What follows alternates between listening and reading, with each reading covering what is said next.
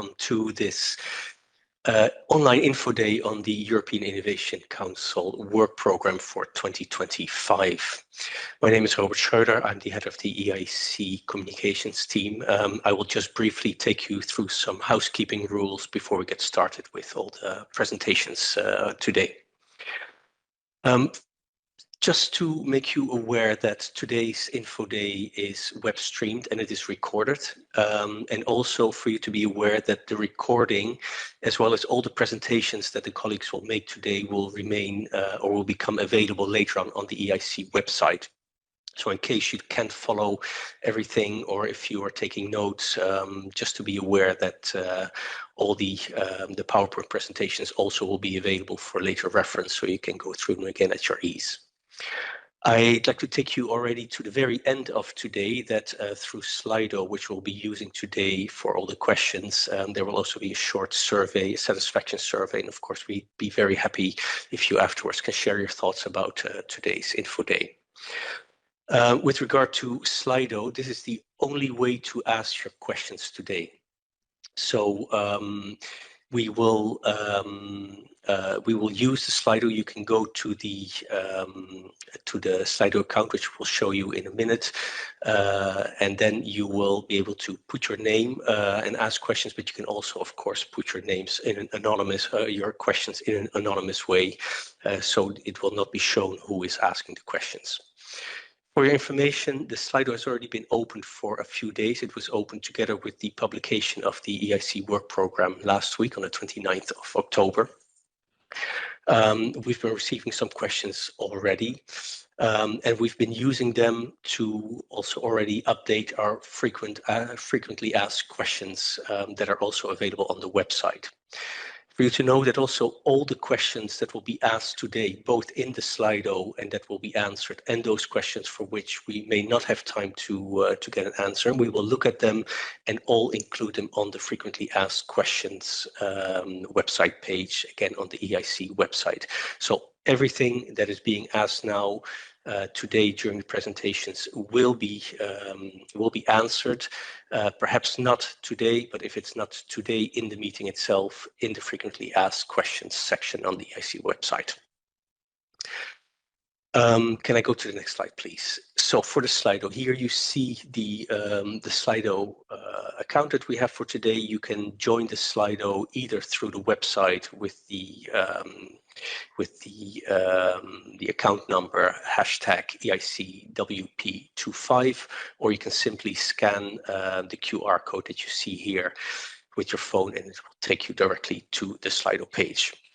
I'd like to make you aware that for all of the different sessions, there are different Slido rooms. So you see here for the different sections of the work program that also match the program of today, that once you go into this Slido account, you will see these different rooms. And so if you have questions, for example, for the Pathfinder, you will click on the yellow room on EIC Pathfinder, and that will take you directly there to the opportunity to post your questions. Important for us also to be able to manage the Slido questions well is that we'd ask you, if you see questions that are very likely or the same as the questions that you would like to pose, not to re-enter the same question, not to type it again. Instead, you can vote on a question. So the more people vote on a particular question, it will move upwards, and then it will come to the top of our list of questions that we will answer during each session. So please don't repeat typing the same questions, but please use voting to upvote questions, so they will be answered first. Then on the next slide, please, a brief overview of the agenda. As you can see, we're going to cover all the different main elements of the work program, all the different program elements of the EIC work program, perhaps a special attention to the new element, the STEP call that is included here shortly after lunch break, after the EIC Accelerator. I won't go through all these different elements. You can see them for yourself. We will go through all these points, and of course try to keep the timing.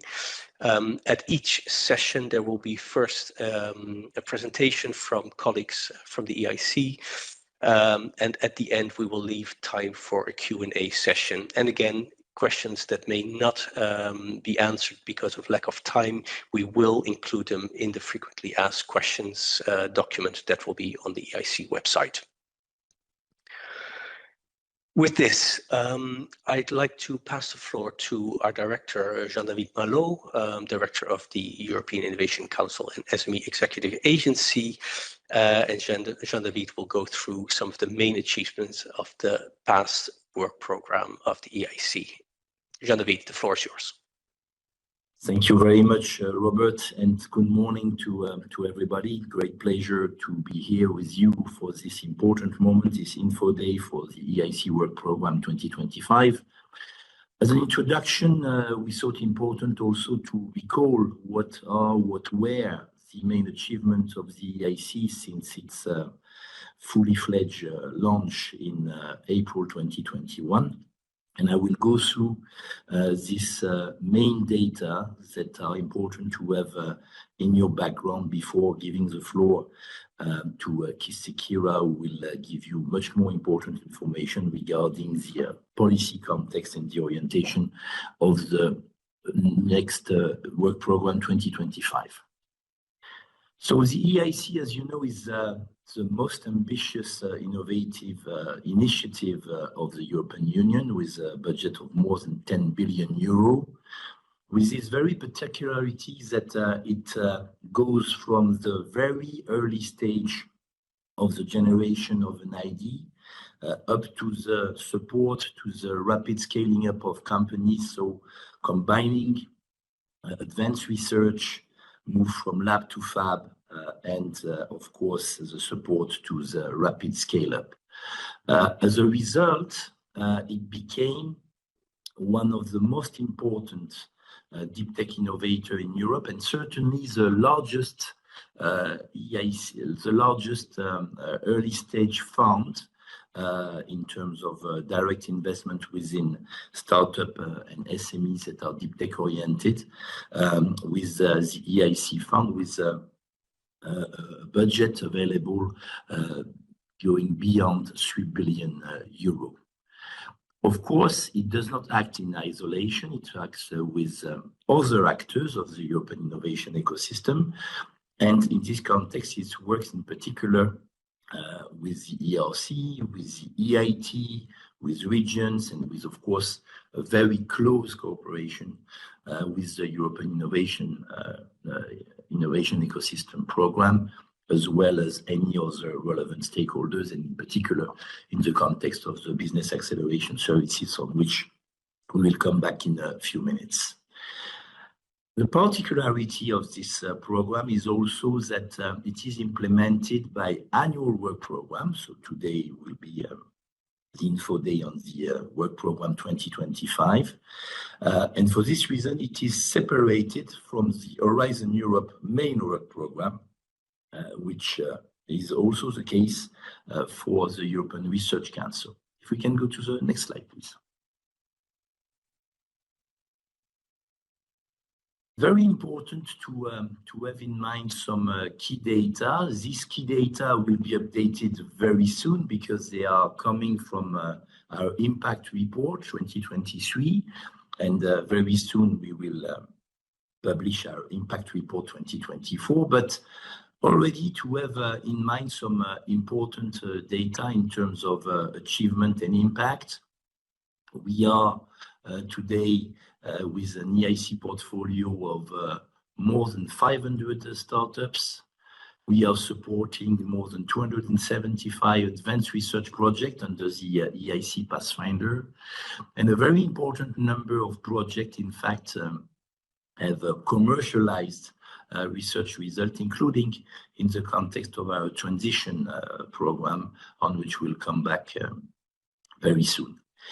I will not go through all the data that are in this slide, but just to highlight some important one. One important one is relating to our capacity to leverage private investment in the context of the EIC Accelerator. And as you can see on this slide, today we are leveraging over 3.5 more investment than our investment in the context of our investment in the capital of startups that are selected for blended finance in the context of the EIC Accelerator.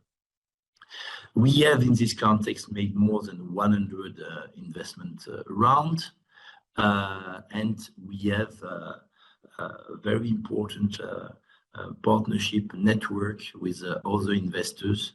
As you can see, a very impressive number of co-investors from all over Europe and beyond, in reality, more than 300 today. Not to forget in this context, and I'm sure that it will be recalled also by Keith in a few minutes, that recently the Commissioner Ivanova has launched the Trusted Investor Network, where more than 70 investors committed to do even more for our companies selected in the context of the EIC Accelerator. Also very important is the composition of our portfolio. And in this context, to quote that a bit more than €500 million of our investments are in artificial intelligence technologies, the same for quantum technology and semiconductors. So areas that are considered as absolutely critical for the sovereignty of the Union. The same also for biotech and healthcare, with around €350 million of portfolio. Not to forget that we have more than 150 projects in advanced material. In terms of valorization, this means valorization of a portfolio around €70 billion, which means that if you compare with 2022, we had an increase of €20 billion, which is just very impressive. And with the particularity to have in 2023, 8 unicorn and around 150 centers, so companies that are valorized beyond the €100 million. A very important information also is the impact of the support that we are providing to our companies. And this is measured in terms of increase of the employment growth, revenue growth. And as you can see, our beneficiaries have, in average, an increase of their employment growth of a bit more than a third, and a bit more than two-thirds of revenue growth.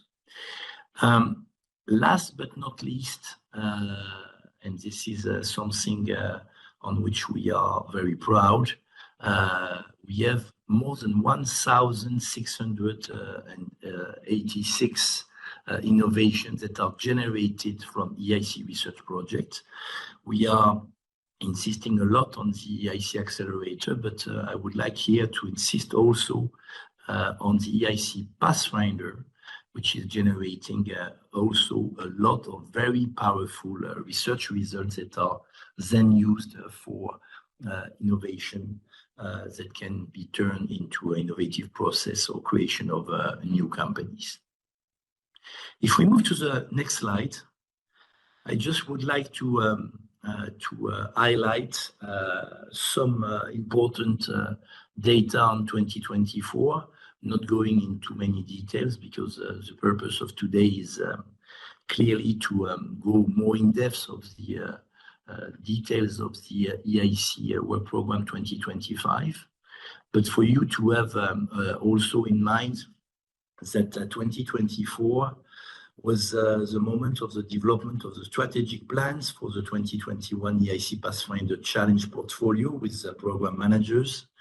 And this was an important milestone in the achievement of our objectives.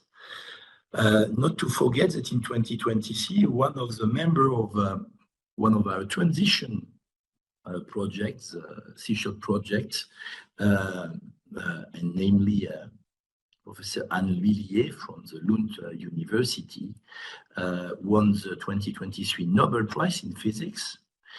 And last but not least, also the continuous high level of demand for the accelerator, with more than ever full application in 2024. I will come to a concrete data on this in a second, and with the simplified process of the application of proposals that we have launched fully in 2024. If we go to the next slide, just to illustrate, in fact, this data, and starting with the Pathfinder. On the left side, you will find the data for the period 2021-2023, and on the right side, the data for 2024. You can see that the demand for the Pathfinder is very, very high, demonstrating the success and the attractivity of this program. We have been able in 2024 to select 45 projects, and with a funding of 138 million euro in the open part.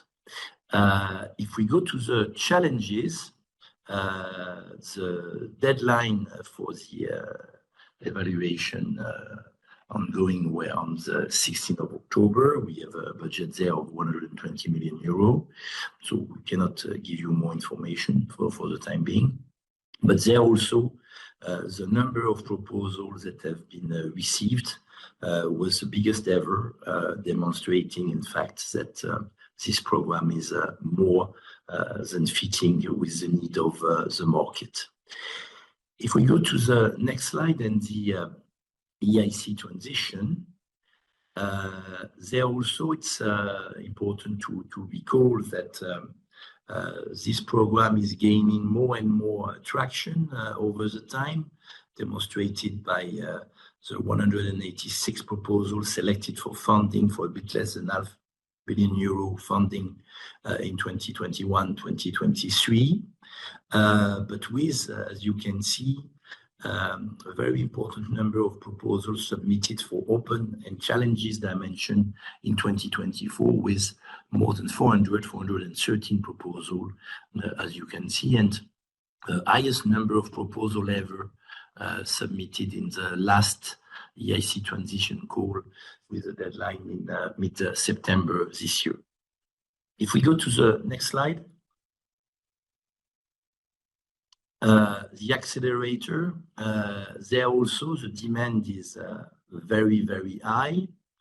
If we have a more normal level of short applications that can be submitted at any time, as you know, what is quite impressive is the number of full applications, both for open and challenges.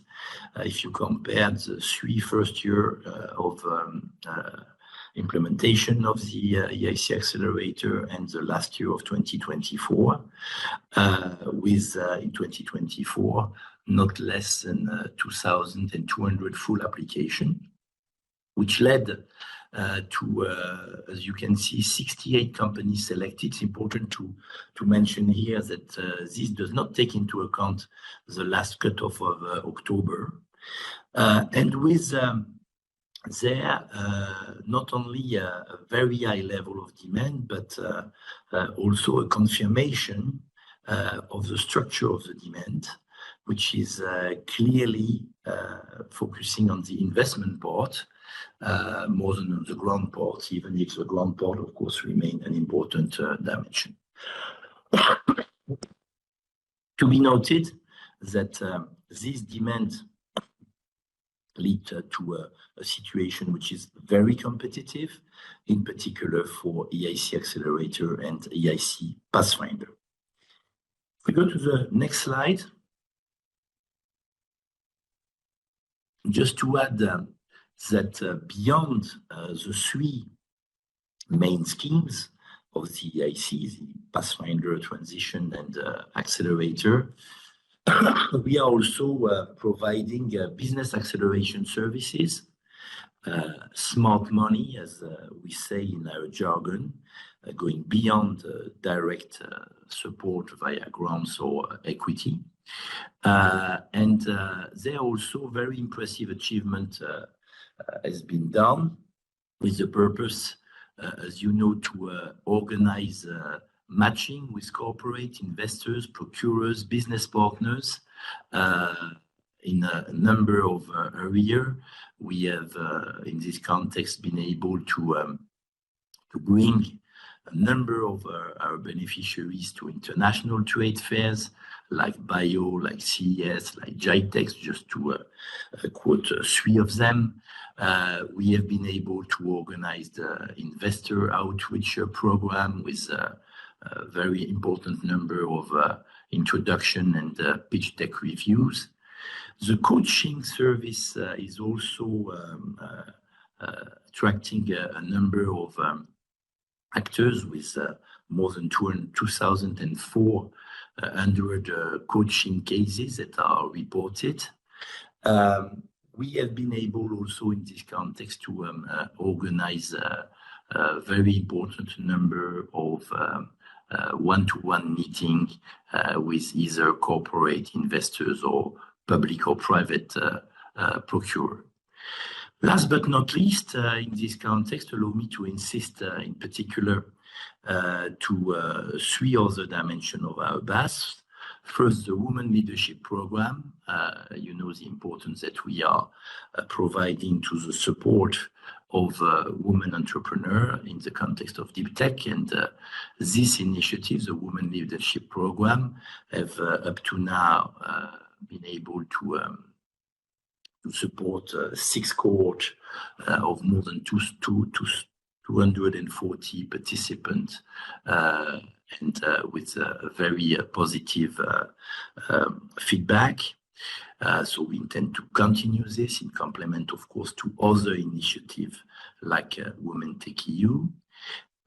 Second, we are offering in the context of the BAS a number of services to our beneficiaries coming from various partners, from various origin in different domains of the innovation ecosystem. And this represents more than 150 partners providing a bit less than 400 different services available. And finally, last but not least, the EIC Scaling Club, where we have launched 2 years ago, and more recently we have announced the selection of the second cohort of 72 companies, bringing the number of companies that will benefit from this program to 120, half of them coming from the EIC portfolio, half of them coming from the EU innovation ecosystem, that are benefiting from the support to more than 500 members of the club, being either investors, mentor, coach, coming from large corporate, coming from promotional institution, coming from institution per se, coming from the ecosystem as a whole, in order to help them to scale up, in fact, as quickly as possible, their companies. If we go to the next slide, and to conclude this short presentation of the background and what has been achieved, a few words on one of the other particularity of the EIC, which is, as you know, the presence of program managers. We have today 10 program managers, with recently new program managers that join us, in particular in the context of artificial intelligence, health and biotech, and medical imaging and AI in healthcare, not to forget advanced material for energy. You have all of them on this picture. I would like also to thank the 4 first program managers that accompany us from the very beginning, at the moment of the pilot of the EIC, who left us this year, and that are mentioned here on the right side of this slide. And if we go to the next slide, I just want here to highlight the main achievement of our program managers in this context. Of course, they have contributed actively to the challenge identification for the 2025 work program and portfolio selection for 2024. They have been instrumental in the proactive management of 16 Pathfinder challenge-based portfolio and in the organization of specific community building events, investor dinners for EIC beneficiaries. They made a number of publications, some of them are mentioned here, and in particular, of course, they are contributing to some of our important papers, such as the EIC Tech Report, the 2024 version being coming out very soon. If we move to the next slide, I just want to conclude by thank you for your attention for this perspective overview, and I'm very pleased to give the floor to Keith Sekira, who will tell you more about the policy context and the main novelties of the EIC Work Programme 2024. Keith, the floor is yours. Thank you very much, Jean-David, and good morning to everybody. My name is Keith Sekira. I head the unit that we have in the European Commission and DG Research and Innovation that oversees the work programme. So very closely working with colleagues in ISMEA, taking the advice from the EIC board, working with the member states, getting the feedback from the community to see how we can maximise the impact of the EIC. And I take this opportunity to thank you, Jean-David, and all the colleagues in ISMEA for the organisation of the Info Day today, which I think is an important moment to inform everybody. And I encourage everybody listening to do not hesitate to ask questions. This is your opportunity. So to give you a little bit of the overview and also the policy context, if I can move to the next slide. As we are presenting today, in fact this morning, the Commissioner-designate Zaharyeva is having her hearing in the European Parliament to become the next Commissioner, and she would be the first Commissioner that has startups in her title. So she would be the Commissioner for Startups, Research and Innovation. If we can move to the next slide. What we see in the broad policy context is firstly that competitiveness is becoming very much the top priority in Europe and for the European Commission's agenda going forward with this change in the College of Commissioners. Secondly, we see that within that, innovation is centre stage as the key driver of competitiveness.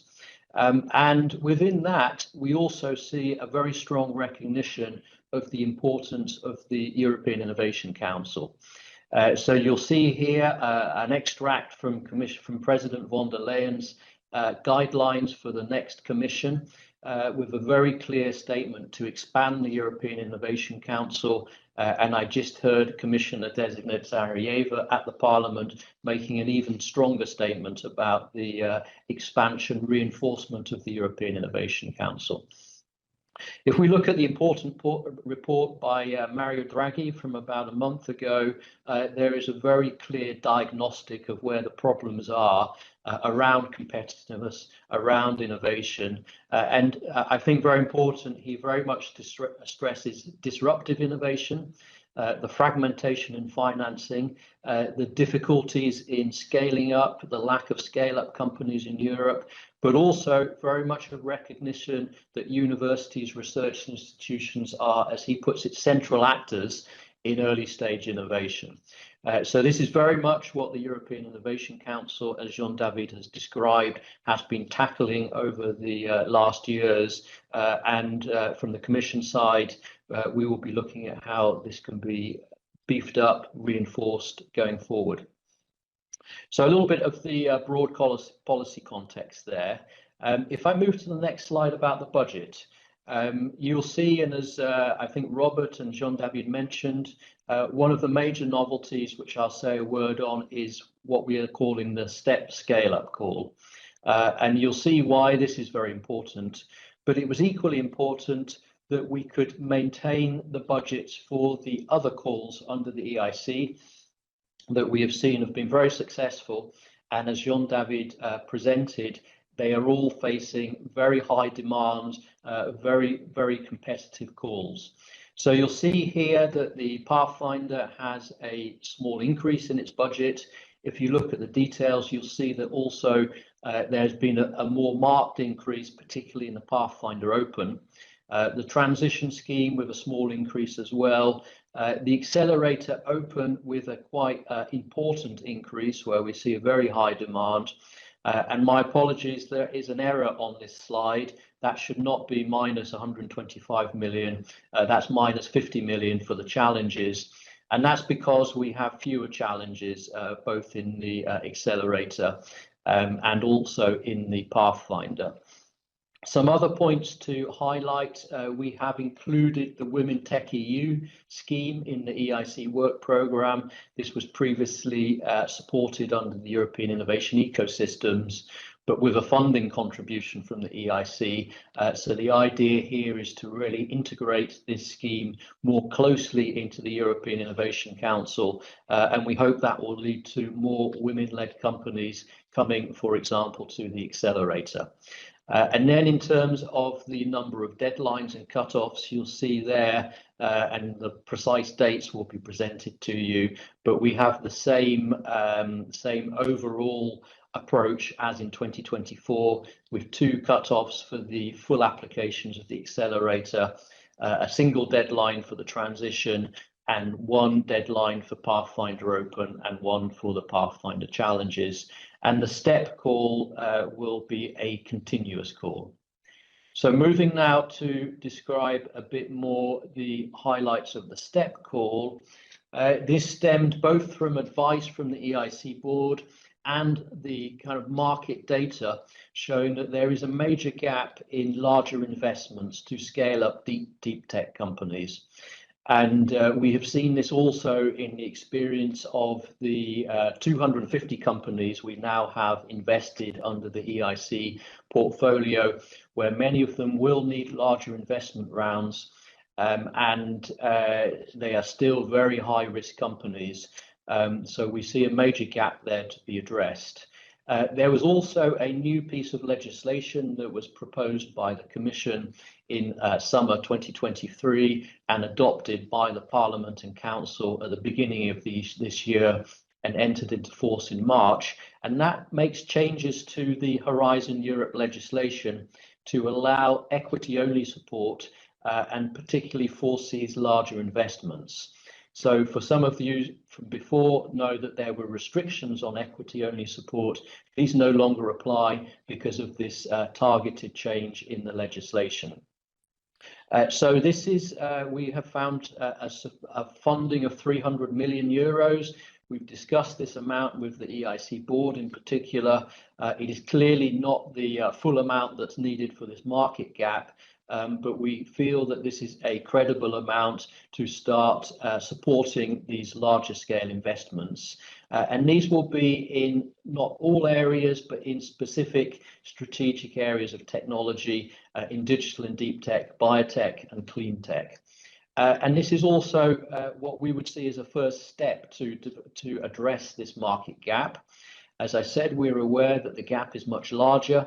The intention in 26 and 27 is to continue with an annual budget of 300 million euros for each of those years, to be, of course, assessed in the context of the new work programs.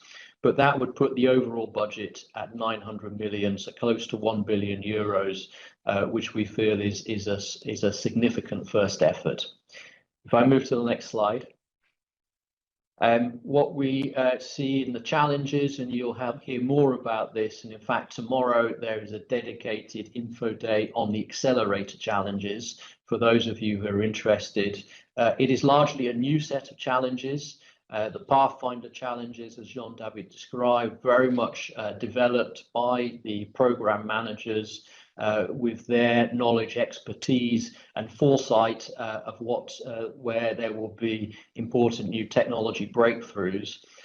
For the accelerator challenges, these also support a lot of important Commission policies. We have had strategies this year on advanced materials, on biotechnology and biomanufacturing, on AI, and you'll see there that part of the support there is to recognise the importance of startups and disruptive innovation to meet the broad European objectives in these areas. To point out as well, we do have a call on generative AI, which we also had in 2024, but there's been a reorientation there in the current call in 2024. This is very much looking at the generative AI models, where in 2025, this will very much be supporting the applications of generative AI in a number of areas and sectors where we think there's a big potential to scale up new companies, startups, making use of the new opportunities that generative AI has created. If I move to the next slide. So another element has been to look where can we increase the synergies, and this is particularly important given the high competition for EIC support, but also to address some of the areas that we would like to see more applicants.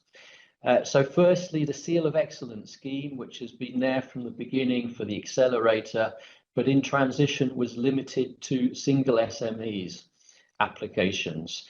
In 2025, we will give the Seal of Excellence to all applicants to the transition that pass the thresholds. And we know this is more difficult because many of these are consortia, but at the same time, they are small consortia. And we do think it's important to test the appetite of member states to support the transition funding. Secondly, there is the clear intention to introduce a pre-accelerator call that would be launched at the beginning of 2025, not under the EIC work programme, but under the Widening and ERA work programme of Horizon Europe. And that's because it is a scheme that is only for widening countries, and this is therefore to be funded under the Widening work programme. And under the EIC, we have to be precisely and exactly geographically neutral with no discrimination between countries. What we are doing from the EIC is supporting those companies that will be selected through the business acceleration services. So this scheme will be for earlier stage startups. We see a lot of high potential startups in widening countries, but they have not reached the level of maturity with their technologies, their business plans, their investment readiness to necessarily be competing well in the EIC Accelerator or for other sources of funding. So this scheme will provide grant funding for these earlier stage companies together with business acceleration services.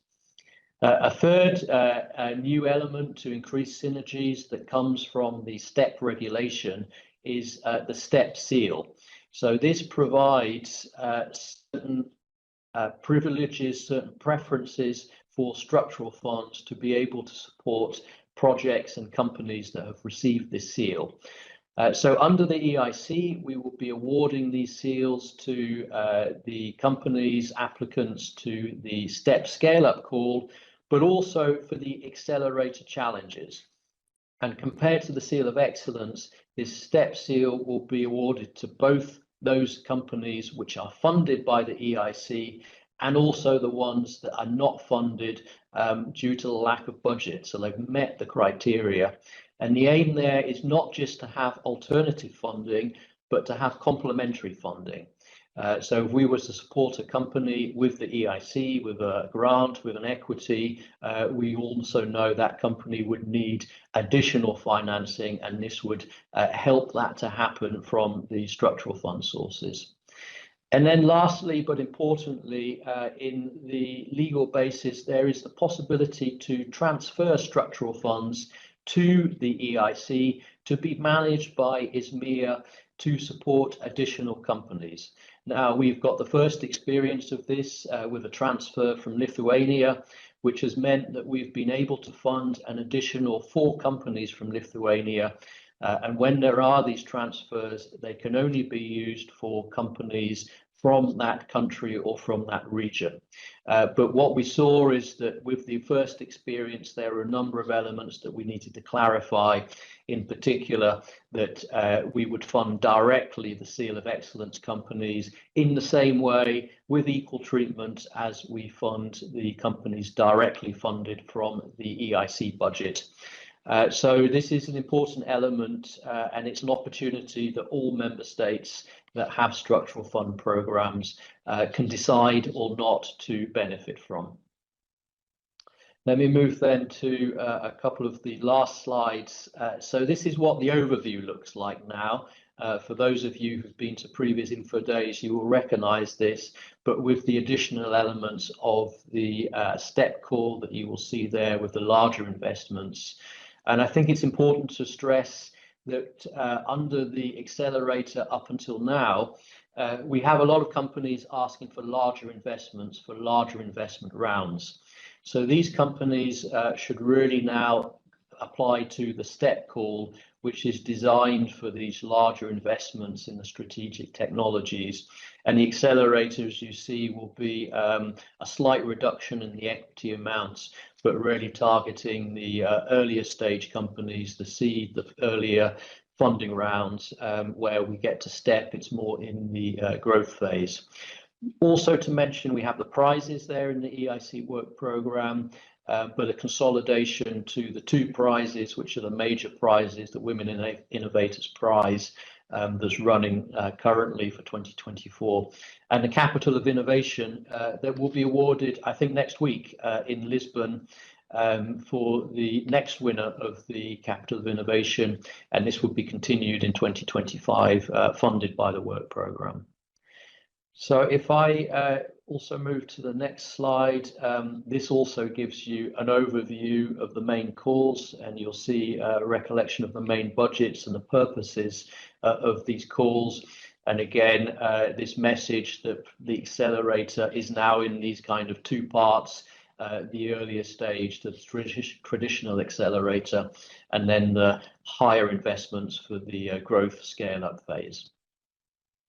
So let's conclude then with I think the last slide, which is where do we go from here?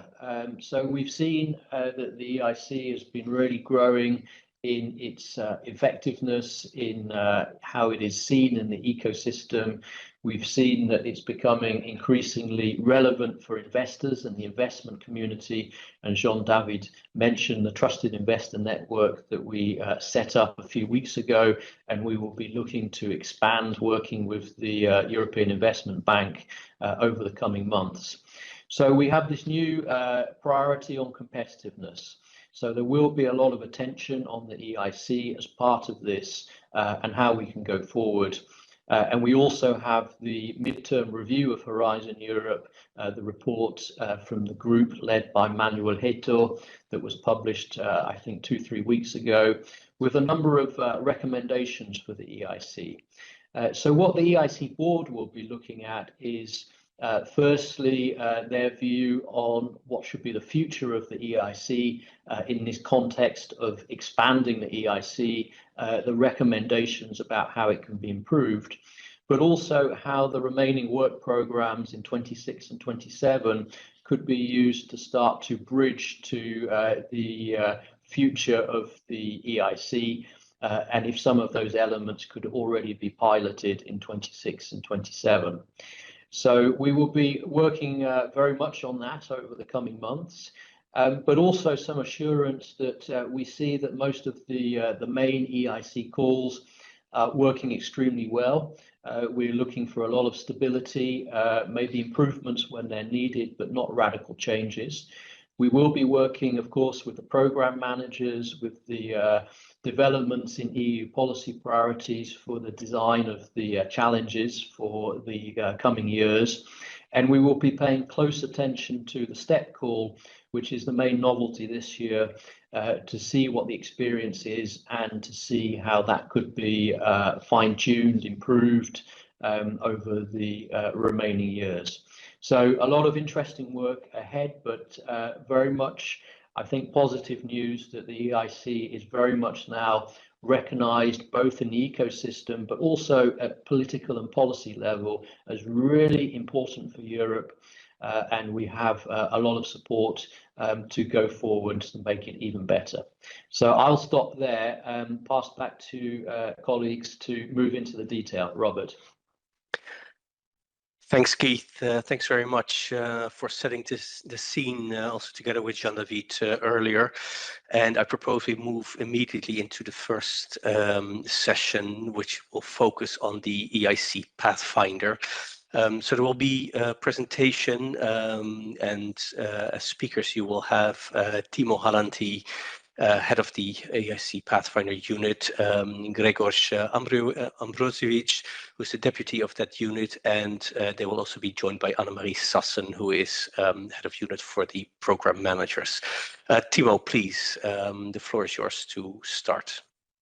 Thank you, Robert. Good morning, everyone. So first, a reminder on the Slido, if you just joined the live session.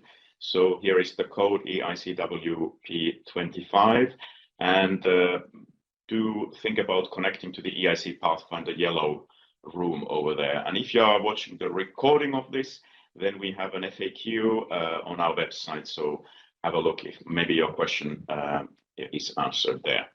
So we will quickly go through what the Pathfinder is. We will give a little bit of statistics and then look at the two areas, open and challenges. So let's move on into the first slide on what is the EIC Pathfinder. EIC Pathfinder is funding research to develop the scientific basis to underpin breakthrough technologies. These are the words coming from the work program. They have not changed from the previous years, and it's important to really understand that this is a research program. We fund indeed the earliest stages of scientific, technological, and deep tech research and development. You hear me saying research and development all the time. So this is part of the EIC, but we do research and development here. The aim here is not to do just any kind of research, but we are looking for projects that have cutting-edge directions in science and technology that will have a disruption in a field or market or create new opportunities. So this should happen by realizing an innovative technological solutions that identify, develop, and scale up breakthrough technologies and disruptive innovations in Europe. So you have to have a research that has a clear target, making a breakthrough with a new technology that leads into disruptive innovations. We work in the next slide with two different mechanisms. We have the EIC Pathfinder Open, where we support projects in any field of science, technology, or application. We don't have any menu, we don't have any panels, we don't have any thematic priorities. Your idea counts. So you don't have to worry about in which tick box your project fits. To complement, we work with EIC Pathfinder Challenges, where we support a coherent portfolio of projects within a predefined area by us in thematic areas that aim to have and achieve specific objectives for each challenge. And we will explain later in this session what those challenges are. But before going into the details of these instruments, let's look at a little bit the statistics. We have on the next slide some idea of what has happened so far. So indeed, on the current framework program, we started in 21. And the purpose why I'm showing this slide is that we always get the question, and I think there was already somebody asking that in the Slido, what are the success rates? How can you explain what is the chances of funding? So here in full transparency, look at the right-hand column. So you see every year on the top band, the open call success rates varying from around 7% to 4% this year, 24. And you can see where it's coming from. Just the number of proposals fluctuate. I have no idea how many proposals we will get in 25. We do know the budget, which is slightly increasing, but then it's just the mathematical formulation coming out of that. The same in the challenges. You can see the success rate was fluctuating around 10–11%, but again in 24 our budgets went down, but at the same time the number of proposals stayed a little bit the same, so the success rate, we are still in the evaluation of course, but we can estimate that it will be around 7%. So one other takeaway from this is that if you are working in an area that matches with the challenges, your chances are better there. Then let's look at the instruments. I will start by presenting to you the EIC Pathfinder Open, and then Greg and Anne-Marie will continue with the challenge. So let's look at the Pathfinder Open. First of all, I should, before going any deeper into this, remind that this is very much a continuation from 24. We have hardly no changes at all. So it's a program that works well, so we didn't need to change many things. But for those who are newcomers, I will go of course, in detail through. So first of all, why should you apply to EIC Pathfinder Open? If you have an idea, if you want to realize an vision of a radically new technology with the potential to create new markets and to address global challenges, this might be the program for you. So the thing is that you are in the early stages. If you want to look at the technology readiness levels, we are talking about levels 1 to 4 as a guidance. So we are talking about early stage development of such future technologies. If you are more advanced, if you're already working at prototype levels, for example, that means that your technology already exists, and then this is not the right program for you. Then look at the other parts of the EIC. So really, this is a research where your projects provide the foundations of the technology. Okay, so this is not a program where later, let's say, more advanced projects can get funding. We define this in the evaluation by using a term called gatekeepers. And we found here collaborative, interdisciplinary research that meet these criteria. There should be, and this is what the evaluators will be looking at on your proposal, you should have a convincing long-term vision of a radically new technology. Important to underline word, radically new. So if it's something that existed already, it's then not new, okay? So this new technology should have a potential to transform positive effect to our economy and society. So it should have some effect. So we are not looking at marginal niche things. You should have in your proposal a concrete, novel, ambitious science towards technology breakthrough. So we are funding a project that will have an idea how to make this breakthrough happen, so that this envisioned technology can be advanced. We are also embracing high risk. So if you have a project that have a high probability of being successful, it looks too straightforward, the experts might not be so happy about it. But what we are looking for, a project which has a high technology risk. It's maybe something that nobody dared to attempt before, but it would lead into high gains, then this could be a program for you. What we expect from successful projects. So first of all, there should be a kind of a proof of principle that the ideas in the proposal became feasible. So you are validating this scientific and technological basis. So we are not expecting that you have a project that come out with products. We know that this is a long game, and we are patient with the years. We do expect, since this is happening at early level, that you are also sharing a little bit your research work with top scientific publications. But at the same time, it is very important that the projects take up necessary measures that the future exploitation is possible. And this needs to happen, for example, with adequate formal protection of generated intellectual properties, and that there's a clear consortium agreement also about who owns what, and when necessary and when relevant, that you have paid attention to necessary regulation, certification, and standardization issues. We welcome projects that have some key actors in them, like future potential leaders, SMEs, and we also encourage empowering female researchers in the projects. Then let's move to the next slide, please. And the next slide, please. So the consortium composition. This is a call where we work with the traditional way of the framework program. So these are consortium. So you cannot submit a proposal alone in the open part. You have to have a minimum size of consortium existing 3 legal entities that are independent from each other, and that they are established in different countries as follows. There needs to be one of these legal entities established in an EU member state, and at least 2 other in other different EU member states or associated countries. We do not have any restrictions on the type of organizations here. Universities, research organizations, SMEs, startups, more established, even big industrial participants, and even natural persons can be part of this consortium. But you have to have this rule of 3. Usually there are more, and I think average we are somewhere between 5 and 6. So it's really up to you to see who are the best participants and how many there are.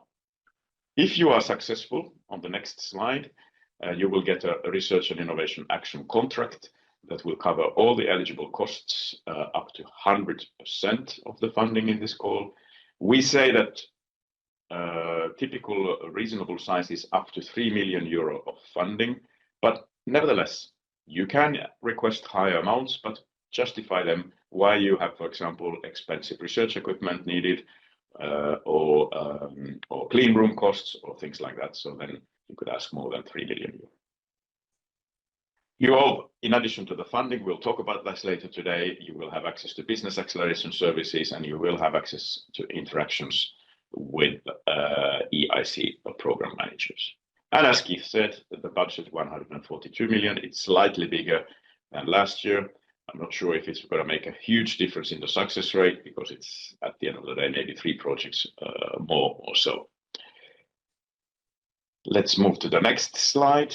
If you are successful, you have also a possibility to receive an EIC booster grant. This is a small additional money of 50,000 euro to undertake some complementary activities.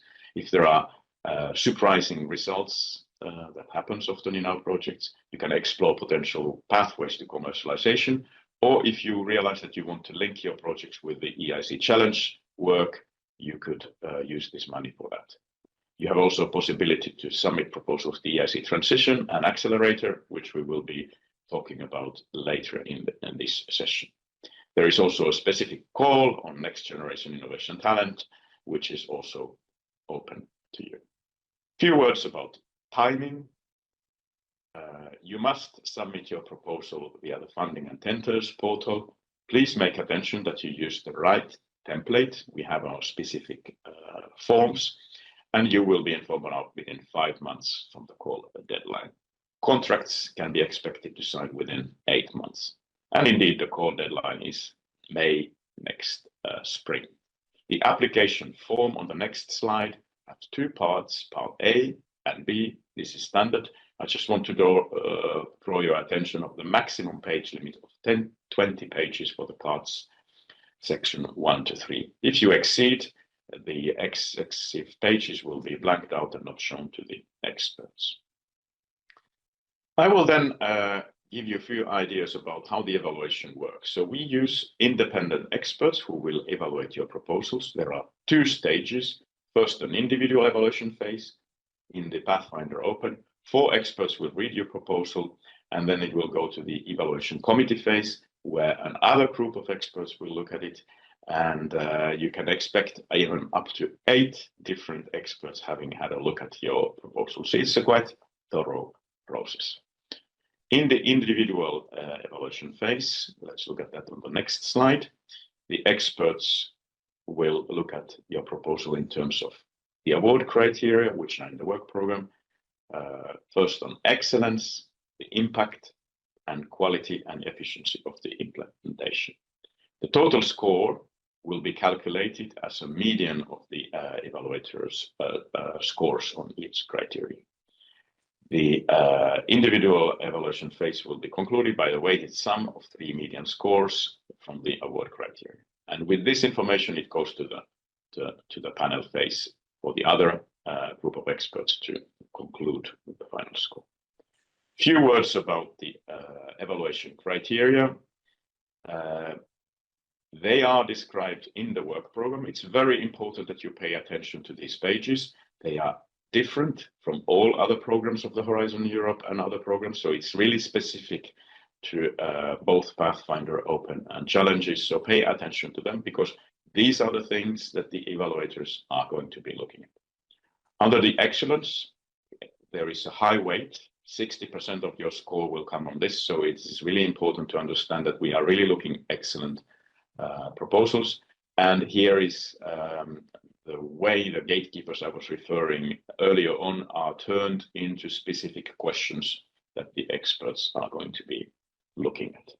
In the interest of the time, I will not read them out. So let's move to the award criterion on impact. Next slide. And there we see that the weight here is 20%, and the threshold, meaning the minimum score that you need to receive, is 3.5. Then finally, the award criterion on quality and implementation on the next slide. You need to look at the work plan and resources and the allocation, how you use your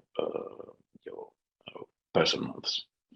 Again, weight 20%. So in all, you have 60% excellence, 20% on impact, and 20% on quality and efficiency implementation. Few words about the evaluation committee phase. So this is where the second group of experts will look at your proposal, and they will decide on the final score based on the individual evaluation phase input, and they will have a consensus discussion looking at all the aspects of the proposals. They might also invite, when necessary, the individual experts to have read the proposals in the first stage. The discussion will be concluded in the ranking list on the next slide with a score resolution. And if there are, and there every evaluation round we had, there will be some proposals having the same scoring. It is explained in the work program how we untie the proposals with the same order. So the, again, excellence criterion high score there is coming first, then impact, then we look at the gender balance, the number of applicants that are SMEs, and the number of member states and associated countries. So the more countries you have involved, the better chances you have as well. Feedback to the applicants. Next slide. It is important to understand that when you get the feedback, you get evaluation summary report that will comprise of the final score. And I want to underline this, it will contain all the comments of those 4 individual experts that individually read your proposal, and they didn't have any consensus discussion. So you have to understand that you might have diverging opinions, different experts coming from perhaps different fields of science to look at your multidisciplinary proposal. But read carefully what the panel said. There is a comment from the evaluation committee that summarizes the assessment, and they have actually finalized the score based on the assessment. The panel might also, in accordance with the work program, make a recommendation that you should not resubmit a proposal if it was not highly scoring, but it's just a recommendation. And I think that concluded my part of the presentation. I will now pass it on to my colleagues who will present the EIC Pathfinder challenges. So Craig, please. Good morning to everyone. I hope everybody can hear me clearly. I would like to thank you, Timo, for the floor. I'm going to present to you the EIC Pathfinder challenges. And the structure of the presentation will be pretty similar to the one as it was done for Open. So I'll go through objectives, expected outcomes of Pathfinder challenges. I'll explain the application process, evaluation process, and also feedback to applicants.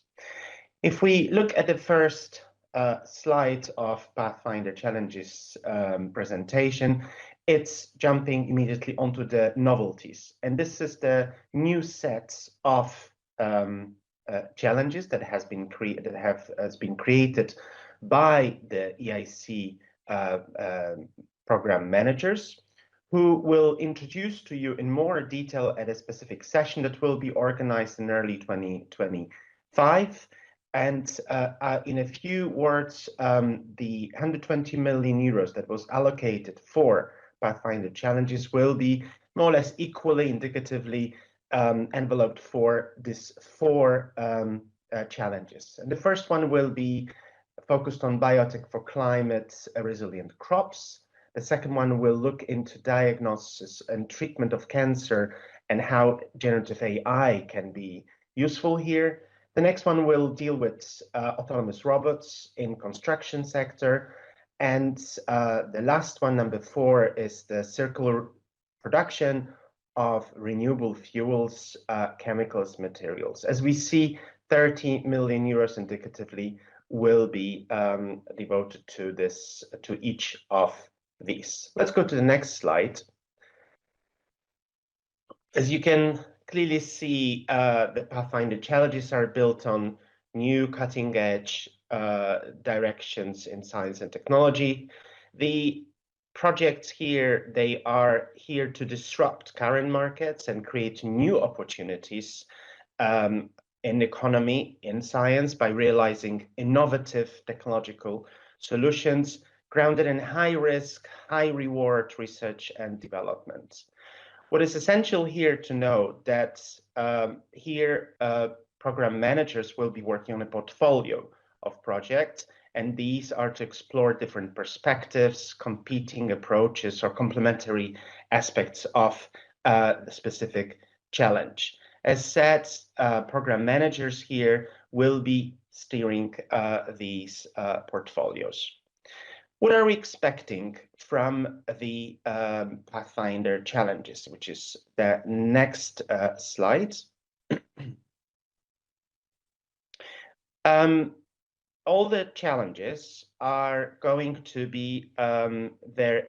They have been already explained in the work program 2025 that was approved several days ago, but there will be some specific challenges guidance, and they will be going there into more details. But projects, Pathfinder projects should result and should include top-level scientific publications, but they also should work on ensuring the IPR, as well as assessing the relevant aspects related to regulation, certification, and standardizations. What is important to note here is that projects are encouraged to involve and empower key actors that will become potential future leaders in the area of the specific challenges.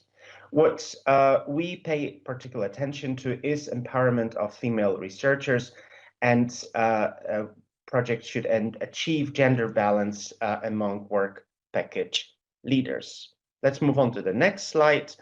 It's a slide that discusses here about the Pathfinder challenges guides that will be published soon.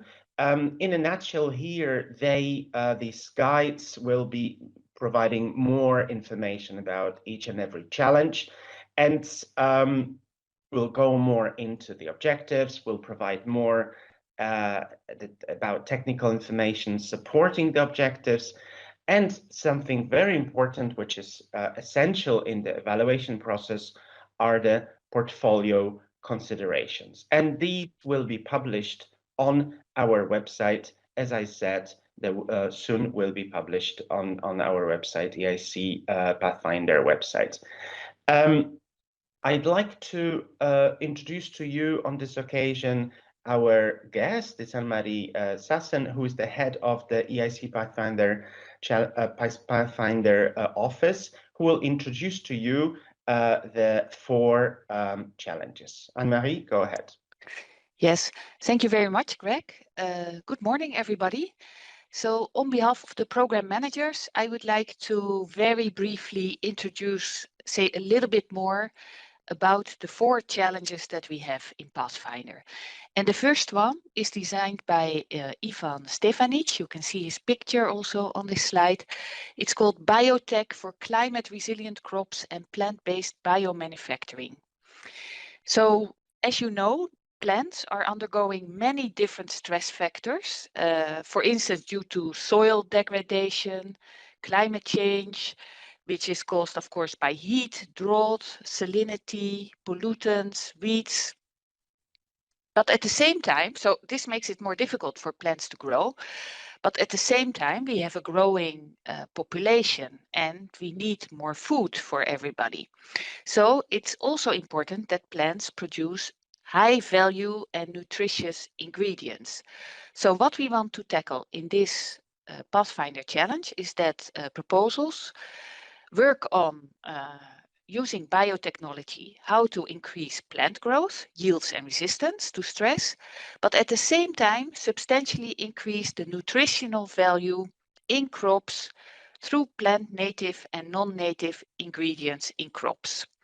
So if you have these slides, you can click on the promotional video that Ivan has made to see his introduction to this challenge. And also the challenge guide of this challenge is already published on the page that Greg mentioned before.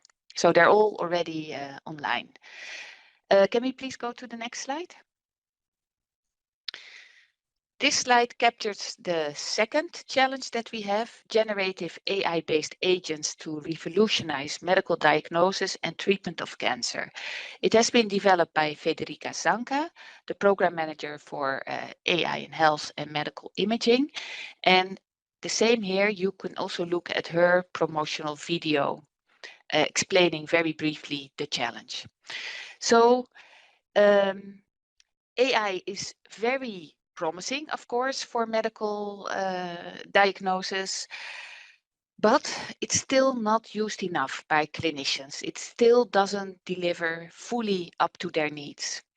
This is, for instance, because AI uses only a limited amount of data that is available, or one certain type. The data is not representative enough of all patients, and the AI cannot explain itself to the radiologist. So in this call, we want to tackle these type of challenges, but we also want that it's done in a very holistic way. So the projects should address the technological areas which are mentioned under area 1 on this slide. But at the same time, they should also link it to the clinical reality.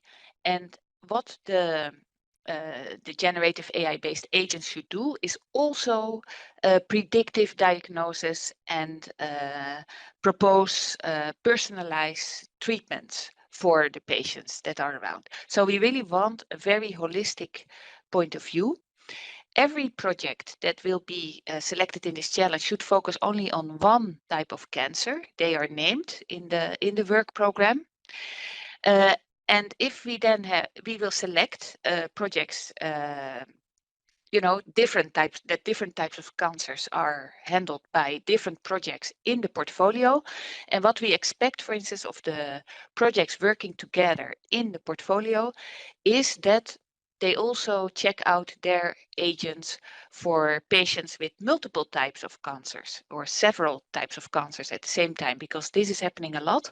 And by combining these agents, maybe then we will also get a good predictive diagnosis and a good personalized treatment. Can we go to the next slide? So the next slide is the third challenge. It is developed by Frank Mouwen, the EIC program manager for construction. And this challenge focuses on using robots for construction. So it is really essential for the construction sector to transform the way they build. We need ever more houses because also of our growing population. But of course, we have less people to work in the construction sector. At the moment, it's still very manual, and we need to go to more automatized ways, for instance, through the use of robots. And at this moment, there's also a trend to prefabricate parts of a building in specialized factories, and then these prefab parts are assembled on site. And this is a task that can be done very well by robots, and especially collaborative robots who are working together. And that is the topic of this challenge. And here also we want that every project does 3 things. So they need to achieve all the objectives which are listed here. And the first one is to develop a simplified structural load-bearing material robot building system. So this represents the parts that should be assembled together. The second objective is to develop the autonomous mobile multi-robot collaborative platform, where you would have several robots who can work together and who in principle can take the components of objective 1 and assemble it together to a structure.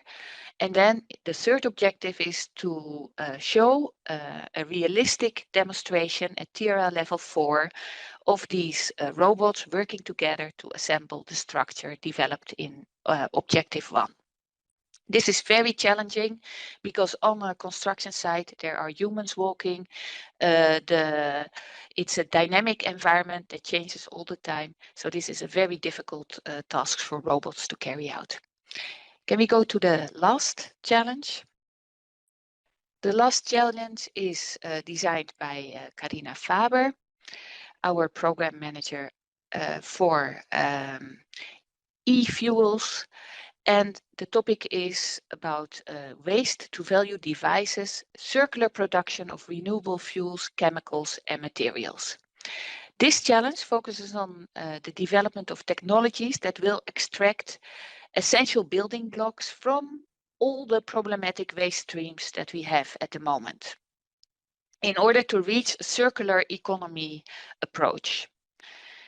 And it focused then especially on hard to recycle waste types, like for instance, waste types that contain plastics, which are a mixture of different types of plastics, rubber, diapers, but also flue gases, seawater brines, etc. So all the waste streams that we cannot recycle at the moment are in the scope of this challenge. And what the project should do is really create products of a higher economic and environmental value. And we're looking for projects that develop a fully integrated waste to value device. They are in area 1. So we have 4 different types of such type of devices that we're looking for. And then we are also looking for 2 more fundamental projects. The first one in area 2, which focuses on understanding the underlying mechanisms by means of computational material science and artificial intelligence. And the second area is area 3, where we would look at the fundamental research related to building cells from scratch by means of bottom-up synthetic biology.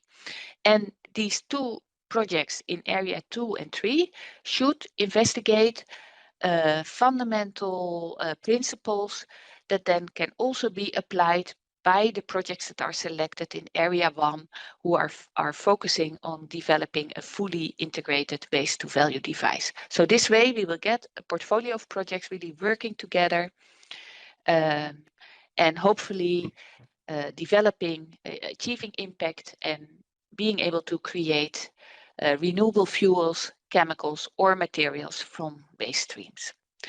So with this, I hand over again to Greg for the remaining part of the presentation. Annemarie, thanks so much. I'm excited to see already now, I'm excited to see the results of this project that will be in these challenges. Let's move on to the application process. So the question here is, can you apply? And here we see major differences between Pathfinder open rules and Pathfinder challenges rules. If you see the third bullet point, as Tim already said, open accepts consortia of 3 and more. However, here we are having much more flexible rules, and in the challenges, we accept even single entities to submit a proposal, which has to be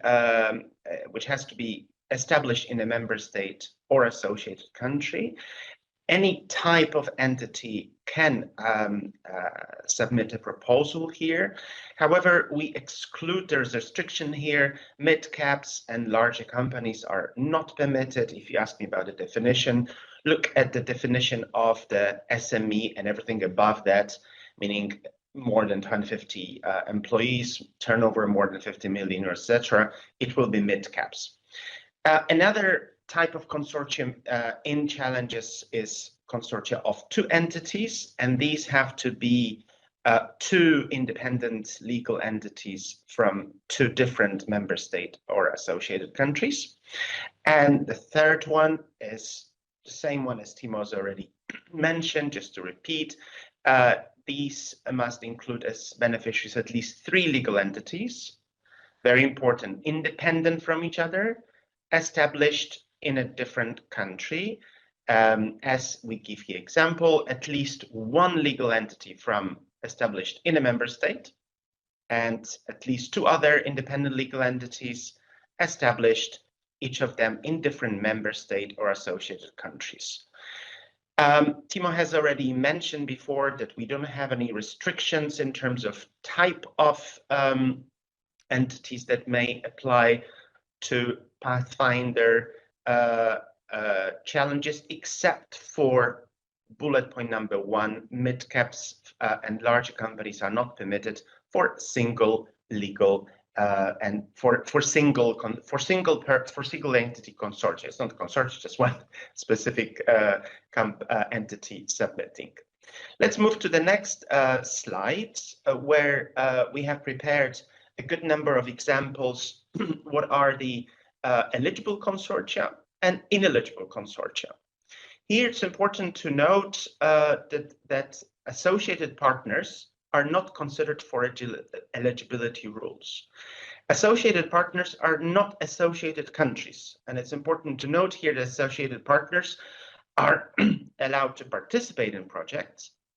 However, they are coming neither from associated countries nor from member states. So we have here a few examples that will give you a good depiction of the situations.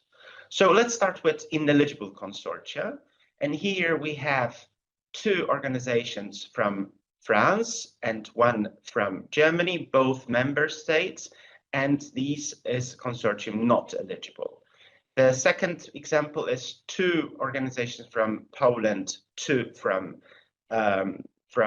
Italy as well, not as this is not in line with the definition provided on the previous slide. And the last one is organization of 2 is a consortium organization, 2 organizations from France, 1 from Germany, and 1 from Canada. So here we see that it's an organization where the associated partners are not considered for eligibility rules, and Canada is not neither associate country, no member states. So that's why here this example of consortium is not eligible. Countries, or rather eligible consortia, in the second part of this slide shows to you 3 examples where associated partners are indeed given, are not considered as well. So let's go to the last one, which is 1 organization from Greece, 1 from Sweden, and 1 from the US, which is not counted, and that's why this is eligible, as it falls under the second category of 2 participants in a specific consortium. Let's move to the next slide and let's go and see what support will you receive if your proposal is funded. So you're going to receive a non-reimbursable grant, which is a form of action. It's called research and innovation action to cover eligible costs in the project. The budget per project is up to 4 million euros. Higher amounts are possible, however, they need to be duly justified. The overall budget for Pathfinder challenges in 2025, and actually the same as 2024, is 120 million euros, and there will be allocated in approximately equal shares across the 4 challenges. As Jean-David mentioned early this morning, in our jargon, we call it smart money. That's what you receive. It's apart from cash by itself. You'll receive a number of business acceleration services that will be in detail explained later today by Agnieszka. In addition, EIC program managers will be interacting with you before the project starts, but also, of course, during the project implementation. Let's move on to the next slide. The funding rate in Pathfinder challenges is 100% of the eligible cost, and the eligible cost will take a form of a lump sum. And here it's important to for you to check already on our website. What does it look like? There is an annex in the form of an Excel spreadsheet, and look carefully at all the tabs and see how you need to fill it in to ensure that it's the eligible cost that you mentioned there are well drafted and depict all your costs during the duration of the project. We also advise to include a work package dedicated to portfolio activities that you are going to execute together with program managers and allocate at least 10 person months for that. How long does it take? How to apply? How long does it take? Just the next slide. The application you can submit the proposal, of course, electronically on the funding and tender portal before the deadline. And the deadline for Pathfinder challenges is 29th of October 2025 at 5 p.m. We advise not to wait for this specific hour. Submit well in advance your proposal to avoid any hiccups, any technical issues. Once you submit your proposal, within 5 months you should be receiving from us the evaluation. The 5 months count from the call deadline from the 29th of October, and then 3 months later, after the first news, you should be able to sign your grant agreement. Again, these numbers, these dates are indicative. The call will be open a few months in advance, and it's as we noted here on the slide, is 28th of July next year. Let's go into the proposal submission. The application form is composed of 2 parts, and there are not many changes between 2024 submission forms and 2025 submission forms. Part A is a very standard one that probably you saw many times. Is more, you introduce basically all the most important elements of your proposal, including administrative details. Budget is much shorter because there is an Excel table where you put all the lump sum data. In terms of Part B, you have a limit of 30 pages, A4, where you explain all the technical description of the project. Let's move to the next slide. As I mentioned already, the estimated budget must be described in a detailed budget table, which is an Excel table that needs to be filled in. Templates are available, as you know, on funding and tender portal. Let's go to the evaluation process.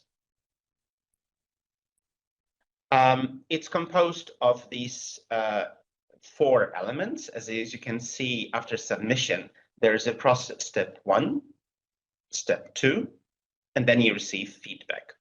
Step 1 is assessment of your proposal separately. Step 2 is the portfolio consideration that I have already mentioned before, but I will go in more detail on the next slide. It's important to note that the evaluation process is carried out by independent expert. On next slide, step 1. In the case of Pathfinder challenges, unlike in open, there are 4 experts in here. In challenges, there are at least 3 experts evaluators who score your proposal individually and naturally looking at following the award criteria. After this process, these evaluators will get together in a consensus group, we call them also consensus meeting, to agree on a common position among these 3 evaluators to agree on the comments and scores. Then evaluation committee, which is composed of EIC expert evaluators, as well as the EIC program managers that we have already mentioned, that Anne-Marie Sassen has already mentioned, will check the consistency across the evaluation of each individual proposal and finalize scores and comments for all the proposals. Let's dive into more details about each and every award criteria, which there are 3 of them: excellence, impact, and implementation. If you look at the threshold, in order to pass this threshold to move to the next step, you need to receive in excellence at least 4 points out of 5. The weighing here of this criterion, comparing with all the others, is 60%. So in the first award criterion, excellence, the experts will be looking at the objectives and relevance to the challenge. And here there's specific questions: how clear are the objectives of the project? How relevant are they towards the challenge? Then experts will be checking the innovation, the novelty of your proposal, and then about the methodology that you use in your proposal, how sound it is, and how sound is the proposed methodology, including the underlying concept, models, assumptions, appropriate considerations of the gender dimension in the research content, and the quality of open science practices. If we go to the second criterion, which is the impact, in order to move to the next step on this criterion, you need to receive at least 3.5 points out of 5, and the weighing here of this criterion is 20%. Experts here will be looking at the impact. How credible are the ways to achieve the outcomes and impacts of the challenge? Then here there's a new novelty in terms of innovation potential. Expert will be checking how realistic is the proof of principle for demonstrating the potential impact of the technology for the specific challenge that the project is going to apply. And then in this criterion impact, experts will be looking also at the communication and dissemination. How suitable are the proposed measures here to maximize expected outcomes and impacts for raising awareness about a project results, to establish new markets, to address global challenges. The last criterion here is the quality and efficiency. Here the threshold is 3 points out of 5. The weighing is 20%. Expert will be checking here your work plan, about how coherent and effective is the work plan. The allocation of resources will be checked here. How appropriate and effective is the allocation of resources, looking here at the allocation of person months, how well they were allocated to work packages and consortium members. The final element of this quality and efficiency of the implementation criterion is the quality of the applicant in case of a single application, or of the consortium if it's a multi-beneficiary. And here experts will be checking to what extent does the applicant have the right and necessary capacity and expertise to perform tasks that have been proposed in the proposal. So after having discussed the three criteria, let's move on to portfolio consideration, which is the next step. And this is a very important step, as after proposals manage to meet all the thresholds in the three criteria that I have just discussed, they will be considered in step 2. So here, the evaluation committee will map proposals in different categories stemming from overall goal and specific objectives of the challenge. And here, as Anne-Marie said already, they are already, the challenges guide have been already published. So here, it's important that you carefully checked what are the elements, what are the elements mentioned in the challenge guidance to make sure that you meet all the criteria that are mentioned there. Afterwards, a suitable portfolio of proposals will be selected by evaluation committee by applying portfolio considerations. In order to propose for funding a coherent set of projects that will achieve the expected outcomes and impacts for this specific challenge and maximize their impact, or even going even beyond. Here, Anne-Marie already mentioned the Pathfinder challenges guides are available, and evaluation committee in this step can propose some minor adjustments to the proposals deriving from the discussion about, in the framework of the portfolio considerations. What is the feedback to applicants after the process? And we all hope that you will be all successful. The evaluation summary report will be sent over to you. We call it an ESR, and it will be composed of this elements, which is of course, the final score is very important. There will be comments that will be endorsed, approved by the evaluation committee, but also at the very bottom, there will be some additional comments. It's important to note that, again, the portfolio considerations will be will be mentioned there and commented in the ESR. The lump sum will be also, the comments on the detailed lump sum budget will be also provided to you in the ESR, only for proposals invited to grant agreement preparations. And once rejected due to significant overestimation and underestimation of cost, meaning that where there are major mistakes there. On next slide, I'll explain to you what happens after proposal is evaluated and retained for funding. So you will be contacted by one of the project officers in our unit, in the Pathfinder unit, as well as by the EIC program manager responsible for your challenge. There will be a portfolio activities will be started. They will be start planning, and in this context, the challenge roadmap will be organized together with the program managers, who will discuss with you the next steps, your collective deliverables, your meetings, your activities that will be part of the project. During the execution of the project, you will of course be in touch, will be working together with the project officer, but as well as with the program manager, who will be overseeing the portfolio project. This was the last slide about the Pathfinder challenge. Thank you for your time. Hope you have learned from me about the objectives, about the outcomes, the application process, and the evaluation feedback. Thank you so much. Thank you, Craig. And let's summarize all this in one slide. And I was having a peek a little bit in the Slido questions. So just let's take the next slide.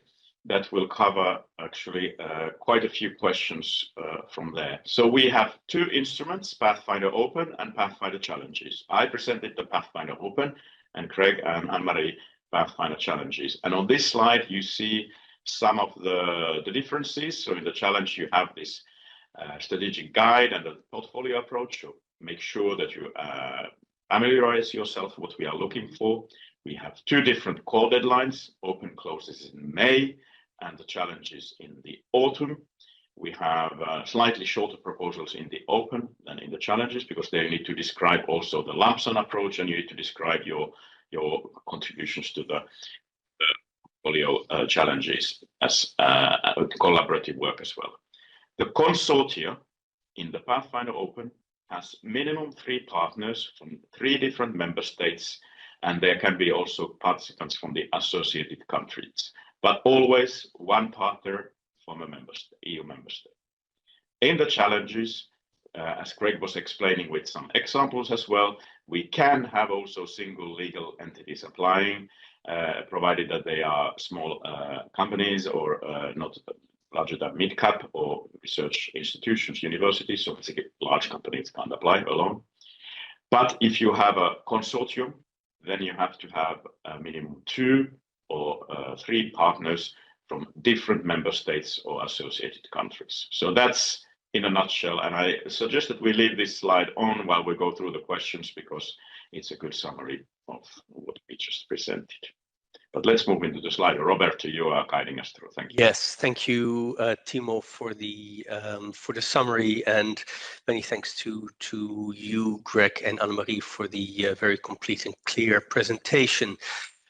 So now we'll be moving to the Q&A session. I'm afraid I think it's not possible to keep the previous slide up because we will be seeing the questions here.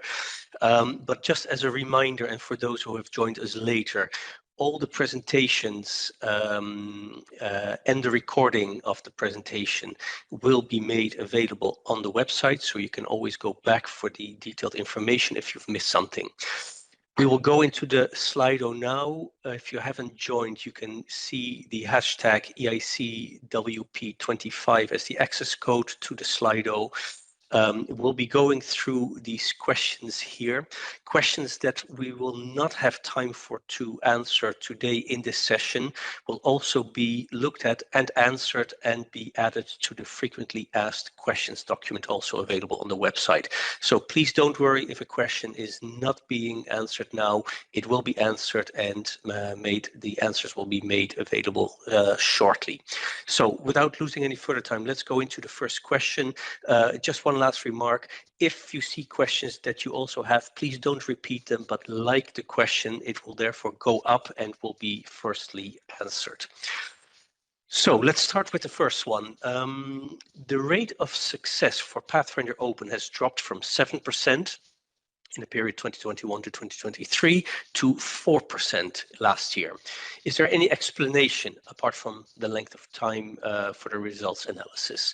Timo, perhaps I can pass this one to you. Yes, I mean, first of all, the numbers are correct. This is indeed true. Pathfinder Open has dropped.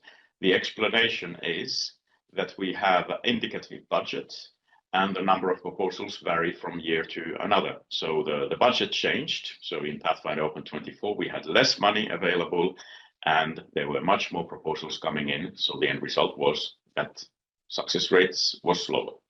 There's no magical mystery behind more than that behind it. Thanks, Timo. Let's move to the next question then. What are the rules for resubmission of proposals? Yes, I'll take this one because this is, of course, to be understood in the context of Pathfinder Open. In Pathfinder Challenges, because the challenges always change from year to another, we can't really talk about resubmission, okay? Because there you have the challenge guide and all these things. So we are understanding that this is about Pathfinder Open. We do not have a hard rule. You can always resubmit. So we will not forbid you from resubmitting.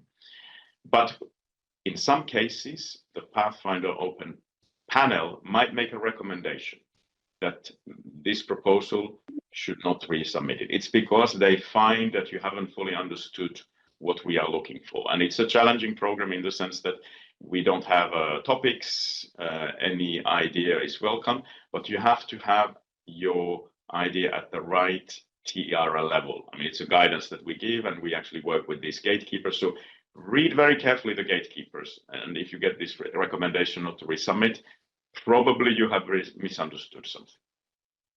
Thanks, Thibault. Let's move on to the next one.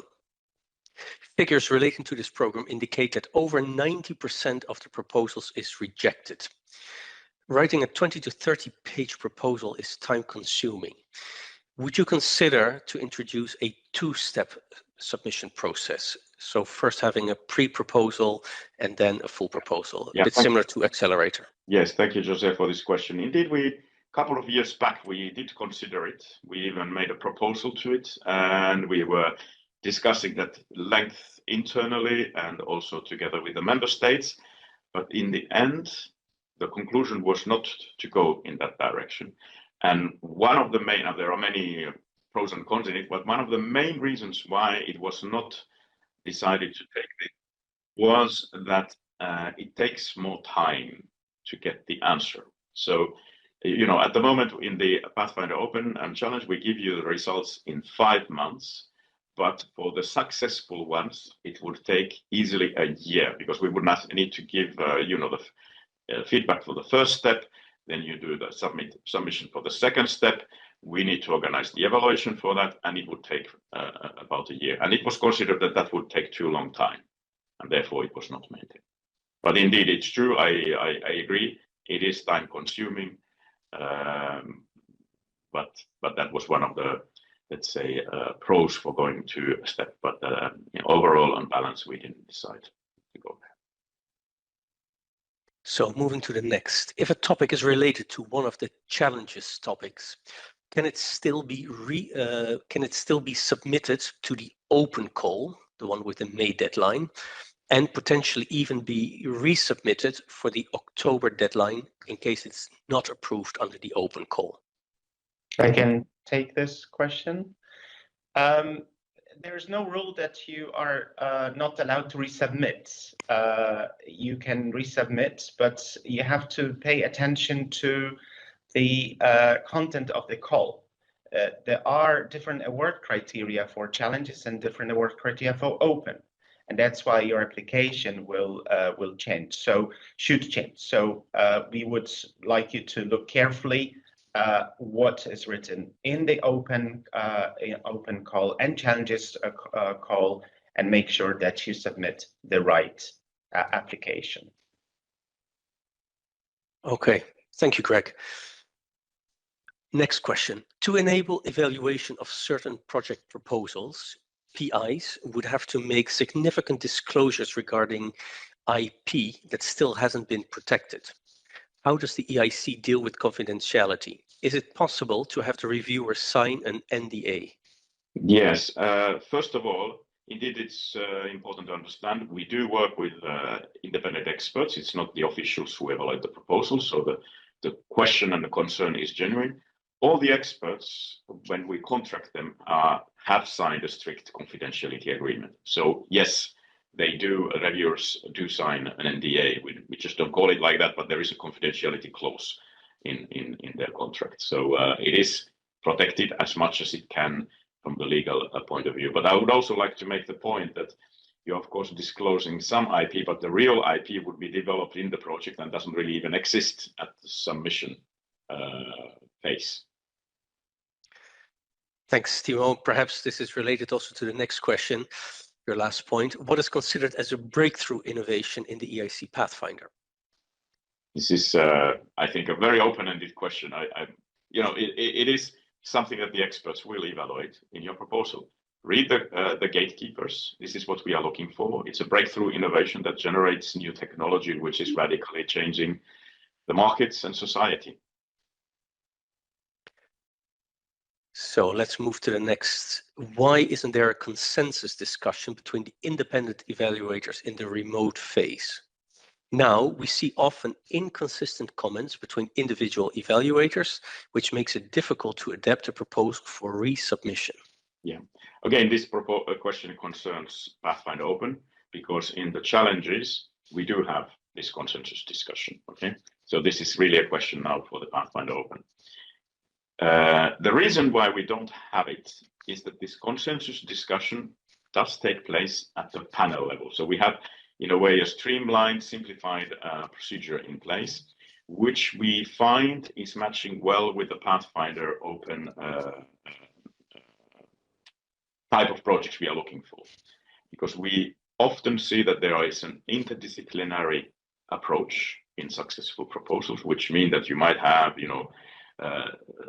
scientists from medical sector coming together with the information science, and it is difficult for us to find experts who would master everything. Like in your consortium, you probably don't have one partner that masters everything. You are coming together from different schools. And in this type of projects, the consensus discussion is not even easily conclusive, because one expert looks at the proposal on another angle and the other one looks at it from the other angle. And we do find that the principle of transparency in this situation is very important. So the applicants will get in full transparency everything that the experts were saying about the proposal. And we find a little bit the opposite than the person that asked the question. We find that it would be actually beneficial for the applicant to understand and learn everything that the experts were saying, rather than have a sort of a watered down, let's say, consensus about what was said, because maybe there were some elements in the experts' comments that would be not carried because maybe they were not supported by the other experts, or the other experts didn't find it so important. So we find that it's actually helpful, or we intend that to be helpful for you. Okay, thanks, Timo. We're running over time a little bit, so I will take the next 3 questions that are on the screen now before passing on to the next session. So the next question then: can UK-based companies participate fully in Pathfinder and the other actions like Transition, Accelerator, STEP, and the business acceleration services, or are there limitations? Maybe Greg, you take this one for a change. Yeah, UK is an associated country to Horizon Europe, specifically to Pillar 3. It is associated, so it is fully eligible to participate and be signed a grant agreement and be funded in the Pathfinder Open and Challenges. This is the answer for our unit. As you know, we can go beyond that. In Accelerator, UK is allowed to participate only, to benefit only from the grant. It's not allowed to my knowledge, to benefit from the financial instrument, from the equity, but it goes beyond the scope of our session. The Accelerator will be discussed later, and you can ask your colleagues, our colleagues afterwards. Thank you, Craig. So next question by Simon. The EIC Pathfinder seems very oriented towards academics and RTOs. Are startups with closer to market projects welcome in the Pathfinder? Yes, indeed. Simon, you're right. And maybe it's even useful to bring the statistics in. We have academics taking maybe 50% of the participation, 25% for RTOs. But then 22-23% usually goes to what we would call SMEs. Many of them are startups, not necessarily all. So yes, they are welcome, but maybe closer to the market project is not what we are looking for. So startups, yes, but closer to the market, look at, again, very carefully. This is a program where new technologies are being developed. How quickly they are to be taken to the markets, that is to be assessed by the experts, and depending a little bit in the field. If you're in IT, maybe that can be very quick, but for example, in medical research, that can be years and years, so probably not so close. So be careful with that. Don't come with projects that are let's say, having too high TRL levels, which we give as a guidance. So this brings us to the last question from Chiara, very related to the previous question.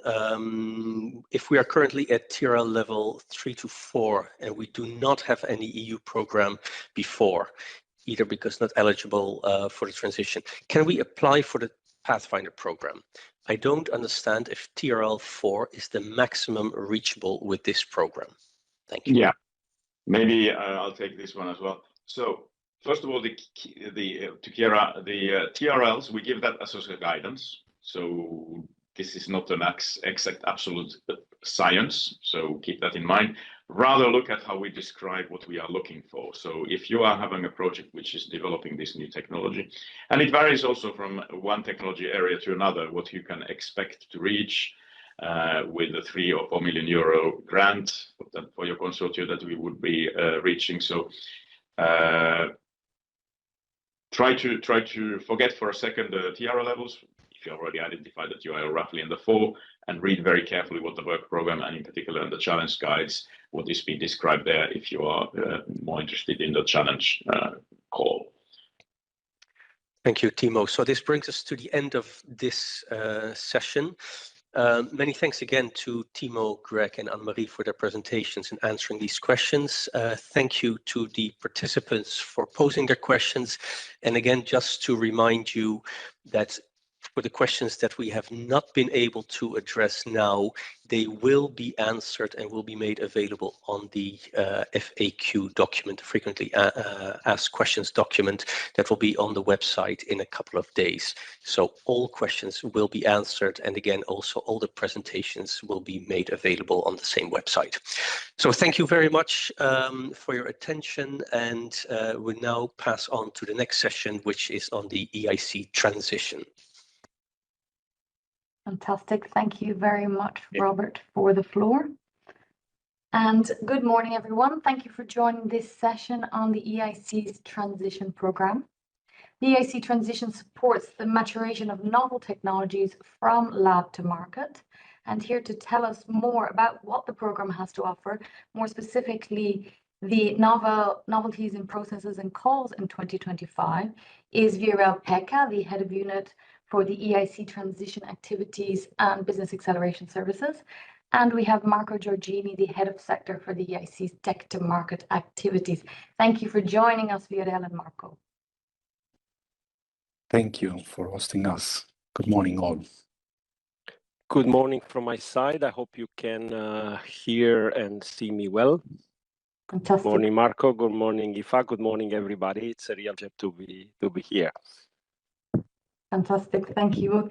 And just before we jump to our presentations, I'd like to remind our audience that you can ask your questions via Slido. You can join either via the QR code, or you can go directly to slido.com and add the code hashtag EICWP25.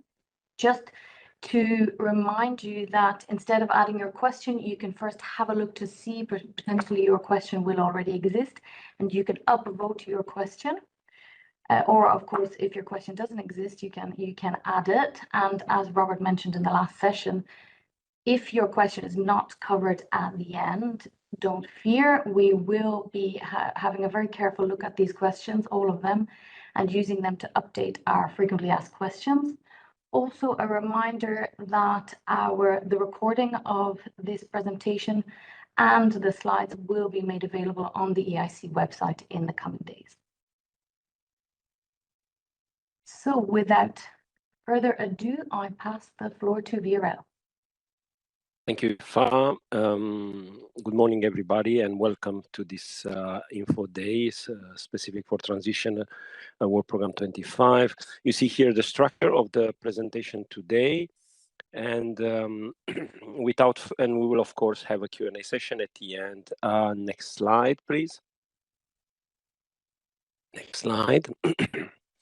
So you will see later on we give us kind of a good advice or a best practice to start your pitch in front of the jury member with a problem that your technology or solution tries to solve. So in the same good spirit, I'm starting with, what is the problem that EIC Transition tries to solve in the EIC innovation ecosystem? So I present here a study that came over the summer about the so-called Euro paradox, where it shows that the innovation coming out of the ERC have a higher chances of innovation. In the same time, it showed that the biggest kind of beneficiary of research result of ERC are the US company, and in particular, as you can see in the right-hand side, and even by quite a difference.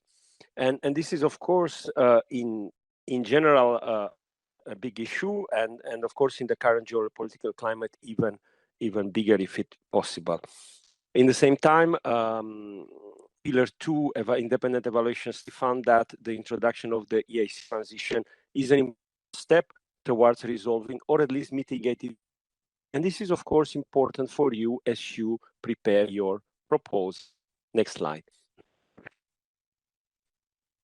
Just to show you from the very beginning, let's say, core architectural elements, if I like to list transition, for the starting point, it should be, of course, a project result, a previous project result. In the next slide, who is eligible. But what is important here is that these results are a TRL, minimum TRL 3 achieved, TRL 4 achieved, more, no less. And then at the other end, in other words, your aim toward project have to reach let's say a functional, so basically a real prototype at the TRL or 6, but not only in terms of technology, but also supported by, let's say, a realistic plan. To reach there, you would have, for a 3-year project, that will have mainly two tracks: a technology maturation track, and then what is important, we are flexible, so we don't telling you how much money or time or effort to put in. I think 70-30 to 30-70, this shows that it's happening in practice. But it was important that the business starts also beginning of the project and the two collaborate and talk with each other. And then, of course, you should not apply unless you have yes answer to 3 questions. Next slide. In other words, when your technology is ready for the next step. Okay, we went a bit over, but you will have the slide. Now, some basic figures, fact and figures about the transition 2025. So, as I mentioned, the transition is trying to support research towards innovation and then final market. It also helped university with the third mission. We like to think that from the beginning we managed to attract prestigious researchers. You've seen Janda, you have heard Janda in the morning meeting, one of our beneficiaries. Viral, sorry to interrupt. We're just experiencing some instability with your connection. Would you mind turning off your camera to see if it helps? Yes. Better now? Thank you, Viral. Is it better now? Yes, that already sounds better. Thank you. Okay, thank you. Thank you, Ifa. And then in the who can apply important because is a restricted code. So you can only apply if you had a previous project, and this project comes from Pathfinder and the previous FET, of course. Then of ERC POC, that's actually from the beginning, and we have extended slowly but sure the scope. So already in 2024, Pillar 2 of Horizon Europe, the project results coming from 2 of Horizon Europe, also Pillar of 2020. Of course, they need to have the right TRL level. In 2025, we have added the results coming from joint undertakings, except the financial support to the party, and also already were eligible the project results from European Defence Fund, about civilian results in the civilian. What you will, so the total is a bit higher than last year, but not much, so 90 million euro. The call will close same time, more or less as in 2024, named 17 September, and you will receive, or you can ask for a grant between 2.5 million euros. So it's very, and not You don't have to ask always the maximum. You will receive the seal of excellence, and more detail on that. So you can apply for a booster grants, both the Innovation Booster Grant and portfolio. Next slide. I think from here, Marco will take it over. Marco, over to you. Thank you, Viorel, for this introduction. Well, Viorel was mentioning that you need to come from an eligible project. The development of EIC Transition is open to eligible project, but you can also apply if you were not part of the initial consortium. In particular, in the application process, you will find a commitment letter. You can apply if you have this commitment letter signed from the relevant owner of the result that is stemming from an eligible project. And this is essentially a commitment letter that assures that the owner of the IPR will allow you to further develop and potentially to take the result to the market. Next slide, please. The evaluation process is similar to other program, and it starts with, of course, with the submission of your proposal in the funding and tenders portal. There is an admissibility and eligibility check that is done internally by officials, by us, the remote evaluation that is performed by 3 independent experts, and each of them, they compile an individual evaluation report. The proposals are then ranked in with the highest score, and 2 times the available budget. The corresponding are invited to the interview. The interview are held by a jury member panel, and then normally we are able to inform the applicants within 4 months. The evaluation is aimed to assess the technological breakthrough and the impact, the economic and market impact of the innovation that you want to develop. Next slide, please. So who participate to the interview? The interview are always conducted by a moderator who is an official of the agency. Of course, the jury members, up to 6 jury members. One of these jury members will act as a briefer for the proposal to be interviewed, the members of the proposal to be interviewed. There might be also sometimes program managers invited if the proposal fall within their scope of the technology of their portfolio, and then of course also independent observer that monitor the quality and provide suggestion to us for the management of the evaluation. Next slide, please. Okay, the structure of the interview, the whole process lasts approximately 2 hours. There is an initial briefing by one of the jury members that presents and brief the other 5 jury members, and this is done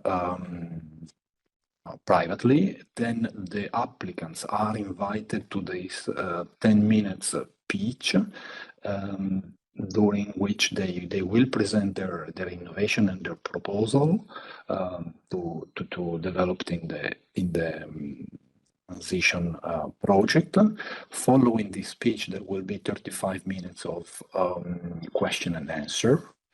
At this point, the member of the consortium or the applicants will leave the interview, and then there will be approximately 1 hour of discussion and deliberation by the jury members.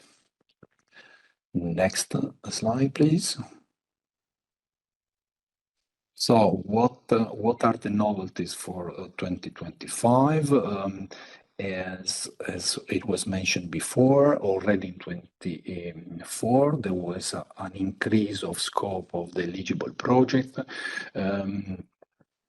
So besides the Pathfinder and EIC POC that were initially the main scope of the EIC Transition. In 24, we also added the Horizon 2020, societal challenges and industrial leadership. Also the Horizon Europe Pillar 3. Of course, here we are always referring to research and innovation actions are eligible. Therefore, CSA, coordination and support action, and innovation actions are not eligible to apply to EIC Transition.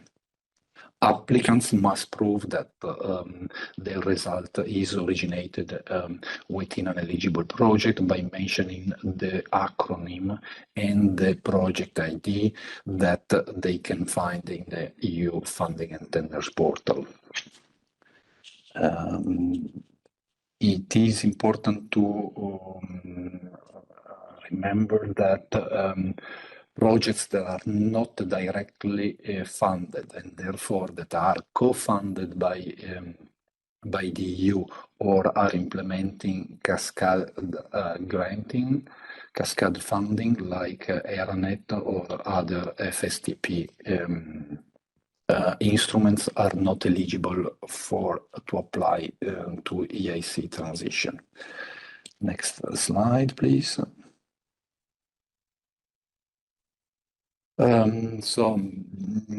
During the interview, we also introduced a new possible outcome of the interview. Before we had only a positive or a negative outcome, go or no go. With the 25, we are introducing a go reserve list, which will allow the proposal to be funded in case additional funds become available. Next slide, please. Also in 25, we will use lump sum. Lump sum is a simplification that removes essentially the financial reporting during the implementation of the project, and applicants during the submission of the project will prepare and will estimate an amount for their eligible cost. This will be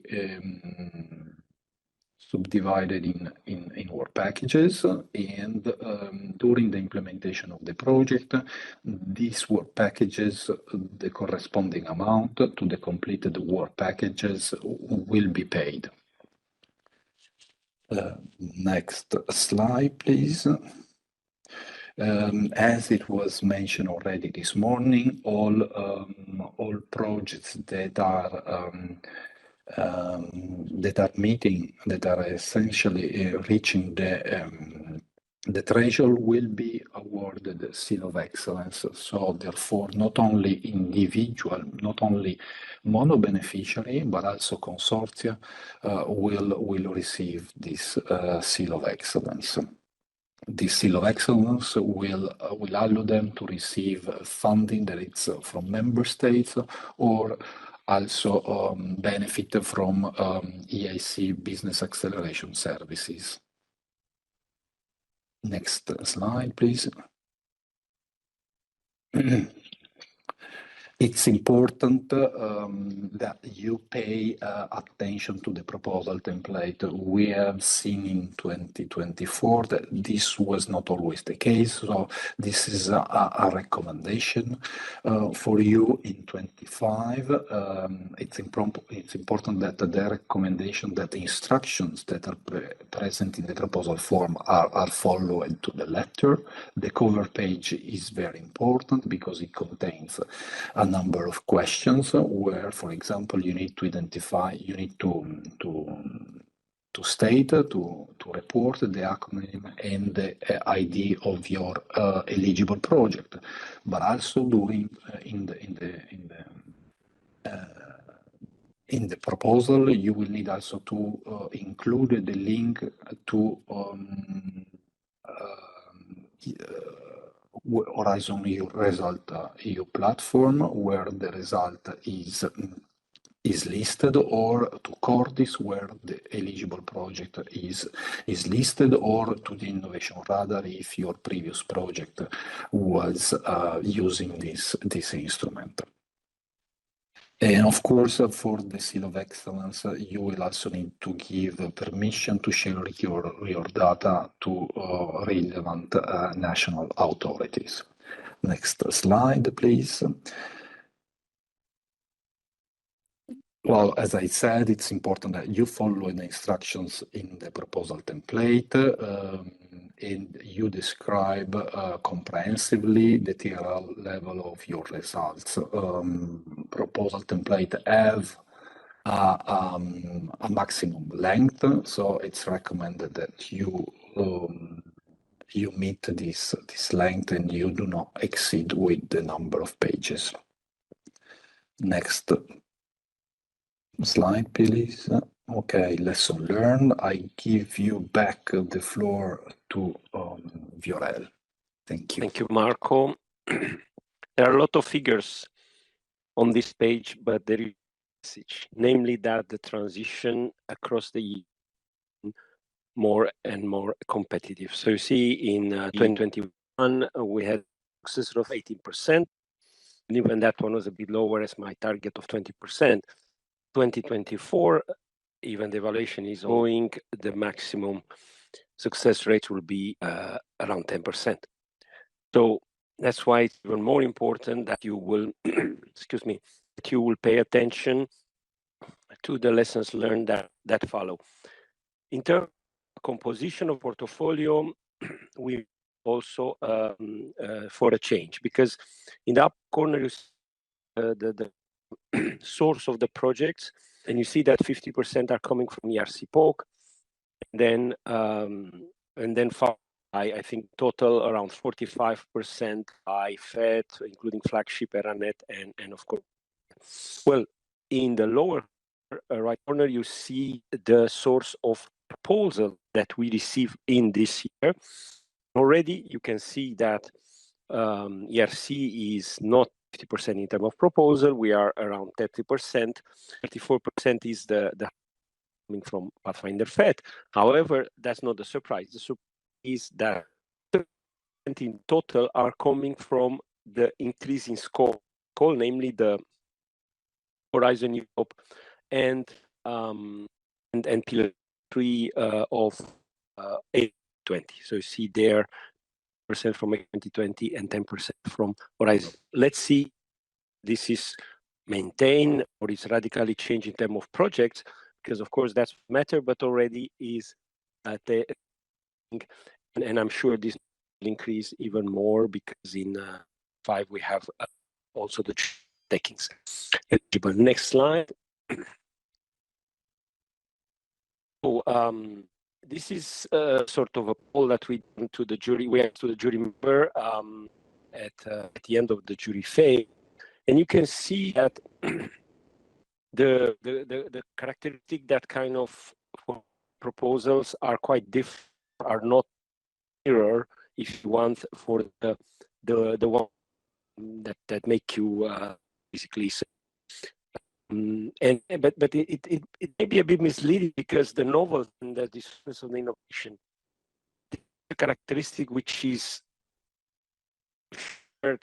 most of the proposal because they are coming from prestige project like program ERC or FET or Pathfinder. So the one that kind of breaks your day is the weaknesses. You see there lessons learned in terms of knowing the market, knowing the competition, and also knowing and communicated very impactfully about the problem that you really, please, these are important points that you have to pay attention to your in proposal and to address them, not so, but really in the core of the proposal. Next slide, please.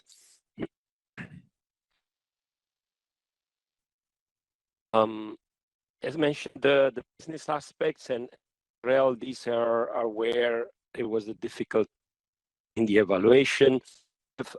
We have seen in the past that certain proposals were not very in terms of commercial. So definitely we are advising you to your homework define, because often you have a platform, what we call platform technology. So it's important to identify. We start with high impact or high potential. Again, the business model and the analysis was the weak part, and please do pay attention to the TRL. I know it's a bit peculiar, but there are good reasons why tier and 4 no and no lower are at the right position. Next slide. So basically there are 3 important messages with this slide. The first is that it's not technology that counts with the transition, but the business aspects. And you see that on the lower part. Is TRL, do not take it as a of TRL because it's complicated than that, but it should message. The second is that in a CPS, from a technology point of view, you apply to scratch, but you apply because come from Finder, from FET, so on, and the minimum T. On the commercial side, it's similar. You do not apply to transition from another word. Okay, just give me them to do some work during the project. No, you need what I call, and whether you do this via an ERC POC, a grant or innovation launchpad as we had in the past, or as we have now, grant, or participating the tech to market acceleration service, a local rate or collaborating with you have the freedom, but you need to do work and you cannot just touch to the transition. And the third message is where you want to up or what will transition. It's even evaluation criteria, if I'm not mistaken, because the accelerator, and you in the it will start in 25 for TRL 6, so not anymore from TRL 5.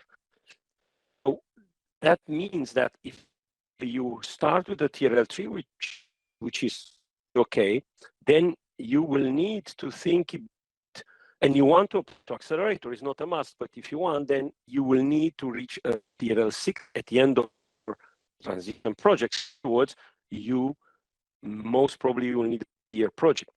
Okay, of course, if you are TRL 4, it can be for, but you need to make sure. Next slide.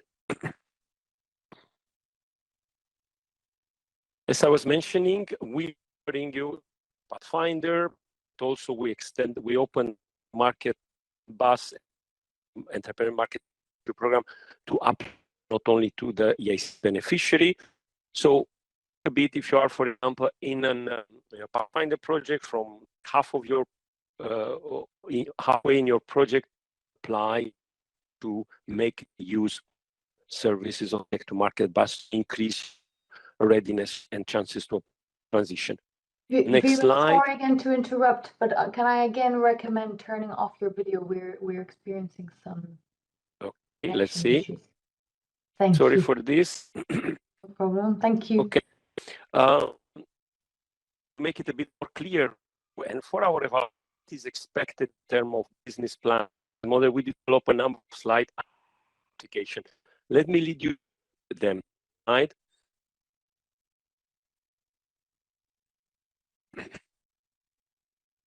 Next slide. Okay, first of all, what are some elements of successful transition proposal? First of all, as I think I mentioned, the work program says it very clear, you need to do a preliminary market research to understand what could be your customers, what will be their needs, the features that the feature will appreciate, and so on. So really, that's, I mean, the quality doesn't have to be accelerate kind of level, but it is important to do it. And you see there in that the number one reason the start fail is no market need. So the last thing we want to have is a technology push. And then also that you describe in a similar way that we started this way, what is the problem that your technology is trying to address, and that everybody knows why your technology there. In terms of market competition, if it's identify or quantify, we are looking to quantify. That's for Accelerator. We want only to be identified and to do, take also the market characterization into account. Namely, there are where you have data, some of them that, and so on. You need to do this, and you also need estimate a bit the market size into the proposal. Next slide.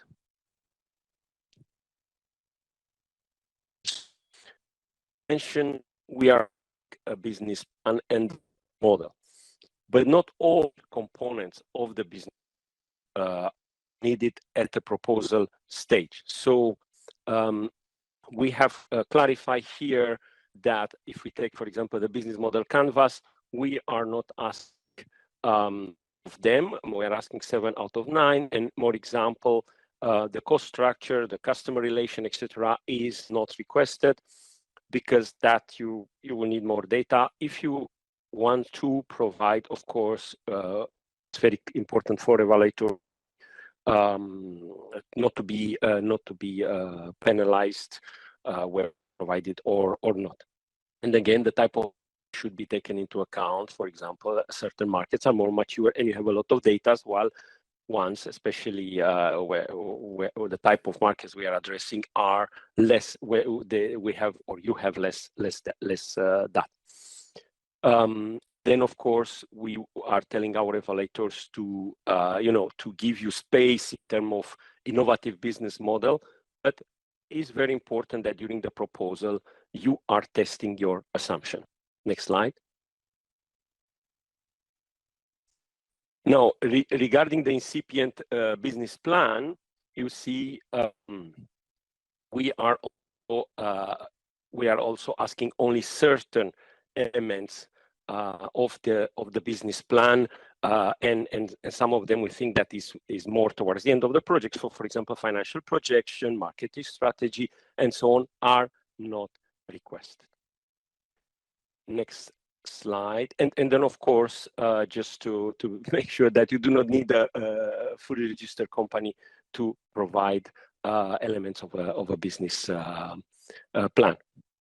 And then what we are asking is the initial preliminary competition analysis. Of course, we also mentioned in the work program that you will refine this during your project. It's very important to provide work packages and for that KPI as well.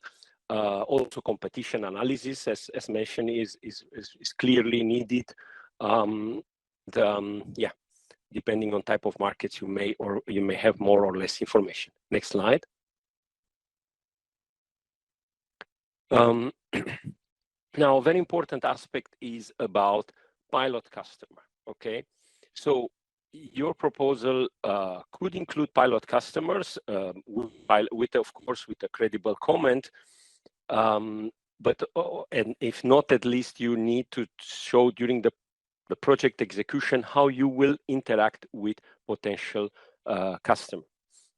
But what we are not asking, and should not be confused, is we are not asking traction. This is clearly in the accelerator realm. and then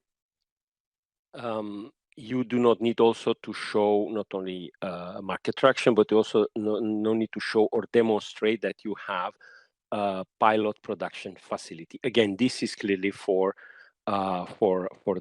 Accelerator. Next slide. Another question which we are asked by evaluator, and we thought in transparency should be mentioned to you, is about customer discovery or customer development. And you see there, according to Steve Blank, the 4 stages of customer development.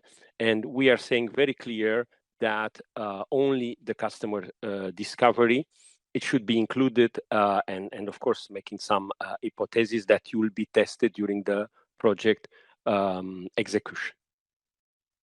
Next slide. I think people readiness is another important element. It is clear, and the evaluation criteria are mentioning that you need to have a broad talent that will be able to address not only the scientific aspects of the technology aspect, also the commercial aspect. So it should be, you should identify what is your, or who is your exploitation partner, even your exploitation model, and you should make it very clear in the proposal, and there is the proposal template cutter very clearly for that. Just to highlight, the license is a legitimate business model. We even had a training some weeks ago to kind of increase everybody's knowledge about the licensing as a business model. And then at the entry level, in other words, TRL 3 or 4, you do not need to have an existing executive team, but you should have a leader, should have somebody that drives the thing. And if you're coming from a research background, there's nothing wrong on it, but you need to convince us, who will be the exploitation partner and who will take this forward, whether somebody from the team or somebody from outside the team. As you know, as you've just seen, we had a venture build, we offer you a venture building services and so on, but of course, this needs to be very credible with KPI and milestone in the proposal. Next slide. In terms of performance of the technology, definitely you should include some minimum performance KPI and that you will achieve during the project life cycle, and then provide several, like mid of the project and so on, so that it makes sense. Also regarding the IP situation, we are not, we are not compulsory asking for patents. In most of the cases, there are a lot of patents. What is important is that you describe the IP situation and the IP strategy in your proposal, according to the proposal template, in something that makes sense for your case. And then the freedom to operate, to be clear, we are not asking for it at this stage. Next slide. So in summary, what we want from a transition proposal is impact.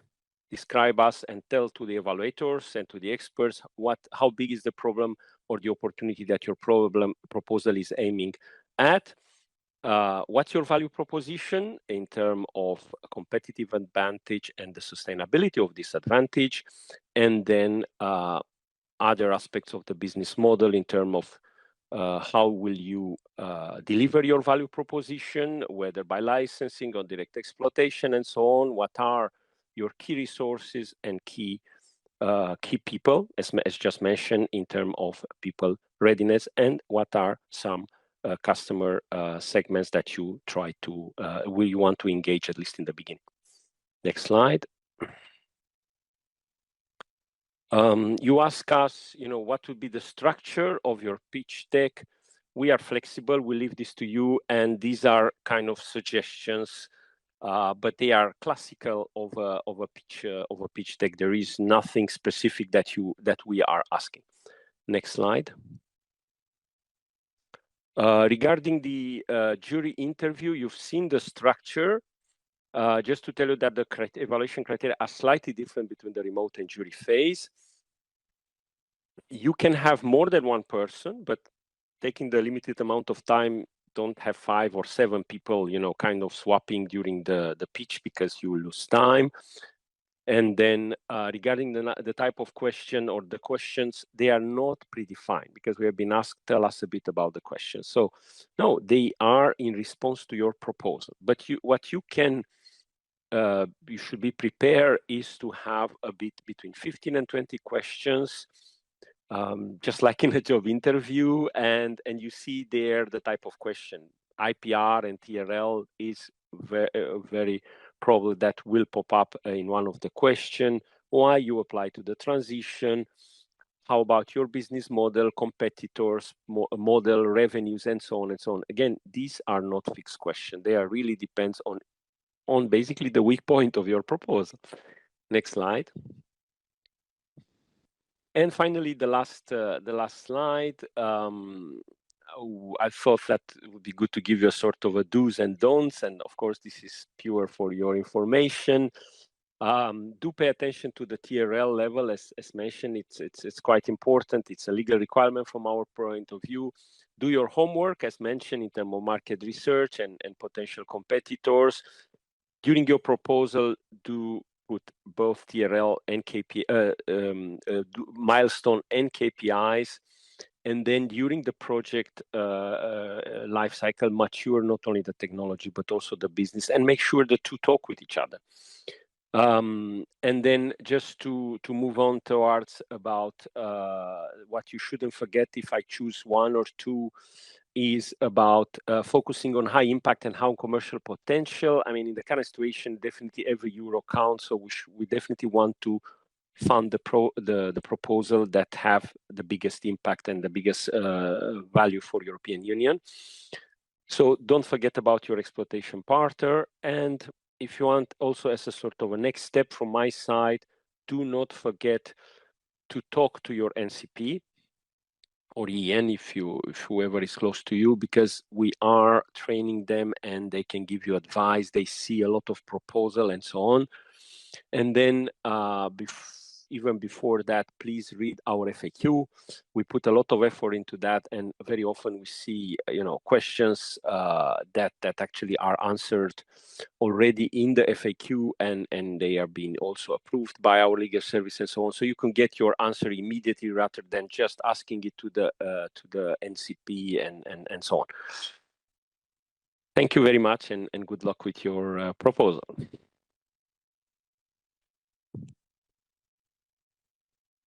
Fantastic, Viorel and Marco, and thank you so much for those invaluable insights into what you're looking for in an EIC transition proposal and the novelties in 2025.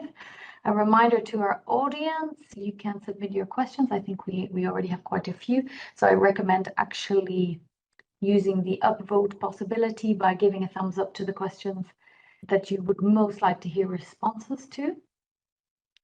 And I would like to also just mention that Viorel said, don't forget to talk to your NCPs and EEN. The NCPs and EEN will also present at during today's info day at 4:15. So also an opportunity to hear from them. Very good. So let's get down to our questions. The first one from Camilla. Thank you, Camilla, with 25 votes. Would you consider making the transition available for applicants that are not coming from the Pathfinder or plugin programs to ensure that there is no funding gap for TRL 5? Who would like to take this question? If I may take it for a while, and tell me if you hear me correctly. I mean, you will now. Very interesting question. Thank you very much. It kind of gives me a deja vu sensation, because I remember we had a similar question in 2021 in our first info day, and it was not exactly the same, but very similar. So look, we have widened the scope of the transition a lot compared with the initial work program, which was basically only FED, Pathfinder, and ERC, and now you've seen the Pillar 2, and then even in 25 joint undertaking. So the scope has increased, I don't know how many times. Unfortunately, the budget has not increased that much. So afraid that further increase, while kind of, yes, conceptually is possible, we are even looking for, because we realize the gap that there is and the added value that transition has. However, this would not be possible before we receive first more resources, because especially extended to other programs that are not so integrated requires more resources, for example, to check eligibility and so on and so on. And then, of course, more budget, because you've seen success rate is already at 10%. And this 10%, by the way, it's for a follow-on program. So you should multiply this 10% with the success rates of the previous program. Can be 10, 12, 7, 8% you've seen in Pathfinder, which results less than 1% end-to-end. So it just doesn't make sense without increasing, again, the resources, number one, and number two, the budget. Fantastic. Thank you very much, Viorel. And now to our next question. Can we apply to the transition call before our Pathfinder Open project ends? Marco?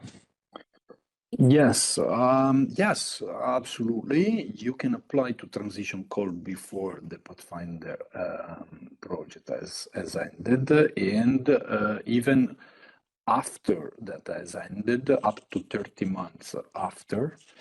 But of course, you cannot apply if your Pathfinder project has not started since at least 12 months. So the work program is indicating a time window that is after starting your Pathfinder project of 12 months and 30 months within the 30 months after the ending.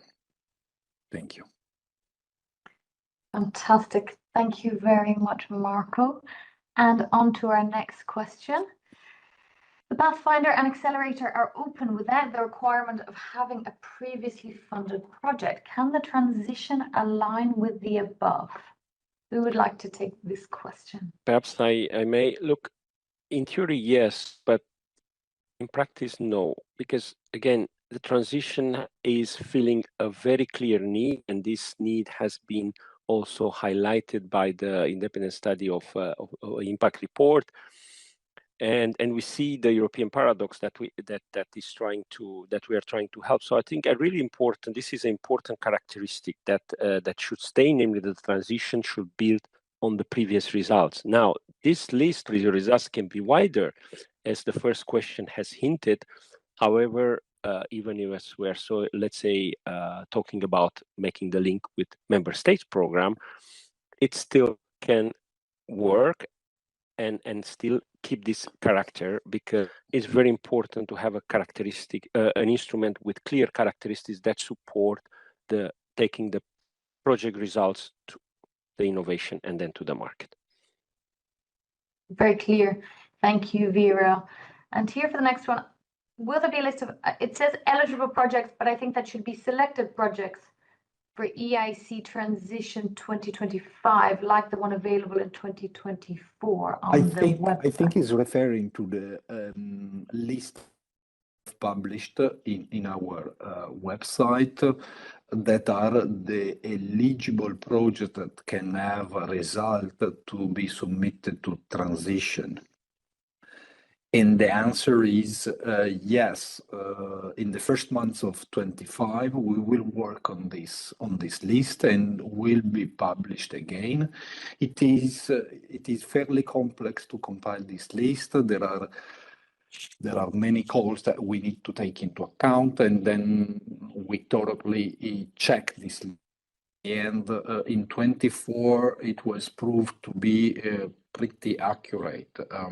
So before submitting to EIC Transition in 25, in the September cutoff, I really invite you to check that the project that is eligible, whose result is eligible to submit to transition, is listed in the list that we will publish in the first months of 25.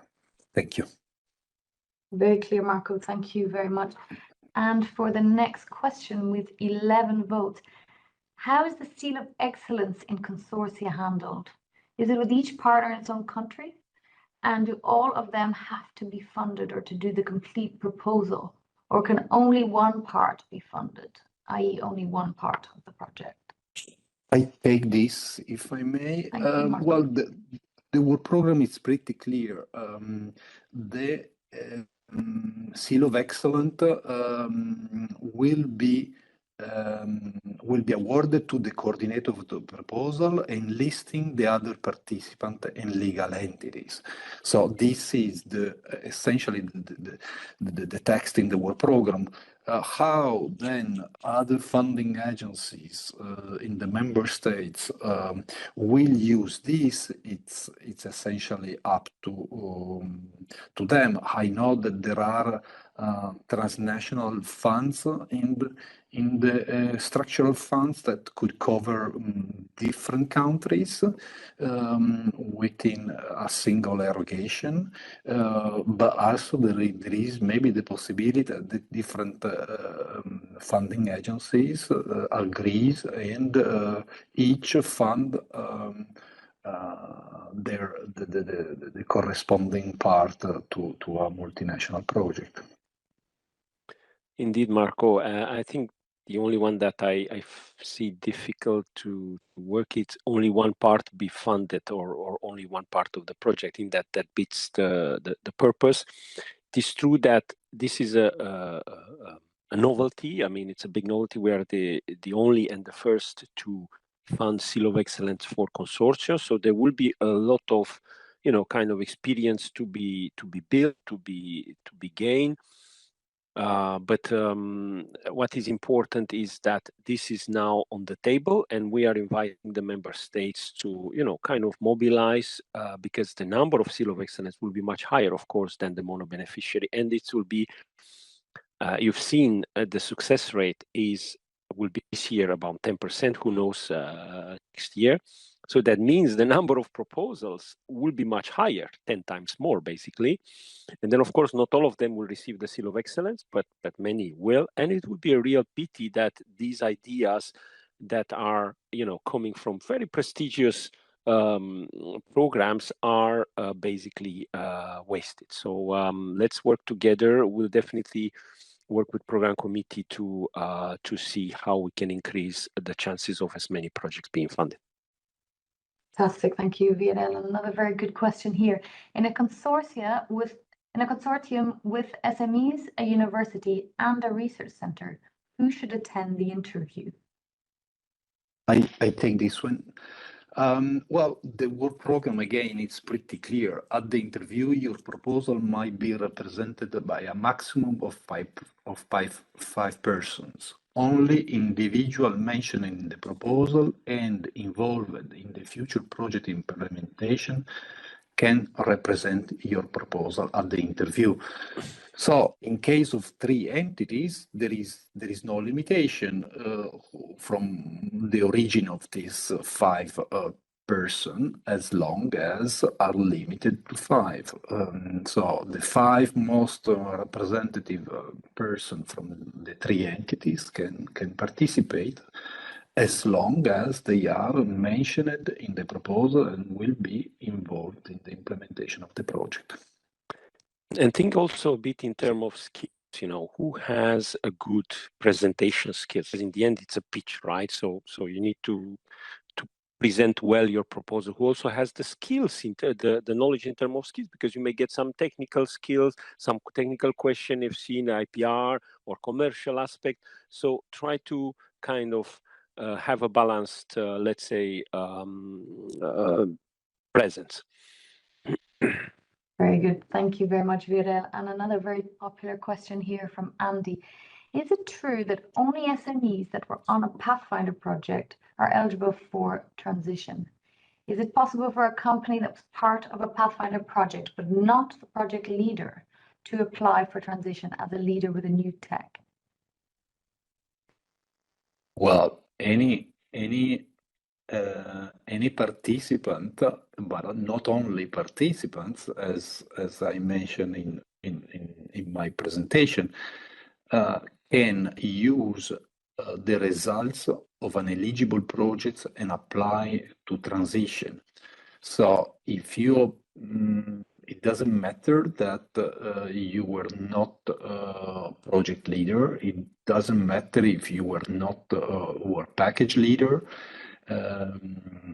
So you can apply as long as you intend to further develop a result that is coming from an eligible project.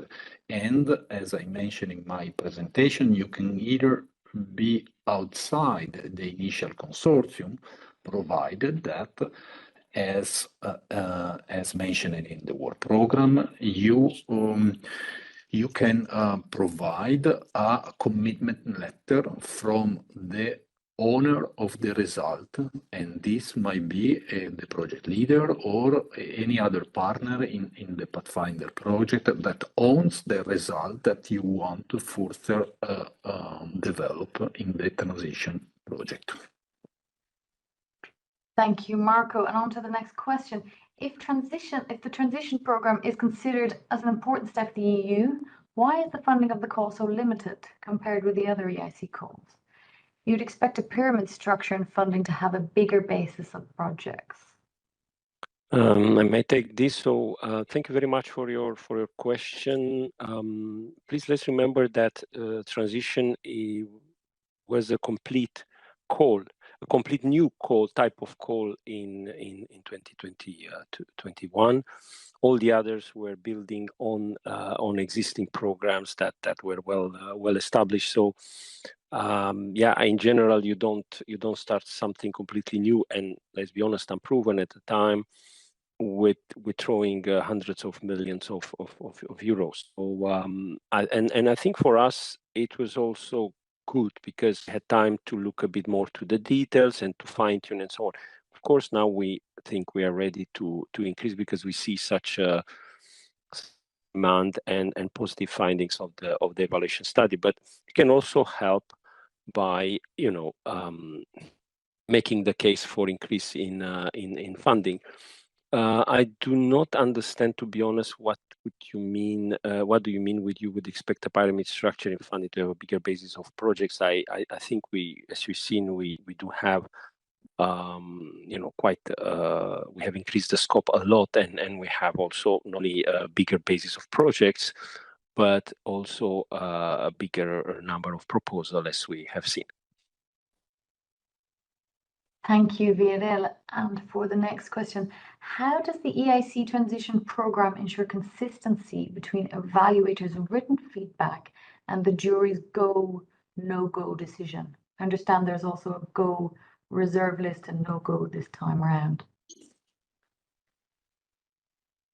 I can take this.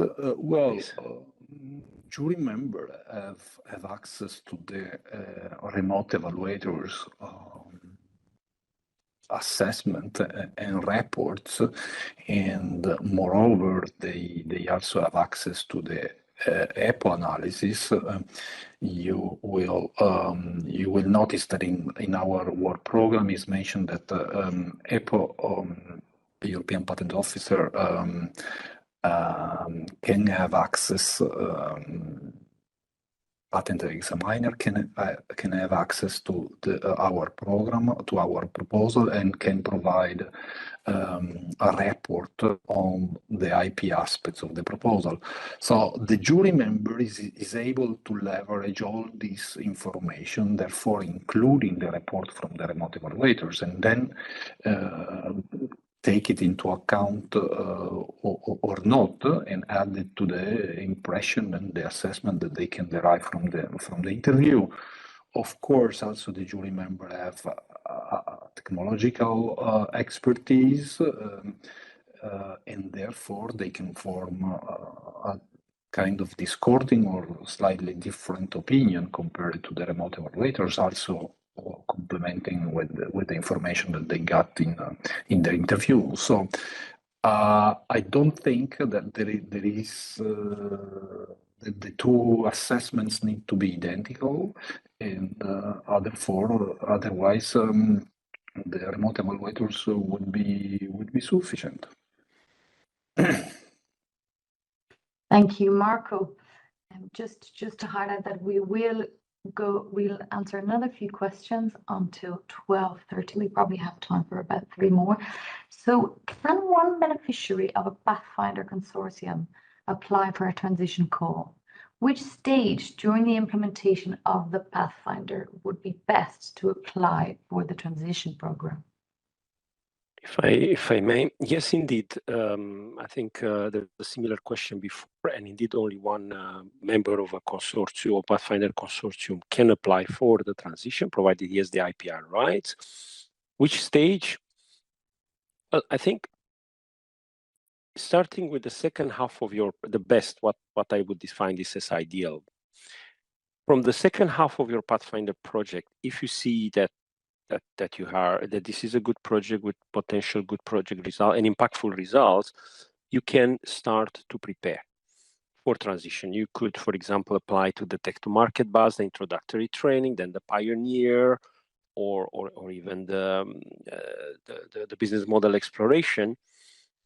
And then during the last year of the Pathfinder, or even towards the end, you can apply to the transition, making sure, trying to best fit the time, making sure that, in case you are successful, you can start your transition project as the work program says very clear within 1 or 2 months after the grant agreement was signed. So take a strategic approach, prepare, if you want to start with the second half of your Pathfinder project, to apply, especially with this business, with these commercial aspects that I was mentioning, make use of the opportunities that we give you in terms of coaching, tech to market, bus, etc., so that towards the end of the project, Pathfinder project, you are in the best position to succeed to the very competitive evaluation of the EIC transition. Fantastic. Thank you very much, Viadel. And now for a technical question. The detailed budget table has macros that only work under Microsoft Excel and that do not allow shared online editing on GDocs or Zoho. This is very inconvenient. Will you make this file open to other software different from Microsoft Excel? Thank you for this question. I know that came to us already through other channels, and I completely understand your disappointment.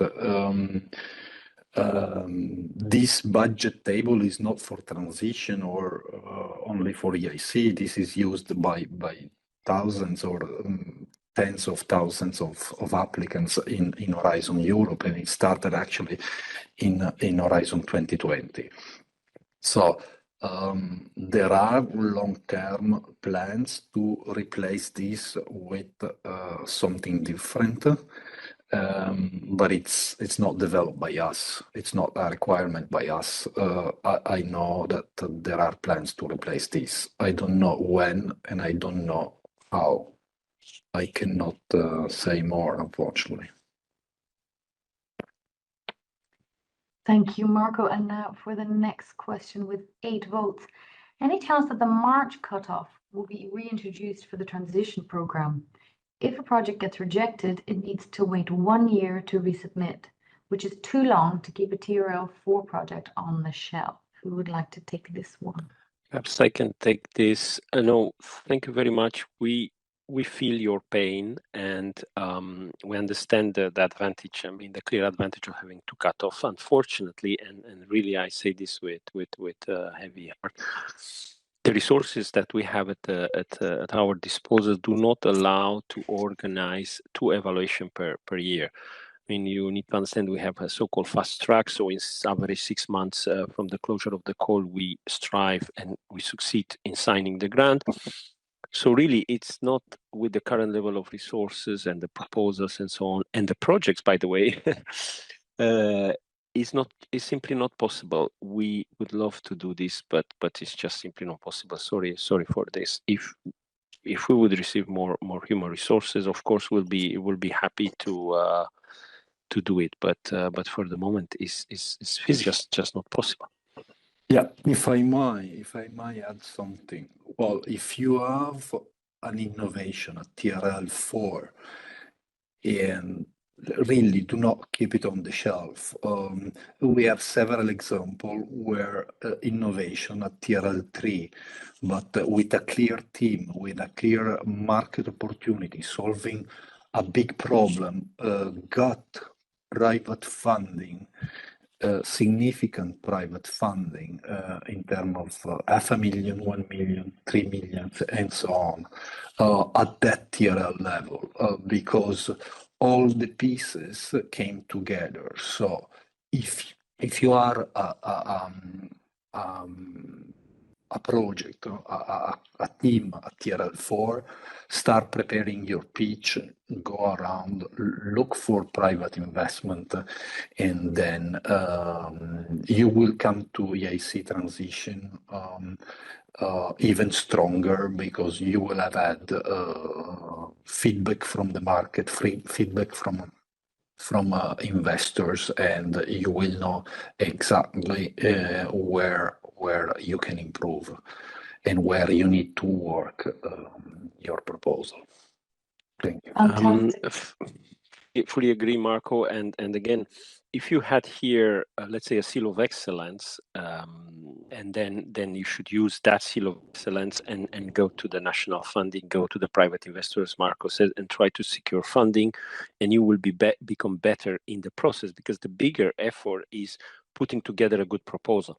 Once you have it, you apply to us. I've seen, unfortunately, we are very competitive, but then doesn't mean that your proposal should stay on the shelf for 1 year and wait in the next one. We may make it or not, but use that momentum and then go to other sources of funding, including other European programs.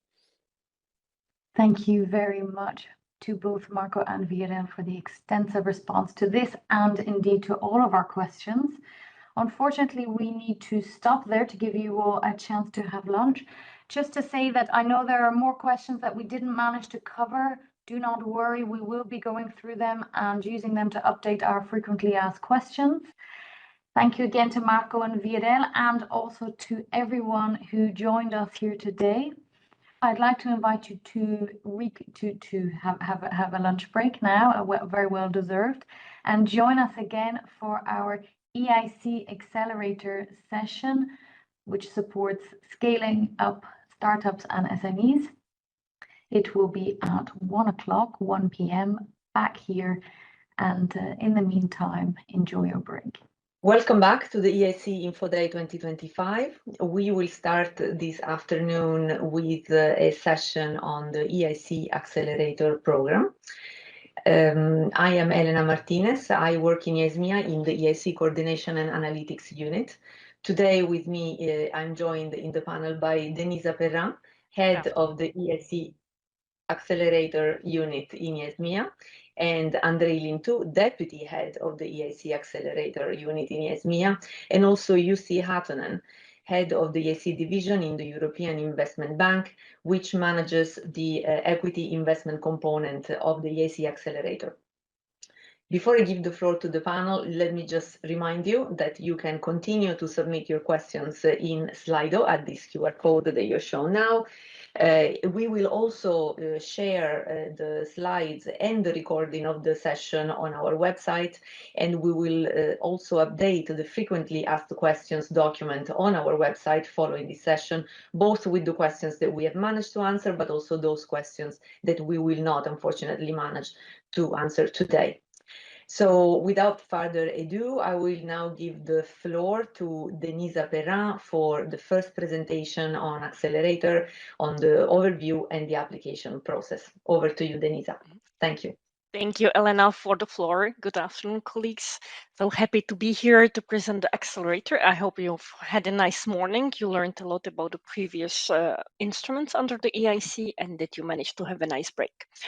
I'm here to share with you today, first of all, the main Accelerator calls, together with my Deputy Head of Unit, Andrei Lintu, and I will also invite a colleague from the evaluation team to walk you through the evaluation process and the details of the evaluation process. I will kick out with the slide and with the reflection on who are we looking for. So who can apply for the Accelerator? Who is actually the target audience. So we are looking to have startups and SMEs seeking to scale up high impact innovations with the potential to create new markets or disrupt existing ones.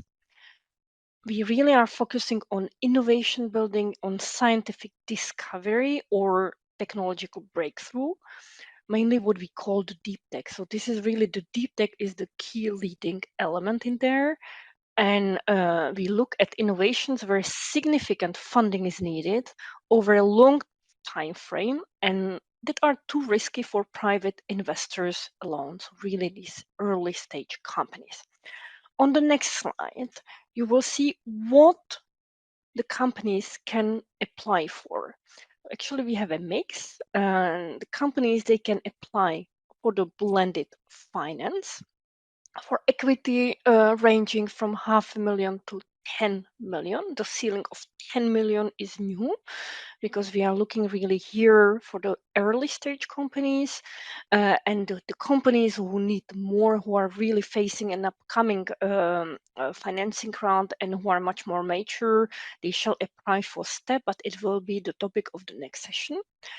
Then also under the blended finance, so we have the equity component combined together with the grant component, where the grant it cannot be over 2.5 million euro.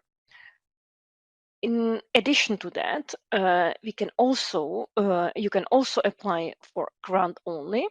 However, being able to prove that you have other financing accompanying the grant only, or for equity only. And what is new in the current work program is that no previous grant is needed. On the next slide, we will look at how actually the application or the project of blended finance look like. So we have, as I manage, it's blended, meaning that we combine a grant component together with an investment component. The grant component is less than 500,000, and we reimburse eligible cost up to 70%. And pay attention that small mid-caps are not eligible for a grant only. They must apply for blended. Investment component is ranging from 500,000 to maximum 10 million, so this is new.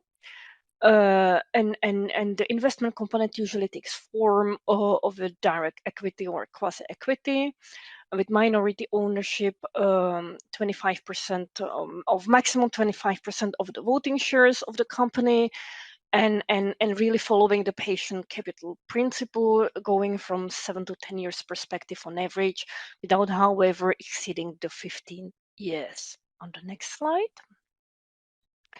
So again, to recap, what do we have? So we have grant only, grant and investment. So this is the blended, and investment only. And actually, it's not interchangeable. It really serves different purposes and different objectives of the company. So for the grant only, so it's really when you can prove that you have sufficient financial means for deployment and scale up, so reaching the TRL 9, that you don't need the equity part. Whereas for the grant and investment is that you need support for development, so moving from TRL 6 to 8, and also to deployment and scale up, so reaching the technology readiness level 9.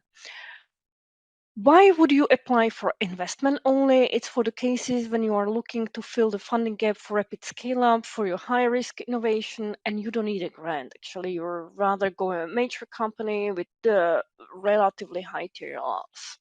On the next slide, we will be looking at who exactly can apply, what type of companies. So it's mono-beneficiary. So we are looking at single companies, so meaning no consortia. However, subcontracting and affiliated entities are possible. This is something you've been used to. This is nothing new. And we follow the SME definition according to the EU definition. So less than 250 employees, less than 50 million euro of turnover, or 43 million euro of total balance sheet. And the data from linked or partner enterprises might need to be taken into account. And there is a self-assessment tool developed for the purpose that you can use to see whether you fit into the SME condition or not. And also, the companies who can apply beyond SMEs can be the small mid-caps, meaning companies with less reaching maximum of 499 employees. And these companies really are targeted where they need the rapid, really fast scale up only and nothing else. The next slide, please.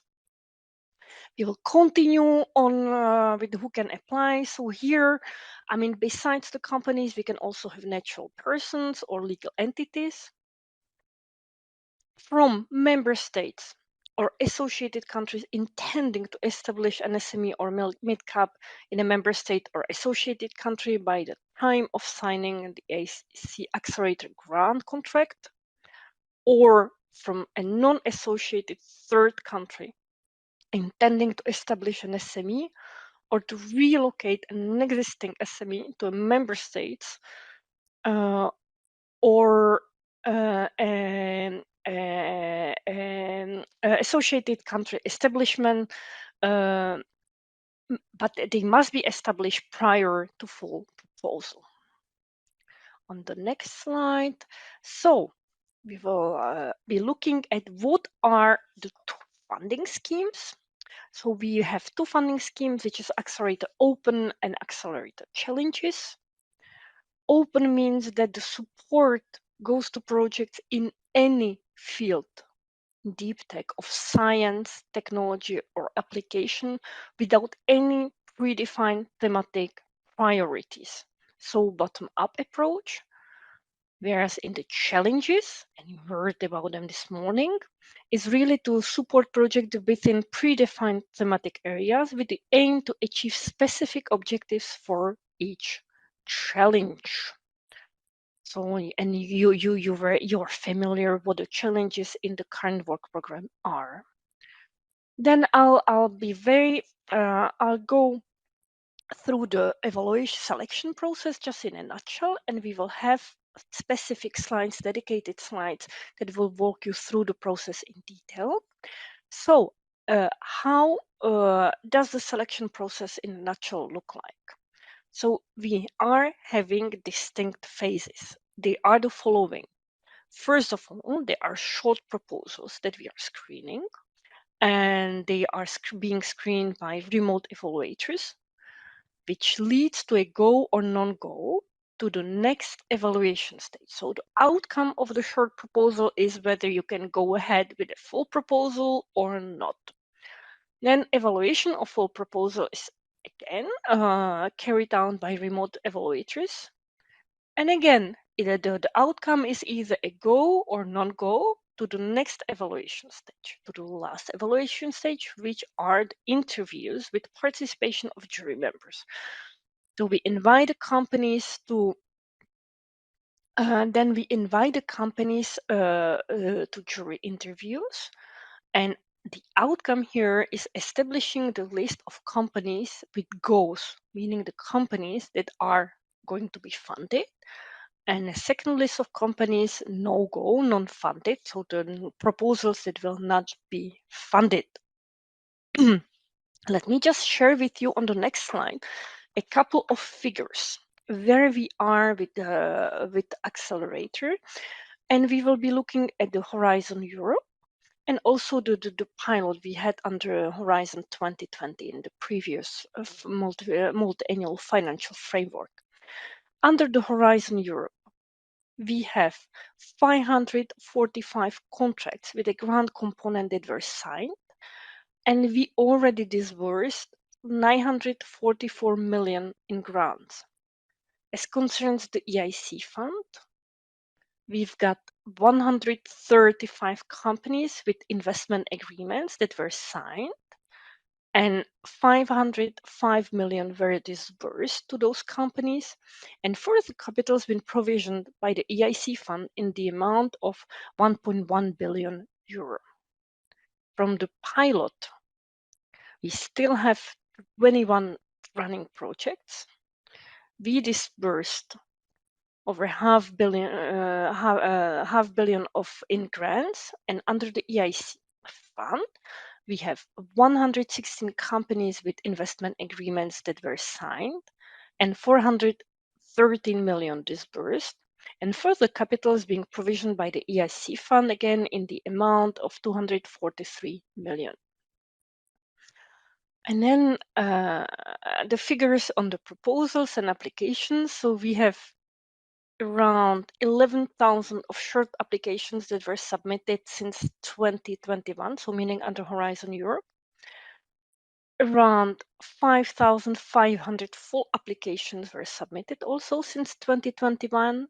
We selected 654 companies, which corresponds to 1.3 billion of grant and over 2 billion of investments requested. We'll be looking at the impact. With Accelerator, we've managed to incentivize over 12 billion in follow-on investments in portfolio companies, corresponding to a combined valuation of 70 billion, including 8 unicorns and 150 centaurs, and 19% of funding went to women-led companies. In the next part of my presentation, I will walk you through the novelties in the 2025 work programs. Voilà. So, for the Accelerator, we actually decided to split the Accelerator calls for companies that are in the early stage, and to reserve, for them, the main Accelerator calls, and for those who really are ready in the financing rounds, we have for them the STEP call. So for the traditional Accelerator call, we reserved a budget of 634 million in total.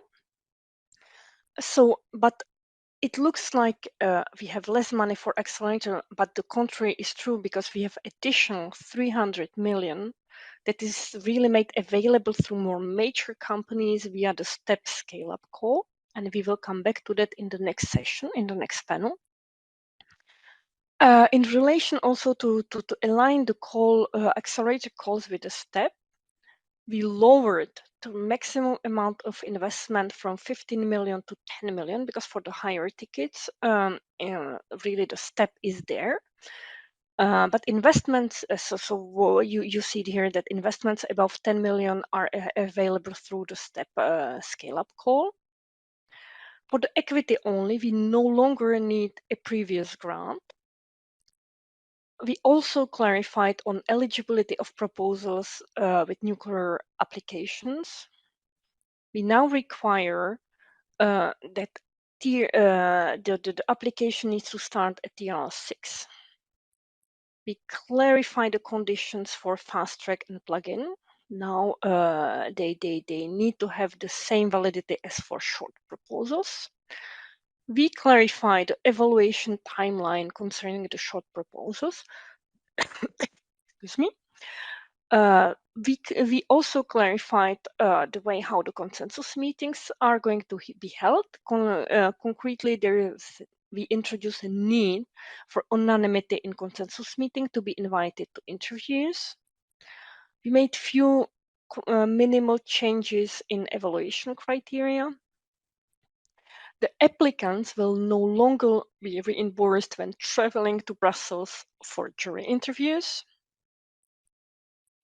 The STEP seal is introduced for both selected and non-go challenge proposals that made it to the interviews. Seal of excellence will go only for non-go proposals during the interviews. And also, this is what you heard this morning, is that there's been a new set of EIC Accelerator challenges introduced. On the next slide. So, you will just quickly recap the challenges for those who are joining only now. You will have a dedicated info day for the challenges tomorrow, the presence of the program managers. So we have five challenges. Each challenge indicatively has a budget of 50 million. So the first one is acceleration of advanced materials development and upscaling along the value chain. Second one is biotechnology-driven low-emission food and feed production systems. Third one is generative AI for the EU, creating European champions in Gen AI. Fourth one is innovative in space servicing, operations, robotics, and technologies for resilient EU space infrastructure. And the last one is our breakthrough innovations for future mobility. On the next slide, you remember when I was introducing on the slide the information about what we introduced, I mentioned that we clarified certain elements concerning the eligibility. So here they are. So again, there is no longer a need for a previous grant for the equity-only form of support, in contrast to the previous work programs. So companies who are applying for equity only, they don't need to prove any longer that they received a previous grant from Horizon Europe. Second, proposals with potential nuclear applications, including those within the scope of Annex 1 to the Euratom Treaty, are eligible for funding. The minimum starting TRL is required is TRL 6. So we expect that all the applications have completed all aspects of TRL 5, meaning validation in relevant environment has been done.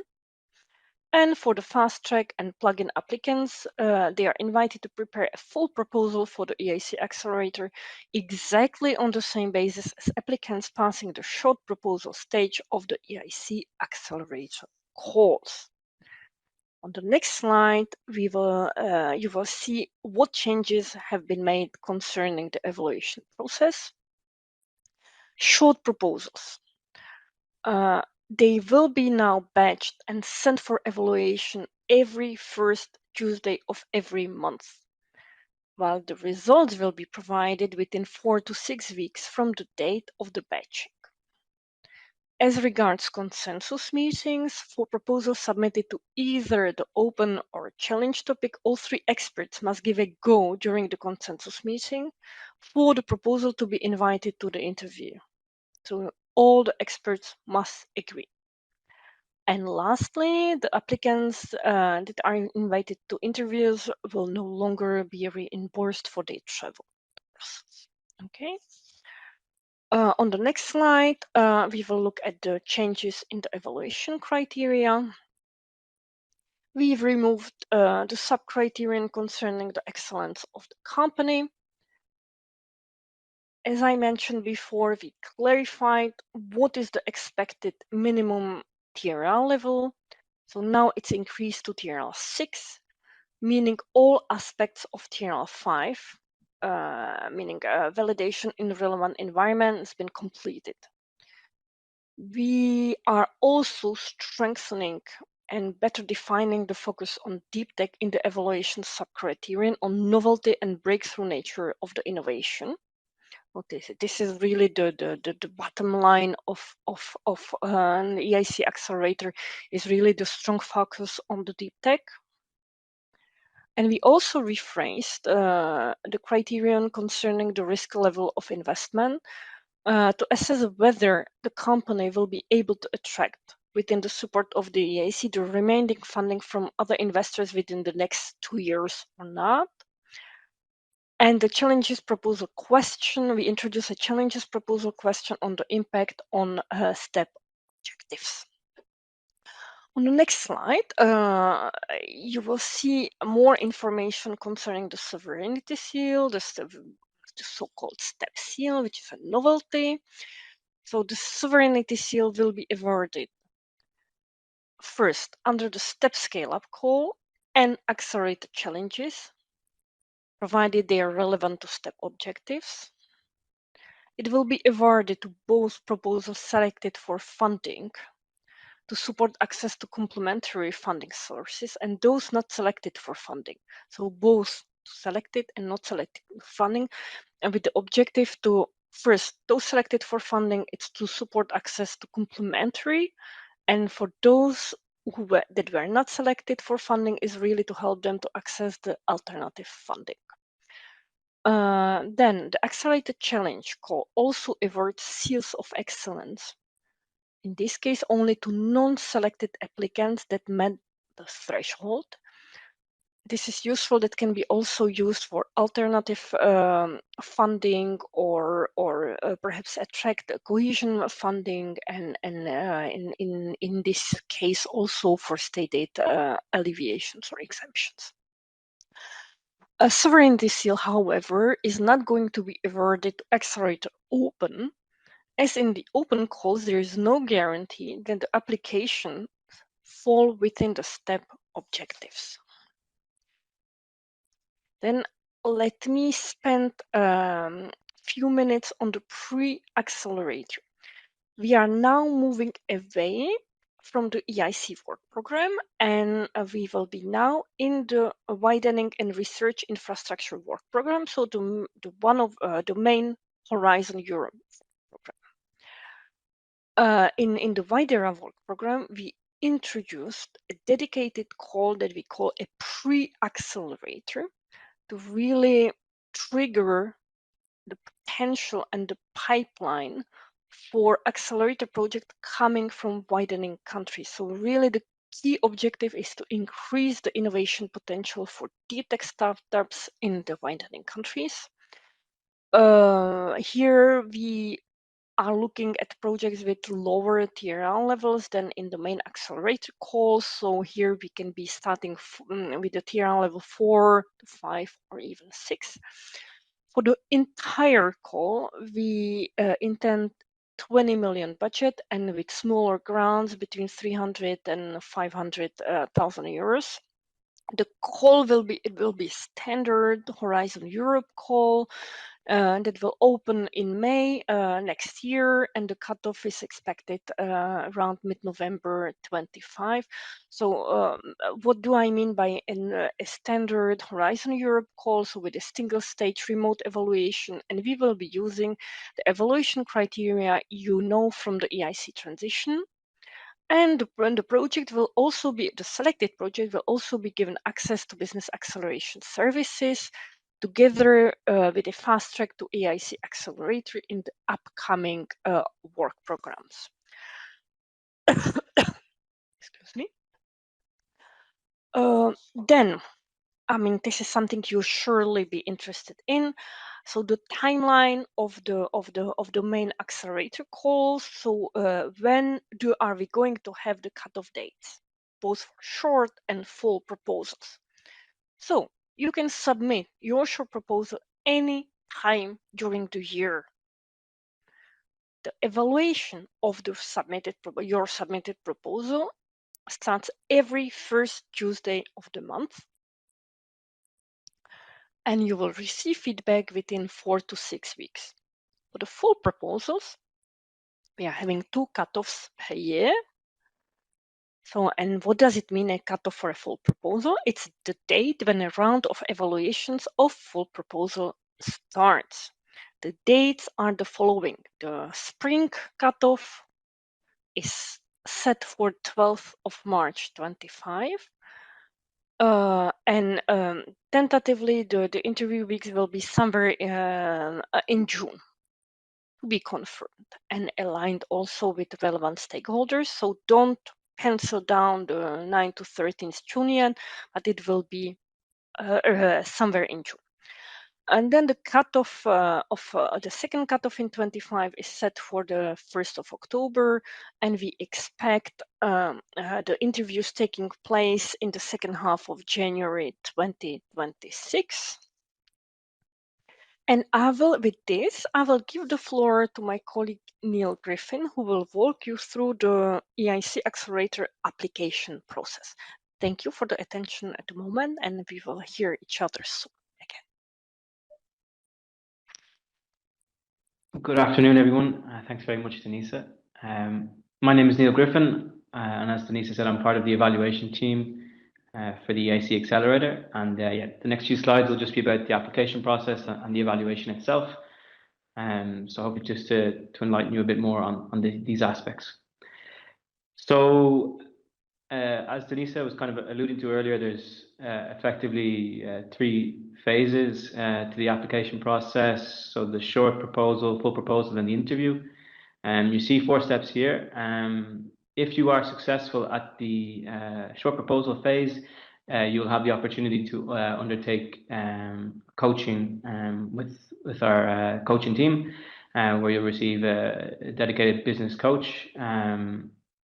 And that's kind of, that can be an intermediate step between the short proposal and the full proposal. So it's just important to be aware of that.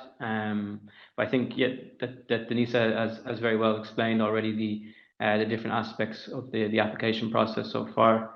And yeah, I think that's okay to go to the next slide. Okay, so the whole evaluation process is managed by the EIC Accelerator evaluation team. So all of that involves that it will go through the classic system, so through the STEP platform, known to you as applicants as the Funding and Tenders portal. It's important for you just to become familiar with the work program 2025, particularly the admissibility and eligibility criteria, as was discussed a little bit earlier. It's just to be sure that you are fitting within the SME definition, for example, the TRL level, these type of things. It's important just to familiarize yourself overall with the work program 2025, and in particular these admissibility and eligibility criteria. Because without that, then there will be no evaluation for your proposal. Okay, next slide.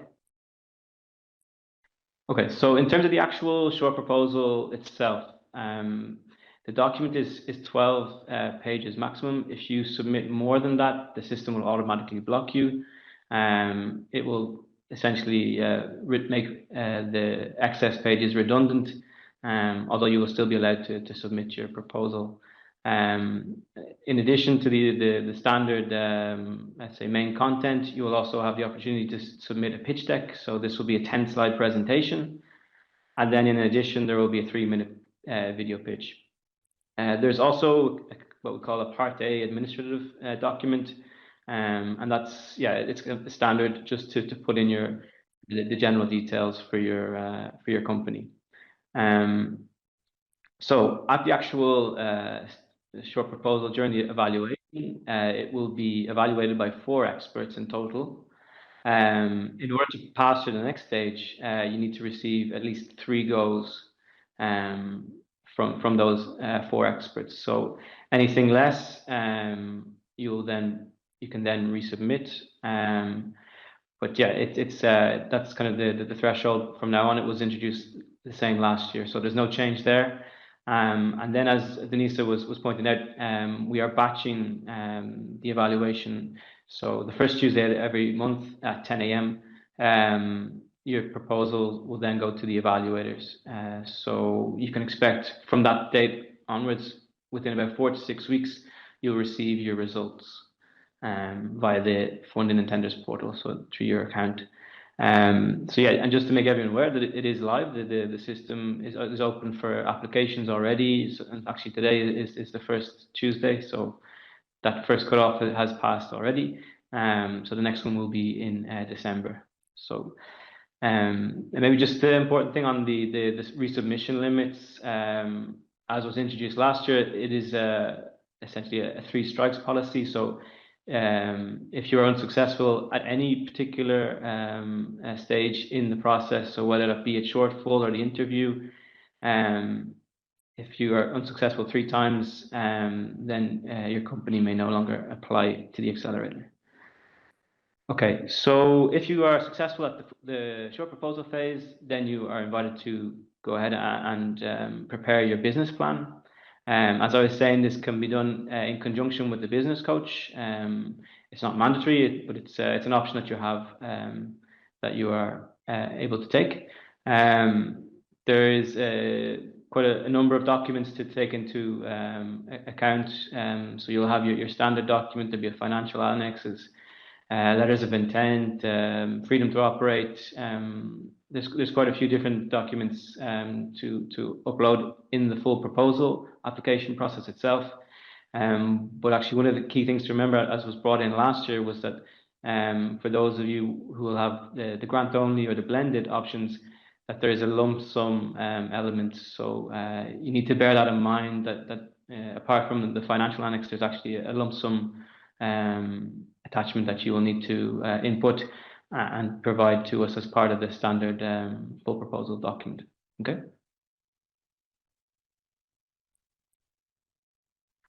Okay, so in terms of the full proposal, the process itself is slightly different to the short proposal.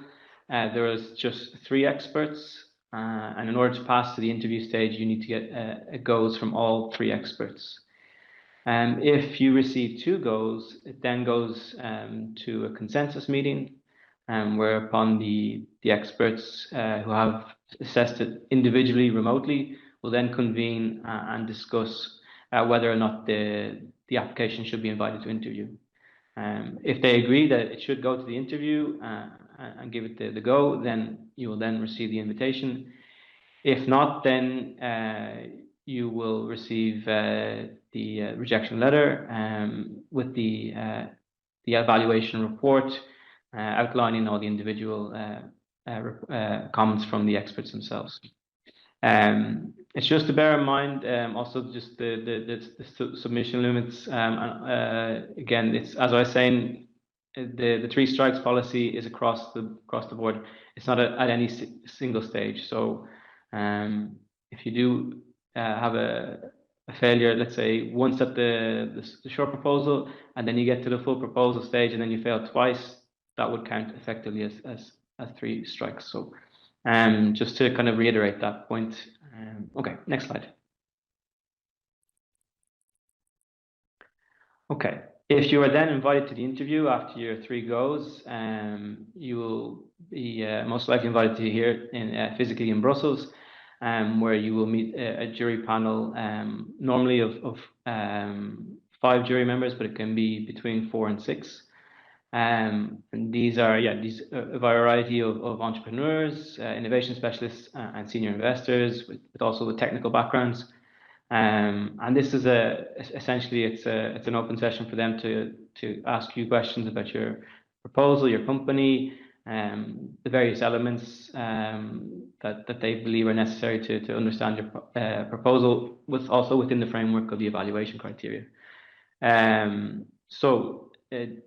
Just to make you aware that that's the way the process works. You will also make sure that the pitch deck that you are supplying to us in your full proposal will also be used in the interview. You're not allowed to change it during, say, between the full and the interview. You will have that opportunity at the beginning of the interview to present for 10 minutes the proposal, and then after you have a Q&A session with the jury members. There may also be an ISMEA program manager representative and also a EIC fund representative, but they are independent. Sorry, not independent, but they are, let's say, active observers and are not part of the deliberation. They do not have any voting rights with the final decision. And then, if you're successful, you will then go into the negotiations with the EIC fund, depending on which type of funding you have requested. Okay, so this is just to kind of explain the different outcomes. If the jury members award you a go, then obviously, as I say, you go to prepare the contract and the negotiations. If you have a no-go, the jury has the option to award you a seal of excellence. If they believe that it is of a sufficient standard, then you may receive this seal of excellence, which may help you depending on your national funding authorities. It may help you with funding locally. Then also, they can give some recommendations on your resubmission. These are not binding, but they may be helpful if you want to resubmit. And again, depending on the kind of the number of submissions you've had, you may be able to resubmit again. In terms of the overall process, so from submission to receiving your result, the final result, we're looking at 12 to 13 weeks, give or take. So yeah, it's just to kind of give you an idea of how long the process takes. Usually from the moment of the notification about your full proposal result, it's usually about 4 weeks between that and actually doing the interview in person with the jury. So just to give you an idea of the timeline there. Okay, next slide.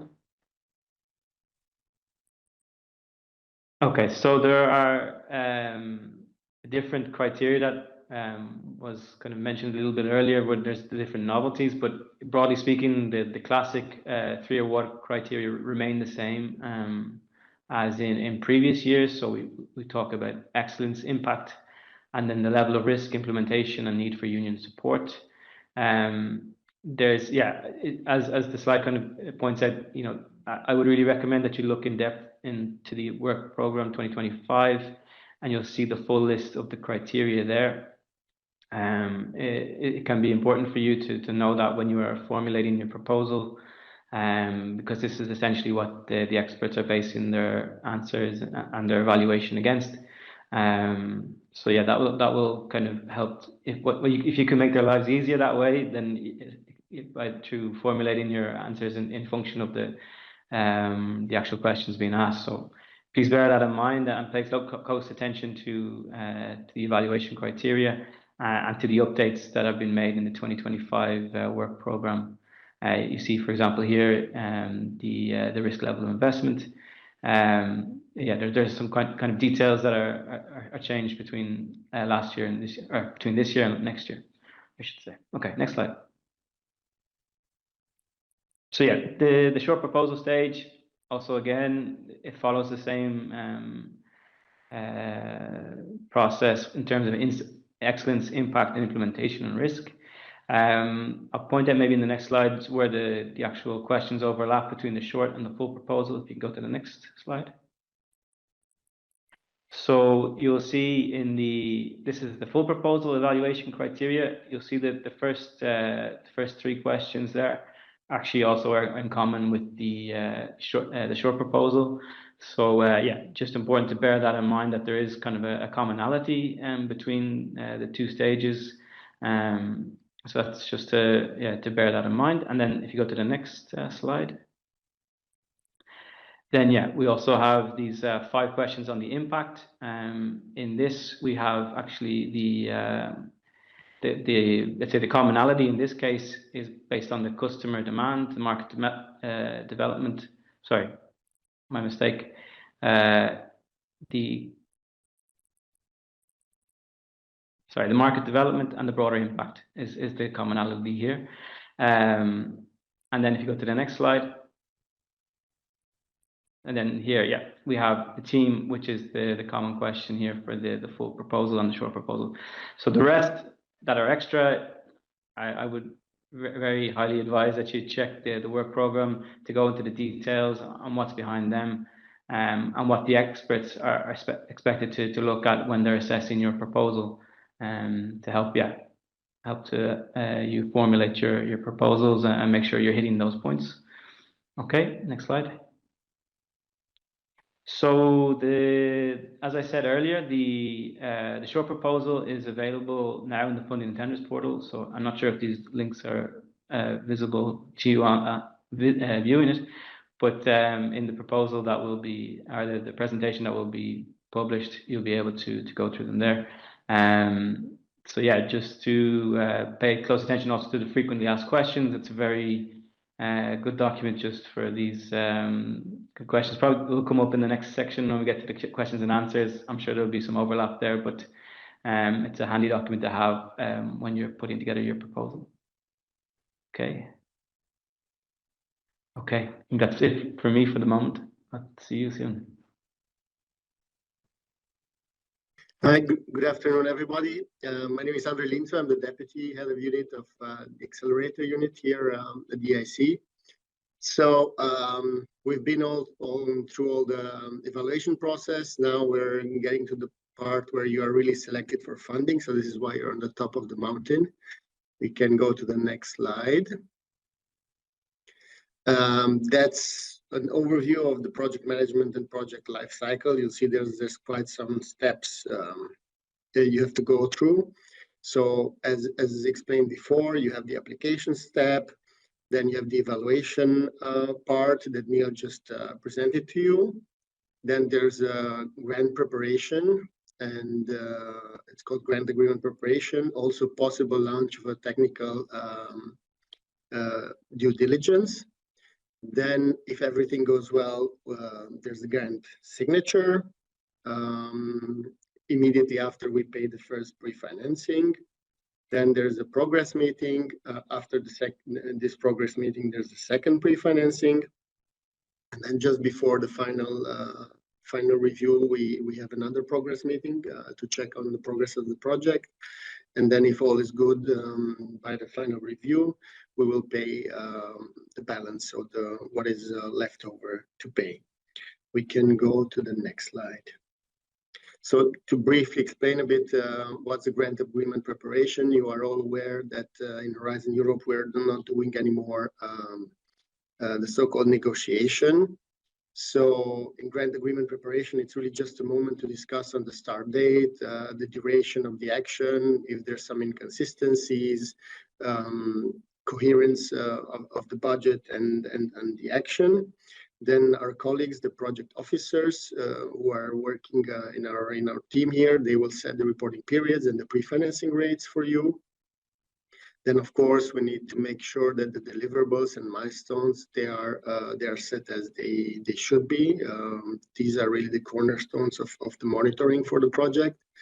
We really have to make sure that they have clear description and an extensive clear and extensive description. Also important to see the dissemination level. And in most of the cases, only if we have good reason not to have them public, they should be public. Then to see if there's a sufficient number also of these deliverables and milestones to make sure that the progress monitoring can really be done in a good way. We can move to the next slide. So you'll see there's also a lot of administrative steps that are taking place during grant agreement preparation. We have the validation of successful entities done by our colleagues from the Research Executive Agency's validation services. So this is really for the new ones that have applied for the first time. Here, it's really the legal entity that has to be validating the bank account, the so-called LEAR, legally appointed representative. And to make sure that all these roles are correctly assigned via the funding and tenders portal. Then there's all these checks for eligibility, as Neil was explaining before. Again, here it's the SME status for the blended and the equity-only projects. There's a so-called financial capacity assessment. And there's also for some of the applications and ownership and control assessment. So this really applies mostly for generative AI and space applications. Now, additionally to this, there's other two checks that are being done: the ethics screening and the security review. The ethics screening, it's an additional. It can result in additional deliverables depending if what's the outcome of this ethics screening. And then the security review is a pre-screening that we do together with our colleagues from Directorate General Home, so for internal affairs. Now, for the grant agreement preparation, as many of the other parts of the framework program, we are moving also towards lump sums. This is really a simplification of the EU funding, hopefully on both sides, both on the side of the beneficiary and also on our side. We are removing all obligations on actual cost reporting and the financial ex post audits. But it's important for you to understand this doesn't mean that we're not looking at these financial part. It's really, this is why we need to clarify during evaluation, everything that has to be clarified or corrected during the grant agreement preparation. So of course,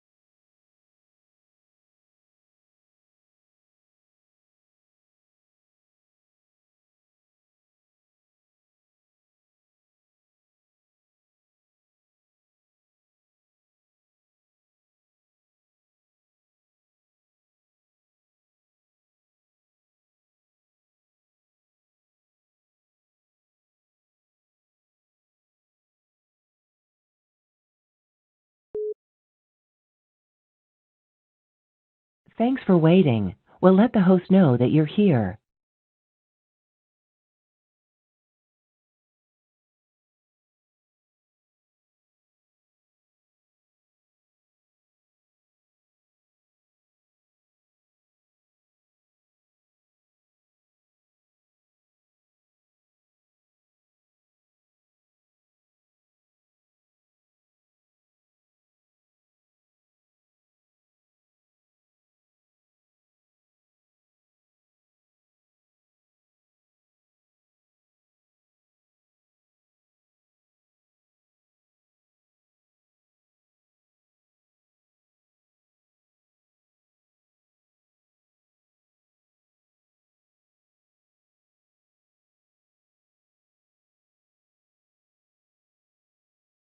This meeting is being recorded and summarized. Our colleagues from project managers who can join us in these review meetings. And timing, as I showed it before, at least at midterm and before the end of the project. And then also for the progress meetings that are linked to pre-financing. This is a change to before. You will not be requested to produce any financial reports because, as we said, we are lump sums. But then you will need to just to say a statement on how much used of the previous pre-financing so that we can make sure that we can then transfer the second round of pre-financing. And we can go to the next slide. Again, some other key points. So for the final report, once your action finished, you have 60 days. After that to submit your reporting. We have then on our side a total of 90 days to assess this. And then what's in the final report, it's because now we have this new part on the lump sums, there is a possibility also to declare work packages that are just partially completed. And then just to enter the percentage of completion, then of course, this also might be challenged by us here in EISMEA, in EIC. Quite important point, you will not need any more CFS, so-called CFS, the Certificate of Financial Statements. And also the final payment does not necessarily depend on an outcome, but on the completion of the activities, yeah? So if you have a work package that is completed, that really automatically triggers the payment. We can go to the next slide. Now, after grant completion, you have to bear in mind that you need to keep records and supporting documents up to 5 years. But again, in this case, no need to keep the timesheets, contracts, invoices, and any documents providing the actual cost incurred. So it's really a bit of a change again due to the lump sum part. It's important also to keep confidential, sensitive information up to 5 years, and also for the project reviews up to 2 years after final payment. The audits, they are also possible to be there after 2 years after final payment. But again, the difference here is that it's really on audit on implementation, how well your project was implemented, and not on the financial obligation. So again, there's no financial checks, reviews, or audits by the union. We can go to the next slide. And here is where I hand over to our colleagues from the EIB. I think you see it's your turn now. Thank you very much for your attention.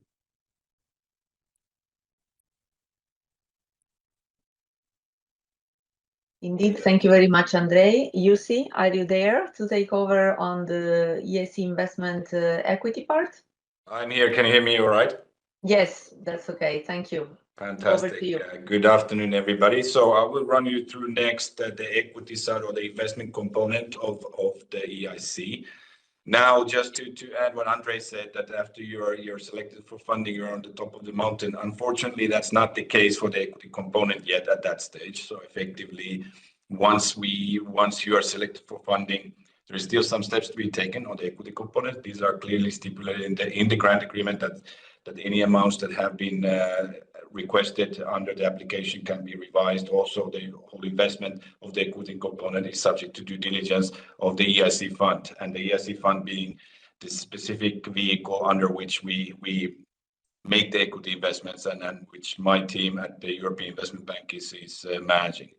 Now, if we go to the first slide, just to run you through on what is the EIC fund. So it's effectively a venture capital fund, which was established in 2020. So effectively, when we started the EIC from the pilot and now in Horizon Europe, so it resembles to any typical venture capital fund in the market. As said, it manages the equity investments that come through the application process. And then, of course, these are for startups and SMEs as selected by the EIC Accelerator.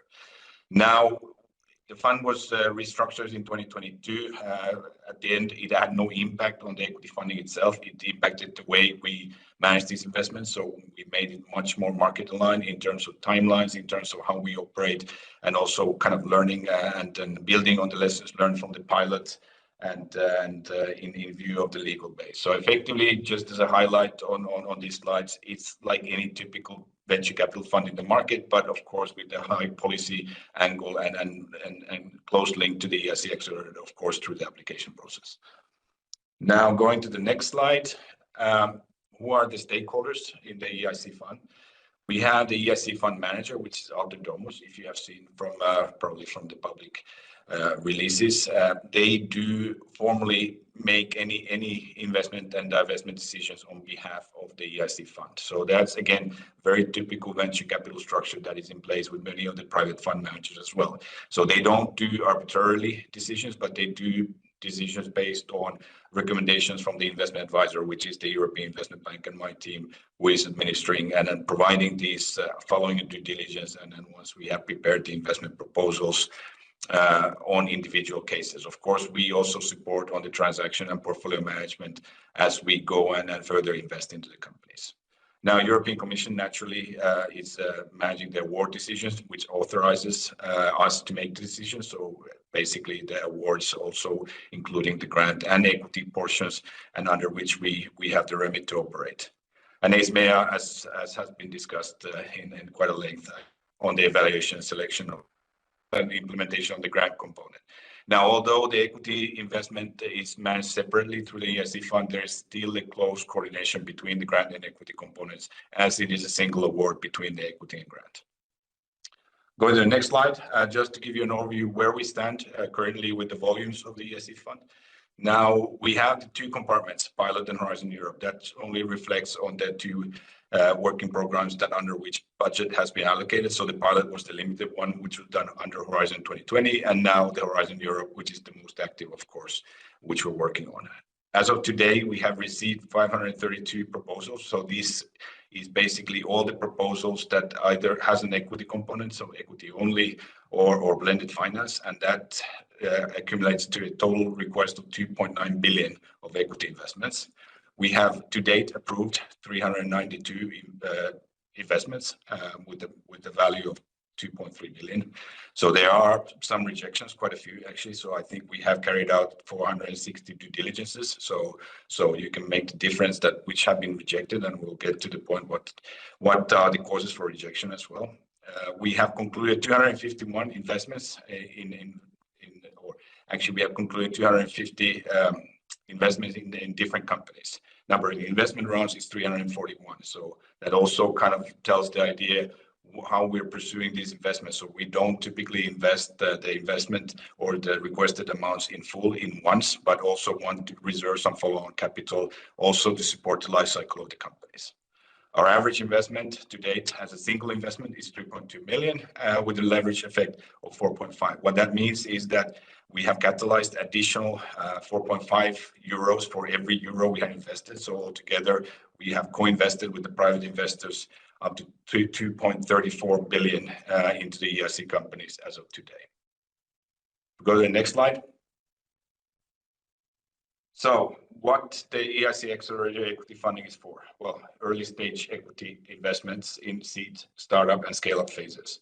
Now we have the more increased flexibility from 500,000 to 30 million, so 10 million in the normal accelerator program, and now up to 30 million under the STEP call. The intended use of the funding is for market deployment and scale up of these companies, as opposed, of course, where the grant is a bit of a different purpose. Crowding in of co-investments is our key. So effectively trying to work together in close cooperation with the market. So trying to leverage 3 to 5 times on the funding that we provide to the companies from private and public other investors.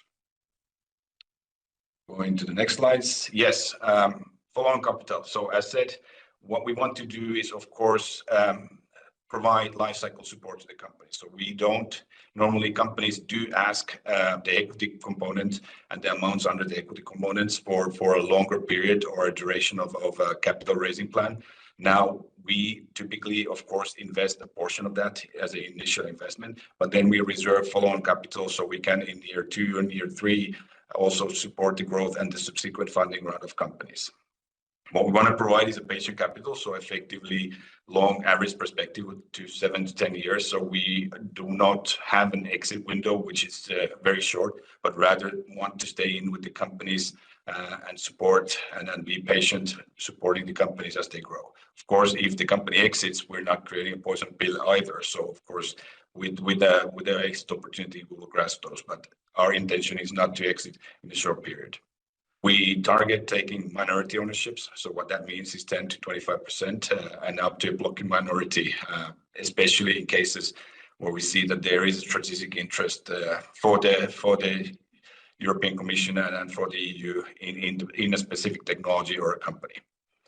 Now, what is very important, and we'll have a few slides on that, is we want to provide value added to the companies beyond what we provide. So what that means is basically providing the funding, but also providing services beyond the funding that really help the companies grow, whether it's about fundraising or whether it's about other aspects of what is needed to grow the company.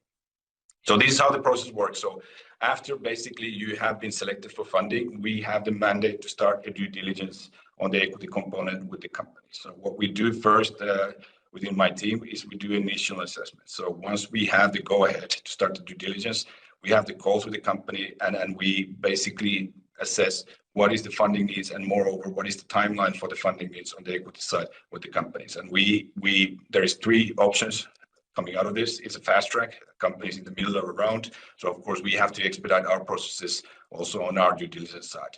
There is a normal track that there's no immediate urgency, but of course we want to advance with the company. But there's also a delay track when companies are not at the moment raising equity, but they know that in the next 3 to 6 months they are kicking off a funding round. So we would delay a bit the due diligence in that stage, also to align with the private investors. Now, when we engage into due diligence, we will have a separate slide on what is in the due diligence, but effectively it's full due diligence of what a normal VC investor would look at. As Andre said, there's a technical due diligence carried out. It's a very important element for us also to get verification and validation on technology. There's a KYC also done by third parties, but all other aspects of the due diligence are carried out by the EIB team over here. Then based on this due diligence, we make an investment proposal to the EIC fund, which is managed, and then these decisions are made by the EIC fund manager as discussed. So we carry out a full due diligence report and a recommendation based on the due diligence on the potential structure, first and foremost on the investment itself, but then if it's a positive due diligence on what sort of investment and then what amount, etc., are associated to the investment that we're proposing. Investment decision, as said, made by fund manager, and then of course we go into investment agreement disbursement, which is a very, let's say, cooperative between the EIB team and the EIC fund manager to formally, let's say, execute the decisions and the agreements as we negotiate with the companies and other co-investors. And of course, after the investment monitoring management, again, highly cooperative between us and the fund manager. Go to the next slide. So this is just the areas of due diligence. So risk assessment, compliance, KYC, product technology, market competition, commercialization, business plan, financial projections, management, board and governance, ownership, capital structure. And then based on this, what would be the optimal investment? Effectively, like normally in a normal environment, companies are also engaged with private investors, asking various documents for their due diligence purposes. So ours is not really different. So effectively, if there's one single data room, it serves the purpose for the EIC fund, as well as it serves the purpose for the private investors. So we have tried to align ourselves with the market in terms of not asking anything out of the ordinary. Of course, certain aspects like KYC is much more scrutinizing on our end, because we want to be sure that when we enter into a cap table, that we are comfortable with all the actors in the company, including the shareholders and other stakeholders. Okay, next slide, please. What is the outcome of the due diligence? So bucket zero, there are 3 different buckets that basically come out of the due diligence. No-go, substantial negative issues preventing investment. So this is the rejection, clear rejection cases where you find fraud or misrepresentation in the application, refusal or failure to submit requested information. This is very important. Of course, you have to be forthcoming on providing the information as we request, because unless we are able to do the due diligence in an appropriate manner, of course, we don't have the basis to approve investment. Of course, manifest error of appreciation by the EIC, substantial negative changes of circumstances, etc. So these are all negative issues that will lead to negative proposal and rejection of the investment component. Bucket 1 on the next slide is companies are not really yet investment ready. So they provide prospects, good prospects for future investment, but for certain aspects, they're not yet ready for the equity part of the investment. They remain high risk, despite the fact that they have been awarded the support from the EIC Accelerator. So in this case, we have 2 options. Well, first and foremost, we perform the full due diligence, but the 2 options on the investment side is either we can proceed with the investment using quasi-equity components, which is basically convertible loans or similar safe type agreements. We do this on a selective basis because, of course, this is not also in the interest of the company to go too early with the companies that do not have professional management or professional board in place, for instance. Or then we have another option is that we propose the company starts with the grant component. So we delay the investment, so we reject them, but give them the opportunity to revisit once they have incubated technology a bit and then fix the shortcomings of the equity proposal in a way. So these are the 2 options in bucket 1. Bucket 2 is a clear-cut bucket. So there are interest already from private investors in co-investing alongside with us. So we normally then engage with an equity investment, at least match, meaning that there is a minimum 50% of other investment, public and private. There is a qualified lead investor leading the round, pricing the round, and we're happy to co-invest with these investors in the context of a proper equity round. Now, our objective is at least 1 to 3 leverage, as shown. Currently, it's 4.5, so we are well within that, and we're actually beyond that. And we also help the companies to find the private investors to increase the leverage. On this aspect, we may rely on certain aspects on financial, commercial, and technological due diligence performed by the other investors. However, we still insist that we do our own due diligence. Sometimes we do share efforts if it's a legal due diligence, for instance, also to make it easy for the companies that they don't need to do parallel activities and repeat same things twice. So there's a lot of cooperation with other private investors, sharing our information, sharing knowledge, and trying to get the syndicate around the table to invest the equity component. Bucket 3, potential investors show immediate interest in providing the full investment. So with the emphasis on the full investment, meaning that the risk level has been already mitigated by the private investors. So we are not there to compete or crowd out private investors or other sources of funding if they're willing to support the company. So in these cases where the rounds, for instance, are fully subscribed, we don't see the place for EIC fund because the risk level is no longer there. So this is also a cause for rejection from the EIC fund. It doesn't mean it's a bad investment, quite the opposite. It's actually a very successful investment, but not just for the EIC fund because the risk has been already mitigated by the private investors. Next slide. As said, there is a emphasis more and more on helping the companies beyond financial means. One of the key elements is really to support and provide services for venture building, networking, and fundraising. So whether it's about investor materials, supporting developing them, supporting and developing fundraising strategies, getting connections to other investors, access to pitching events, etc. So what we really want to do is capture the private investors together with the EIC fund to co-invest into the companies, because of course we cannot alone as an equity investor help the companies to grow. We need the private investors engaged, and then that's what we're trying to do with helping the companies beyond the financial means. We really want to be the investor of choice. So basically it's not only about money, but it's all about providing value added to the portfolio companies. Now that also on the next slide, kind of leads into what are the current focus areas that we see in EIC Fund for this work program. It's perhaps not only this work program, but also previous one. It's a constant evolution how we do things. But what is different this year is that there are two approaches. There is what I would call the normal approach, also the EIC Accelerator, and then there is the STEP. So these are two very different approaches of applying funding where also my team is involved. So that also means that we have to adapt our procedures to two different approaches. And we'll discuss about the approaches on STEP next, and you will see how it differs from the normal approach. The other thing is the dynamic management of the budget. So of course, as said, companies do apply with this fund for a long-term funding strategy, even knowing that they only need, let's say, a portion of that in the short term. So of course, many of these, and then in many of these cases, we do a small fraction of the investment as an initial investments. And in many cases, unfortunately, the plans don't materialize. The companies do not grow for one reason or another. So we have to dynamically manage that on these companies that do not kind of meet the next milestones. The funding that is available is actually attributed to the companies that are actually doing well. We have some, cases where we can do that, like Article 48.12, where we can increase investments in other companies while taking money from the ones that are not actually meeting the milestones and the technology has hit a wall in a way. So this is also now with the big portfolio is coming more pertinent for us to manage dynamically the budget, that we really continue supporting the good companies in the portfolio. Increased scrutiny and selectiveness. So we are also enhancing our due diligence approach, and the next slide will summarize why. So we really want to create a quality stamp of the portfolio. That means that we really want to pick the winners for the portfolio, and that means looking more deeply in the due diligence, whether it's on the technology side, but on all aspects of the due diligence.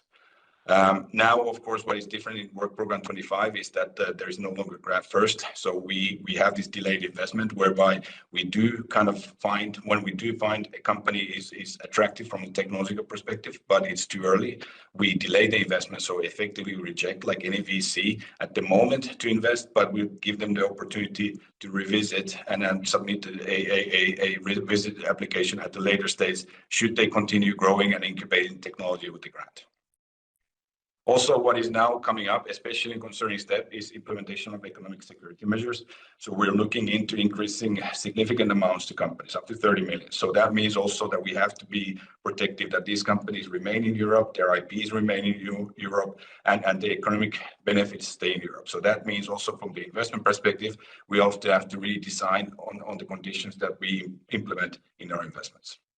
And as said many times already, focus on post-investment approval value added. So syndication, helping companies to fundraise, helping them to grow beyond the money that we provide. So why are we all doing this? As a summarize, quality stamp. So we want to really represent the portfolio and build a portfolio that is best-in-class technologies, and also voicing to the market that they have gone through due diligence, not only through the application process, but beyond on the equity perspective, that any company that is access to our funding and is in our portfolio through this scrutiny and create that stamp for the entire portfolio. The second one, as said, smart money, investor of choice beyond the financial needs. And the final one, of course, is impact. We have to keep in mind that we are an investor, that we want to create impact. We want to keep the companies in Europe. We want to incubate the companies and technologies in Europe. But that's also a focus area where we want to focus how we can do that through the equity investments. I think that was it before the questions. Thank you. Thank you very much, Jussi. Thank you to all other speakers as well, Andrei, Neil, and Denisa. So we will start now answering the questions that we have received in Slido. I will also encourage our audience to also vote for existing questions, so that will bring them up in the order, and this will allow us to answer perhaps more of them. So I don't know if my colleagues are going to show the questions now on screen. If not, I think I see them on my phone myself, so perhaps we can start with that. So I don't see the screen share. There it is. Okay, very good. Right, so we start with the first one. So if we had our show proposal approved with TRL 5, what happens now if we need to have a TRL 6 for the full proposal? So who wants to take this from the ESMIA side? Denisa? Yeah. Thank you for the floor. So now they need to reapply for the short proposal so that it's compliant with the requirement of the current work program. Okay, thank you. So next question from Camila. Are evaluators prohibited for confidentiality reasons to use AI tools for evaluation of proposals? Applicants are very concerned about the lack of control over data protection. The AI, we don't forbid strictly the use of AI tools. However, the protection of sensitive personal or confidential data is mandatory. And therefore the use of generative AI is strictly forbidden.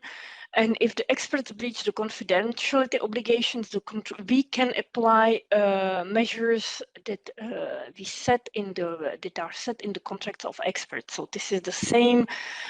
These are the same rules as other agencies also are using for the concerning the generative AI tools. Thanks, Denisa. Still on the application process, what is the latest date by which I should submit my short application in order to be able to submit my long application by 12th of March? So to be sure, it needs to be done by the first Tuesday of January. This is for sure. Possibly also for the first Tuesday of February, but there we cannot guarantee that we will make it. It will be possible for the March deadline. So if you want to be sure, the first Tuesday of January is the latest date. Okay. Will there be updates to the full application template and when? Yes, there will be updates, and Neil, correct me if I'm wrong. It's for November, for the 20th or 22nd November, where we will have available the full application template. Yeah, exactly. And maybe just to add, I think it's probably a question that's going to come up that also the applicants who are eligible for the full proposal will receive direct links for the application, so it won't be in the funding and tenders portal publicly available, only to those who are eligible to apply. So yeah, to expect towards the end of November. Thank you. So again, short applications, the 2025 work program indicates that they will be batched and sent for evaluation the first Tuesday of every month. Is this rule already in force? Yes, today is the first batching date of the new work program. Okay, so will the short application be sent the first Tuesday of December? Yes, right? Is that the same question? Is still in the same? Is the rule already in force? Or will the short application be sent? So I guess the answer there is yes. Yes. Yes. What is EIC's position on hiring consultancies to help prepare the application? For us, this is fully at the discretion of the applicant, whether they need and they consider the need of consultancies as essential or not. Thank you. Can a company apply for the accelerator and the STEP call in parallel? Legally, yes, but logically, the two calls are targeting different objectives and different companies. So logically, it would not make sense that a company applies for both calls, because for Accelerator we are looking for early stage companies, whereas for STEP we are looking for higher tickets for major companies who are facing an upcoming funding round and they need higher tickets. So the objective and target audience of the call is very different here. Thank you, Denisa. Perhaps the next one is for you, I'm not sure. Can you explain how the EIC tickets are released? Can a project consider the EIC equity? The EIC equity will come in a new round that will be open during Grand Component project and in a round open post project. Okay, let me try to take this. First and foremost, I don't like to make a reference how the EIC equity tickets are released, because releasing means that automatically it's available. Again, re-emphasizing that it's subject to due diligence and also scrutiny from the EIC fund perspective. So the award itself also gives the possibility for us to invest. Now, what comes to the equity round itself, of course, we can be flexible. It depends on a case-by-case basis. Sometimes we do have invested on the rounds that have closed before the application has been taking place, if there are good grounds for that, and if we can invest on the same terms and conditions as the previous round, and there has been no material changes. But again, it's very case-by-case basis. It's very difficult to say yes or no, because the equity, the equity environment is very different in respects of how these funds come together and how they're structured. So every case we give the opportunity, and if it's meaningful and if we can rely on the round that has occurred before we enter into the game, of course we can have that and look and take that into consideration. Very difficult to say, but of course, I mean, again, being flexible on that. Thanks, UC. Maybe Andre for the next one. Is there a standard breakdown of the grant payment, say 50% grant at the pre-financing stage, 40% at reporting, and 10% at the end of the project? Well, if I'm not mistaken, yeah, that's correct. But then, of course, it's subject to change. So this is not something that is pinned down. And as I was saying during my presentation, during grant agreement preparation, this can also change. Thank you, Andre. So how can we determine the starting date for a proposal submitted in March 2025? Okay. Yeah. Yeah, sorry. It's very long. Go ahead. Go ahead. You read it by yourself. So this is something, it's the maturity of the proposal. So ideally, they shall have a starting date somewhere towards the end of 2025, but not much longer than January or early 2026. This is the usual practice. What we don't want to see is the project that are submitted in March and they want to start 2 years later. It means that the finance, they are just not ready for that. So usually towards the end of the year, of course, we have some cases where we have projects that start a bit later, so we have retroactive starting date. For them, of course, the eligibility of the I mean, we cannot guarantee the eligibility until the grant agreement is signed. Andre, if you want to add anything on that. No, I think that's quite complete. Thanks. I think the next one is for you as well, Denisa. When will the Waidera Pre-Accelerator be launched, and who can we contact? Well, who can we contact at Waidera? I don't know, for more information. So for the Waidera, it's, as I mentioned, it's part of a different work program. So the details will be known only once the main Horizon work program is out, which won't happen by the end of the year, unless I'm mistaken. And for sure, once the main Horizon work program will be adopted with the Waidera work program in that as one of the annexes, there will be a dedicated info day, and we will also inform you accordingly about the concrete starting dates or opening dates of the calls. And we will update our FAQs. Absolutely, accordingly, and I'm sure you can also contact the NCP's national contact points for Waidera for more information. Great, thanks, Denisa. Another question on application. What do you consider deep tech? Is it defined? And how important is it for the EIC? So the deep tech is more than important for the EIC. This is really the bottom line. So really all investment and grants and projects are really around the deep tech, the breakthrough innovation.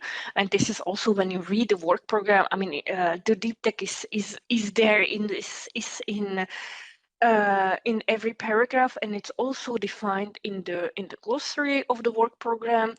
And deep tech is technology that is based on cutting-edge scientific advances and discoveries, and is characterized by the need to stay at technological forefront of constant interaction with new ideas and results from the lab. Deep tech innovations are understood to be those that have potential to deliver transformative solutions rooted in cutting-edge science, technology, and engineering.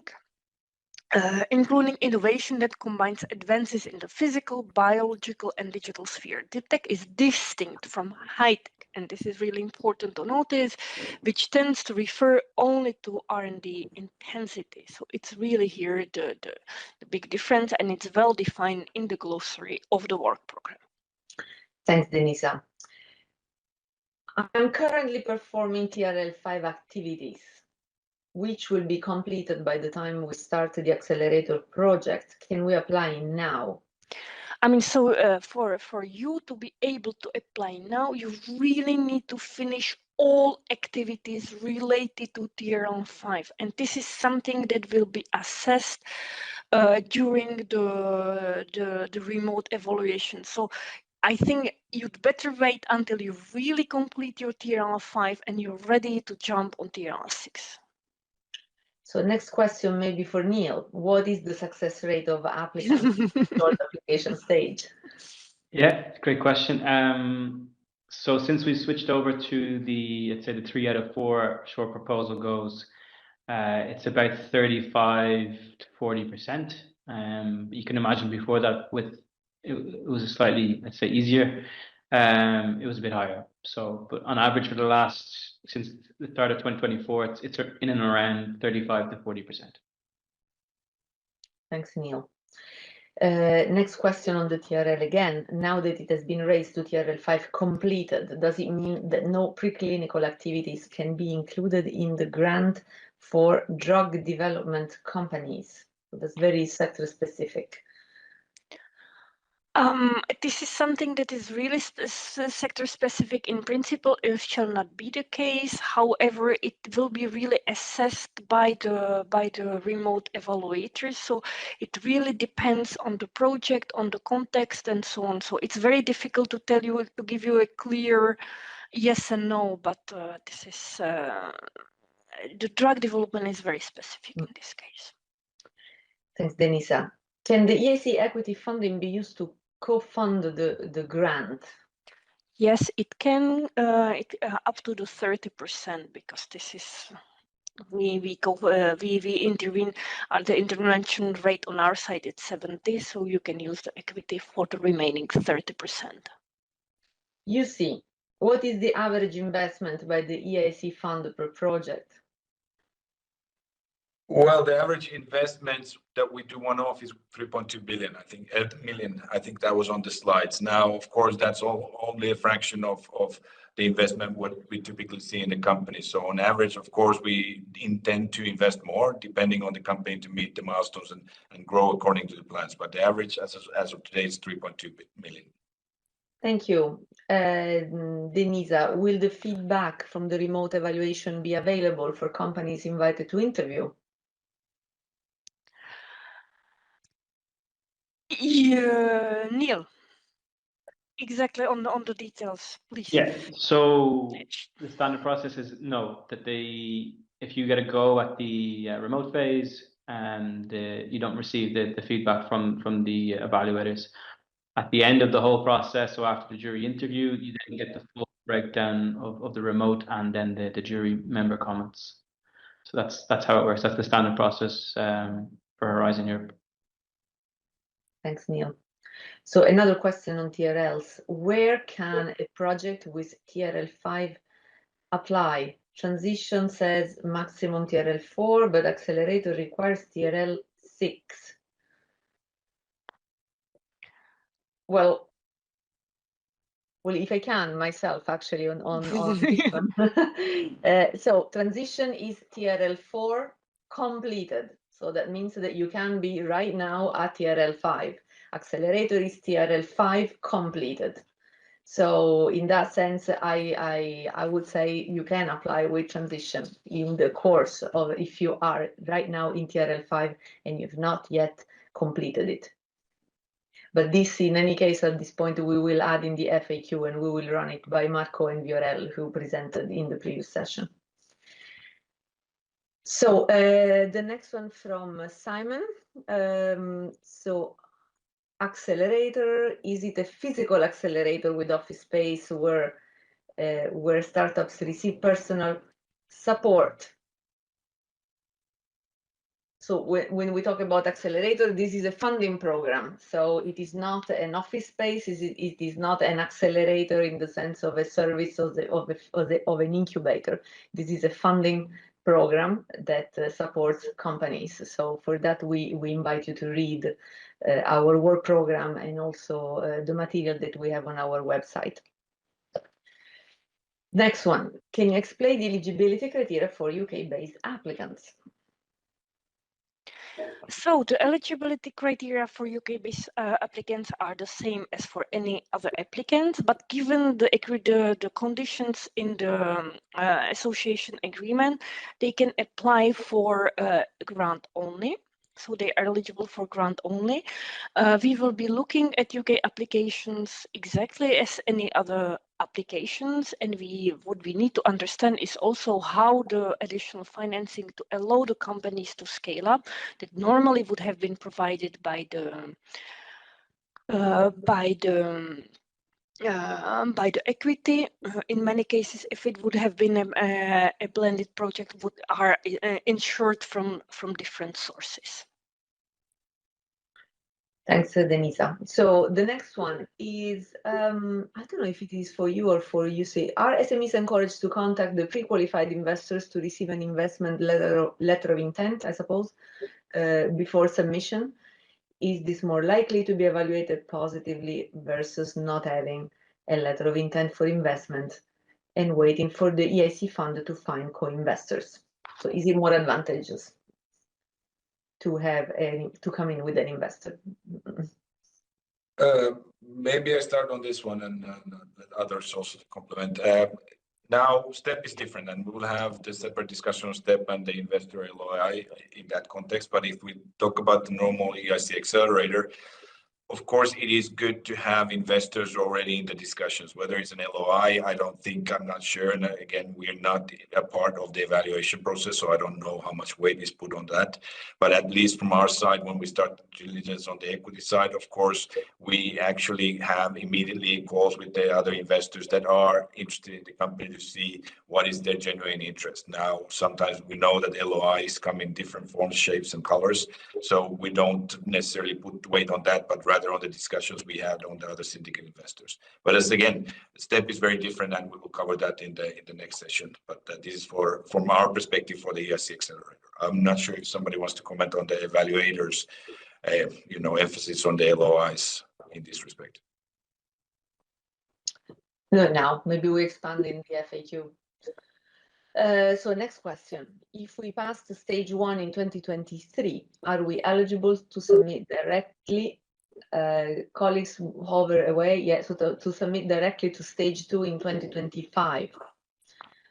Neil. Yeah, so in the work program, it states, try to find the page exactly, but it says, 2023, 2024. If you submitted your short proposal, then applicants who succeeded with a positive evaluation of their short proposal under the 2023 or 2024 EIC work program may apply to any of the following cutoffs in 2025. So that's March 12th and October 1st. Okay, thanks, Neil. So next question is again sector specific. In health life science related projects, TRL 6 means already tests in humans. I don't know if any of the panel. Yes, this is correct, and this is something how we are aware that this is part how the work program has been now defined, and this is also subject to, as I mentioned, subject to evaluation of the remote evaluators to assess. I mean, also the sector-specific, context in concerning the TRLs.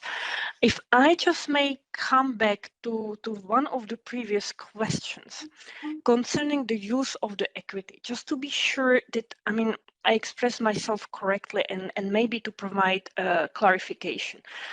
What we want is to bring as much as leverage from the companies as possible for the blended finance.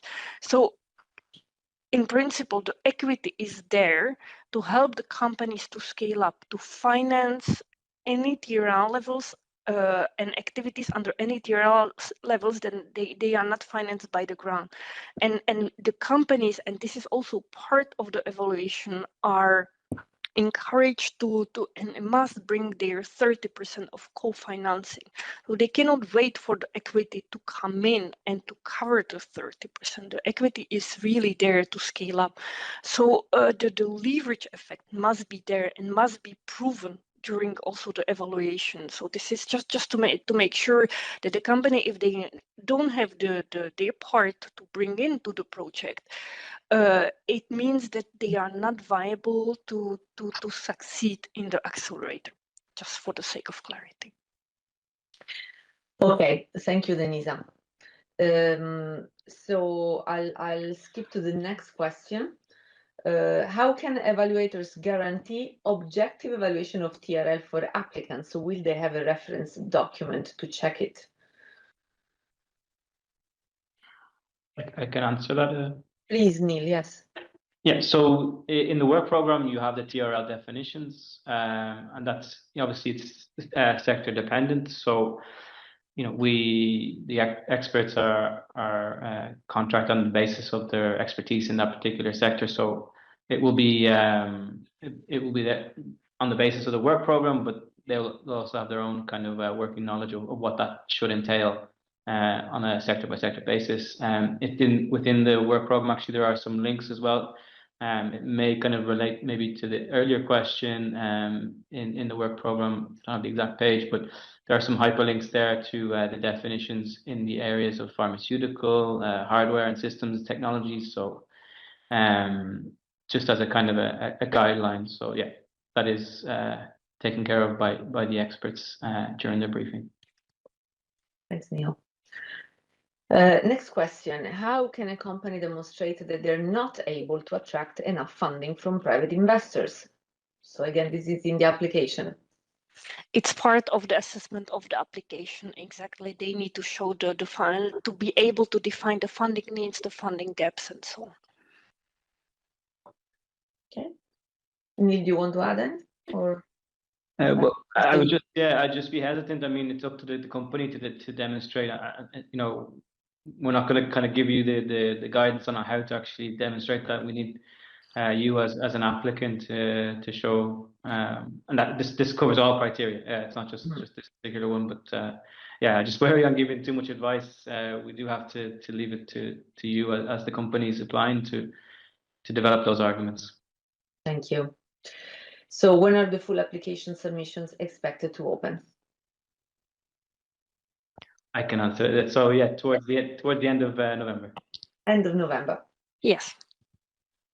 Now, can companies previously awarded an EIC Accelerator pilot with grant and equity now fully drawn down reapply for a second EIC application? Yes. Yes. They can. Mm-hmm. Starting from short application, right? Absolutely. Mm-hmm. Now, how will stage 2 full stage applicant be made aware of the link to apply? Do they get where do they get this? Neil, I think you mentioned this before. You're muted. Apologies. Sorry. All eligible applicants will be will receive it via email and also through their funding and tenders portal account. So if you make sure whoever is in charge of your proposal is the right person, and that will be towards the end of November. And then if you are a short proposal applicant from now on, you will get it in your results letter. So it will be attached along with the evaluator comments with the links to the open and the challenge topics. Thank you. Next one, nice and short. Will the interview stage be remote or will it be online again? They will be in person in Brussels. In person in Brussels. Absolutely. With refund for travel for the interviewees? No, without a refund. Without refund. Thank you. Now, the next question is very specific on a project. So part of the project is at TRL 6 and part of the project is at TRL 4. It is not so the question is if they can submit an application. What's your answer? Well, generally, we cannot give answer actually on specific projects. Exactly. We need to, I mean, it needs to go through evaluation and be evaluated by the evaluators, because it's very specific for every project, and we need to understand. And the evaluators, not us, they need to understand the specific context. Thank you. Would you consider, but if I can add on this is a conversation to have with your national contact point that can have a really a close look at your project. They know very well the program and they can really advise based on past experience. Now, would we consider adding a new mid-year deadline if you want the first shot and you want to resubmit the time between deadlines is too long? So basically a third cutoff. Well, this is actually not in the hands of ESMIA either, but at the moment, not at the moment. Not at the moment. We follow what we have written in the call in the work program, and it's not foreseen at the moment. Why has the TRL requirement been changed to TRL 5? Well, to TRL 5 completed, so TRL 6. It's also a policy decision where the objective was really to get companies at early stage companies, but at a higher TRL level, so that really we can bring them closer to the market in the course of the project. Thank you. Maybe next for EUC on equity. 10 million equity is the ticket coming from the EIC fund, to which the company needs to add 10 million from qualified investors? I'm not sure. I don't know how to respond to this one. Yes, minimum. If the company has been, proposed and awarded for 10 million, of course, our investment guidelines is that we would invest maximum 50% of the funding needs. Ideally, then, of course, minimum 10 million would be coming from other sources. But of course, the 10 million and any amount is subject to our assessment of the equity needs and our positioning in the equity rounds. Thank you. Now, another question for Denisa. Can a company apply for the pre-accelerator and the accelerator in parallel? There is nothing that prevents the company, provided, but again, it doesn't make any sense because the objectives, the target audience, and the calls are different. So I don't see a reason why a company shall do so. But yeah, and also, provided they fulfill the eligibility criteria, and they can, but doesn't make any sense. And this will be published later in the year anyway, the eligibility criteria. So until then, we can't be much more specific. Are Swiss companies eligible for the EIC Accelerator 2025? Oh, another one jumped. Well, let's answer the Swiss one first. Oh, okay. Neil, do you want to specify? Yeah, so in principle, no, but at the short proposal stage, any company can apply from any country. So not just Horizon Europe or EU member states, but third countries.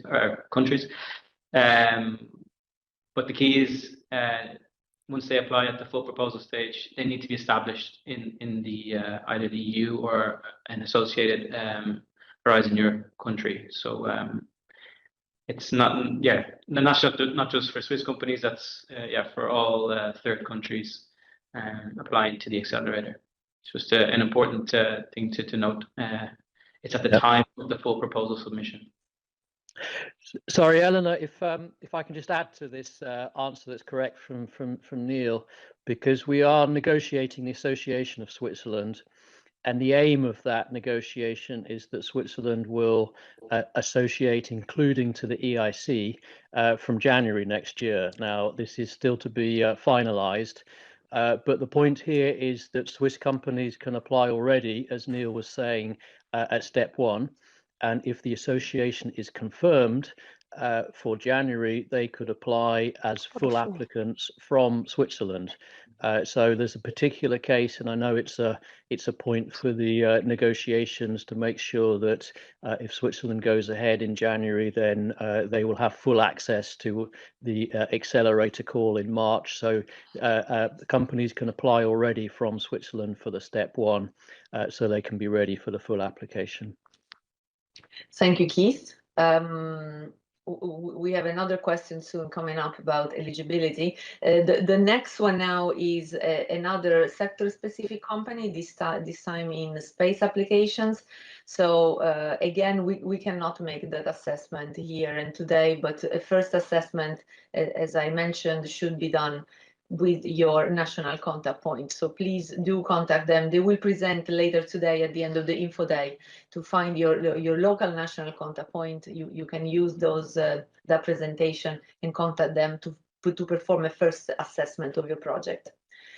Now, the next is, so can you provide an example or the type of funding schemes that are available for a proposal that has received a seal of excellence? Is there any place where companies can access this information and even apply for funding? Who wants to take this?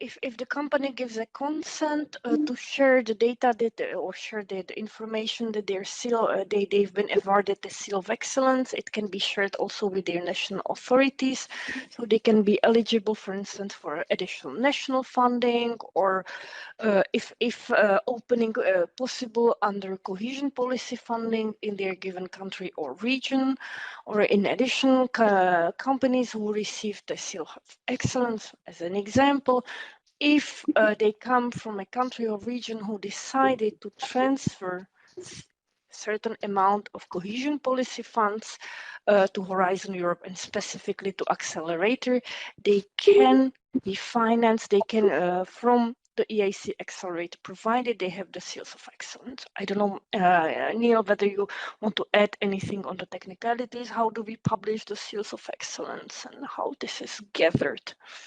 No, so there's no publication on our side of the seal of excellence. They're shared with the funding authorities. Yeah, it is country by country basis. I don't have any individual information per country. Keith, you wanted to add something? Well, just to add, there is a Seal of Excellence website, which we try and keep up to date with all of the schemes that recognise the Seal of Excellence.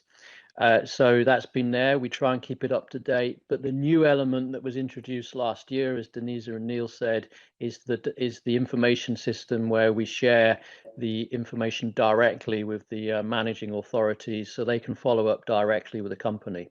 So now it works both ways. If the company gets a Seal of Excellence, they can go on the Seal of Excellence website and see if there are schemes that support Seals of Excellence in their country. But vice versa, the managing authorities, or indeed others that support the Seal of Excellence, can contact directly the companies if there are opportunities to fund them. So it's hopefully going to increase the uptake of Seals of Excellence.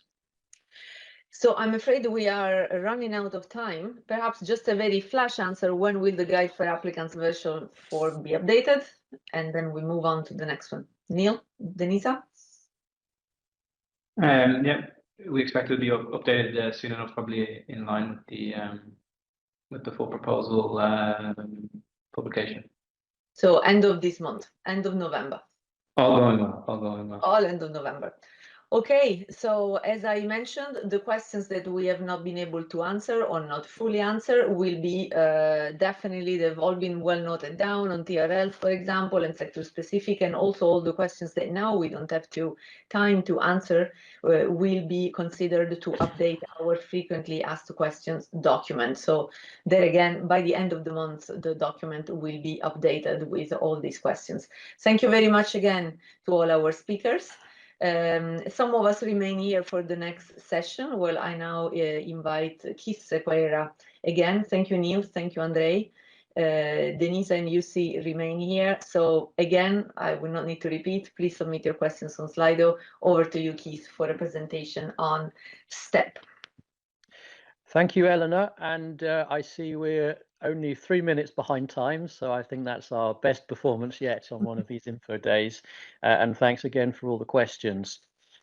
So I think you've heard a bit about the STEP call in terms of how it relates to the accelerator, and some of the changes we made to the accelerator were indeed to provide this new approach where the accelerator now is more focused on the earlier stage companies with a limit of 10 million.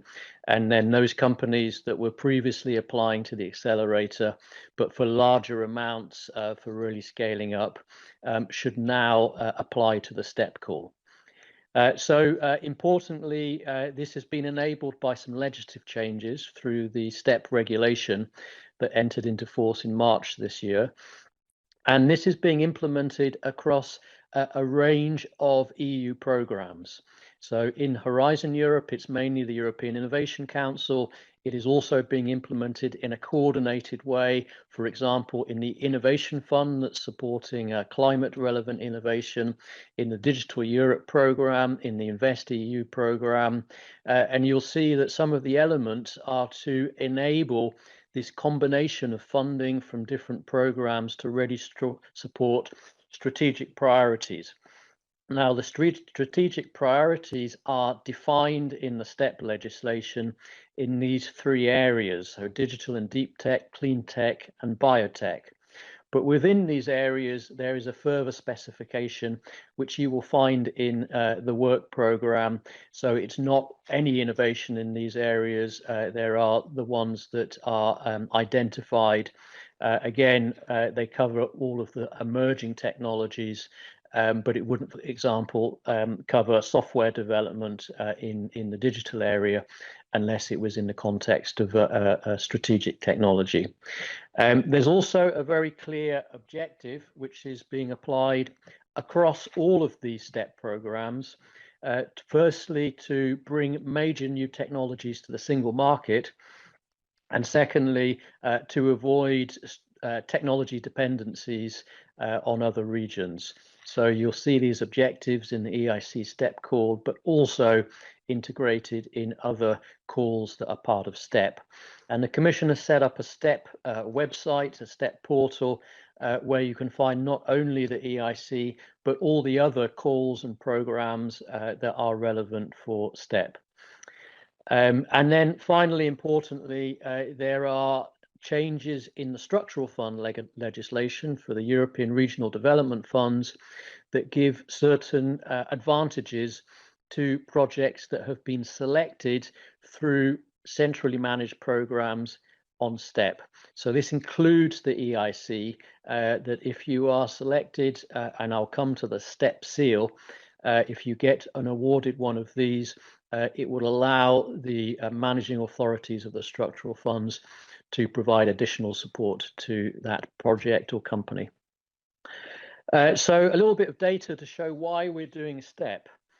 What we have seen is that if you look at data on the market, this data actually comes, I think, from the Draghi report, and this looks at the investments in larger and larger funding rounds.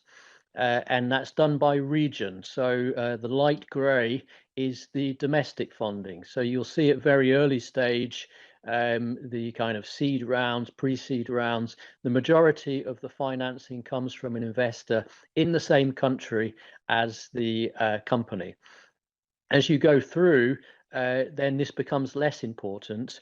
But what is the concern is that when you get to the larger funding rounds, so from about 40 million, 100 million above, the majority of funding is coming from outside Europe. And in a way, this is very positive. It shows that European startups and scale-ups are attractive investment propositions, but it also carries with it a risk that those companies, given the majority of non-European investment, will at some point relocate. At some point, the employment benefits, the economic benefits and the benefits in terms of really having a principled approach to those technologies will not be any longer in Europe. So we're trying to address in this EIC STEP call these larger investments where there's a real deficit in Europe, and the investments which are taking place are often very, very reliant on investors from overseas. So we move to the next slide. So the STEP regulation, what does it do? Well, firstly and importantly, it changes the equity-only support. So previously, the equity-only support came with conditions. And the condition was that the company had to have an eligible preceding grant. So this very much limited the number of companies that could be supported. And what you'll see here is two changes in the legislation that provide the ability to do this in any case for SMEs. And that's why in the accelerator call, the equity only support there is no longer conditional on a preceding grant, but also for innovations in these strategic areas, the critical technologies, and that goes to small mid caps as well as the SMEs. As I mentioned, the STEP regulation also introduces the STEP seals. So these are awarded not only by the EIC, but by other programs. And it's that seal that provides the beneficial treatment under the structural funds. And then something to be aware of is that each member state has nominated a STEP national contact point. Now, these are not doing the same job as the EIC national contact points. They are there to help coordinate at member state level between all the programs that are implementing STEP. So if you want information about the STEP call under the EIC NCPs are the people to contact.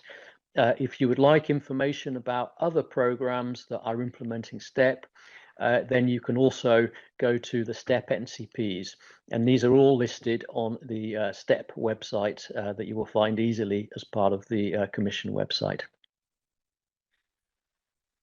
So a bit of an overview of the main elements before we go into more detail. The budget is 300 million. As with all budgets, these are indicative budgets for 2025. Our intention from the Commission side is to continue this in 26 and 27. So we would be looking over the 3 years at a budget of approximately 900 million euros. So with that, we would hope to be able to be supporting up to 50 strategically important companies to really grow and become global leaders in Europe. It is an equity-only scheme. So you cannot apply for grant support under this call, and it's not about convertible loans or some of the other quasi-equity instruments. So this would be looking at direct equity investments.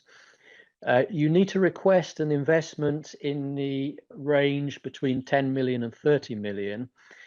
With a clear aim to catalyze these larger funding rounds. So the numbers we've indicated are between 50 and 150 million. That's an indicative range. It could be investments above that. It could be investments a bit below that. But this is the kind of size of financing rounds that we hope to catalyze with the EIC STEP scale-up call. The application process is very different, as you will hear in a bit more detail. It doesn't have the earlier stages of the step 1 or the remote evaluation, but it does require a pre-commitment from investors. And I apologize again, I see that there is an error in this slide that we will correct afterwards. The pre-commitment is a minimum of 20% of the foreseen investment round. So if the applicant would like to raise an investment round of 100 million euros, for example, the pre-commitment from an investor would need to be at least 20 million euros. And that is because we don't think it's feasible for companies to raise 100 million if they don't have some investor that is ready to provide a support of the need for that and that belief in the company. This is not a legal commitment from the investors, but it is a serious commitment, and we have a template letter that you'll hear about to provide that. A second novelty is that we facilitate access to venture debt. What we have seen is that for so many of these larger investments, it is very useful to have a combination of equity investments and then venture debt, which is a product under InvestEU that is also aiming at high risk, but through a debt financing instrument.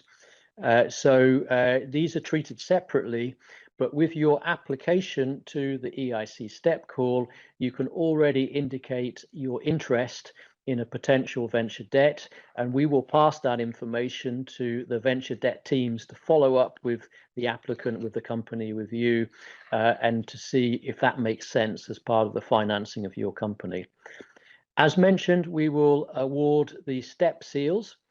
That will be done for companies that are funded, but also companies that are not funded but meet the evaluation criteria. So that is both for complementary funding for those that we will fund from the EIC, but it's also alternative funding for those that we do not fund directly from the EIC. And then you'll see that the evaluation criteria are based very much on the accelerator. We have got exactly the same criteria for the risk level. This is not about low risk investments, it's about larger investments that remain high risk. But we have augmented the evaluation criteria with the STEP specific conditions.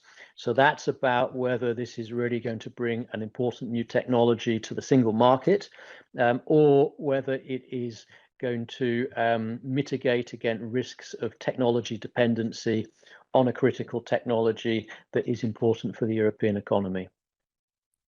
So I will conclude, I think, with a couple of other sort of summaries. Who are we looking for? We're looking for companies that are aiming to develop, scale up these strategic technologies as defined.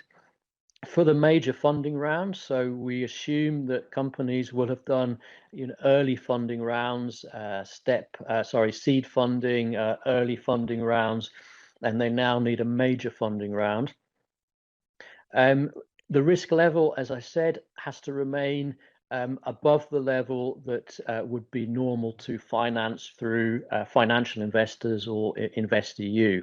But we will, of course, look at combinations, how EIC support can help catalyze other investors. Now, importantly, this is an open call. So we know there are companies that are already invested by the EIC fund, and they can apply for these larger investments going beyond what is currently possible by the EIC fund. But it is an open call. So it is also for applicants and companies that have no previous EIC support. And in both cases, those applications will be evaluated in exactly the same way against the criteria, the award criteria that are listed. So I think this will be my last slide, a little bit more detail about what these actual technologies are. But I would very much recommend you look at the work program. And in addition to that, the Commission has published a guidance document. Again, this guidance document applies to all of the programs implementing STEP. But that guidance document provides further information about the scope of the technologies that are covered under the 3 areas. It is quite precise, but I would say as well that given that the EIC is very much focused on high-risk technologies, it is unlikely that there's many of the technologies that we support under the EIC that would not fit into these 3 criteria, because it is very much about the emerging technologies with high growth potential and where there's important risks involved. So it's a very, very good alignment with what EIC is supporting through the Pathfinder transition and the Accelerator call. So I'll stop there. I think I pass to Denisa to go a bit more into the application process. Denisa. Thank you for the floor, Keith, and for the very excellent, absolutely excellent introduction into STEP and the STEP scale-up call. And I will guide you shortly through the evolution workflow and what the indicative timing is. So it will be an ongoing continuous call. So you can start applying as of the 26th November, where we are opening the call. And then since then you can start applying on a continuous basis. We plan to batch the applications every 3 months, unless we see that there is an urgent case, meaning that there is an application where a company is facing a really upcoming financing round and cannot wait. This is something we foresee, and we fully understand the urgency. Once we have the applications, we will launch the eligibility checks together with EIB, and UC will tell you a bit more what on their side they will be looking at. We expect that this can be done in around 2 weeks. So if you can imagine that we do, the call opens on the 26th of November, then we batch after 3 months, so coming end February. So then we can, after the eligibility checks, we are able to open the interviews. Interview the companies somewhere early April. And the interviews this time will be done remotely with the juries, and we will have the EIB colleagues and program managers as observers. And we believe that the applicants shall be informed by end of April. So not longer than 2 weeks after the end of the interviews, and we will be sending the invitation letters to the companies. So this is on the indicative timing. And on the next slide, let me also recap the evaluation process. I mean, you heard from Keith, but here you have it a bit more graphic. So once we have the application, we will look at the eligibility, and mainly 2 parts in the eligibility. First of all, whether the application falls within the scope of STEP. And the colleagues in the EIB will be looking at the pre-commitment from the investors in line with what Keith has just explained. If the eligibility is not fulfilled, then the application is out. If the eligibility is fulfilled, then we invite the company for an interview with the jury. So as I mentioned, it will be online, remote.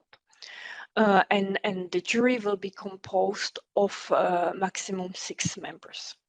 And the possible outcome of the interview is the company is selected for the funding and receives the STEP seal. The second possible outcome is the company is not recommended for funding, received no goes.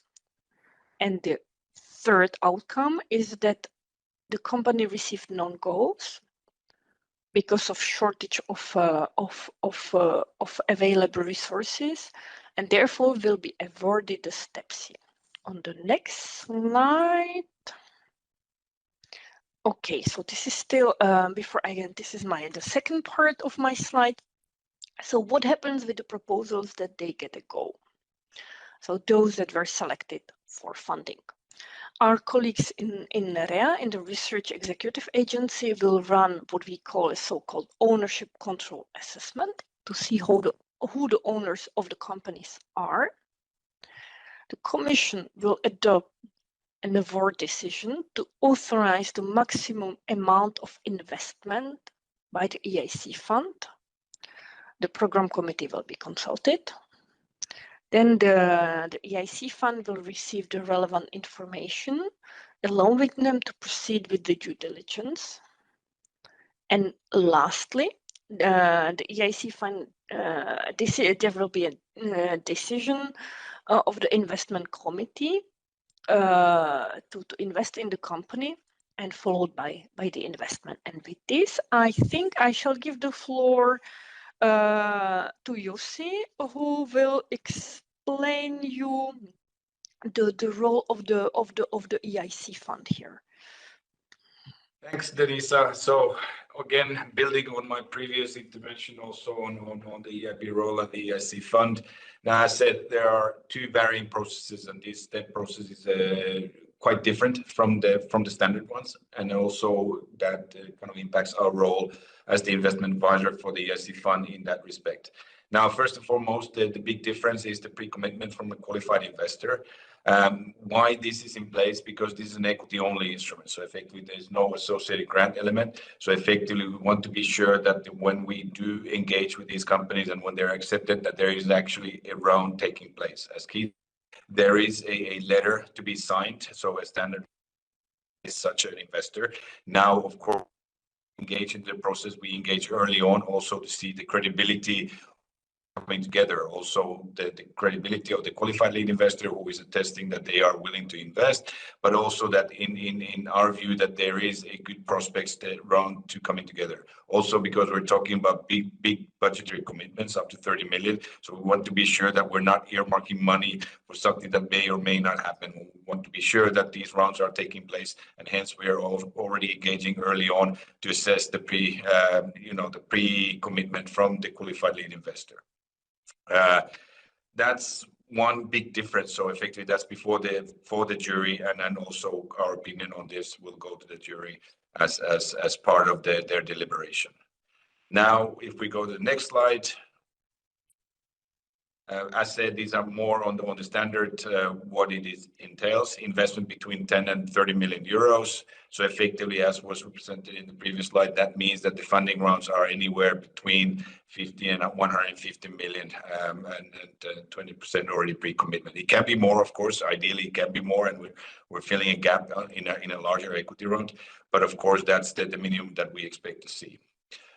As again, like in any other cases, the EIC Fund Investment Committee will make the final decision. So the governance of the fund will remain the same. It is just how we arrange ourselves, also from our side, from the EIB side, but also from the EISMEA side, on the process and around the process.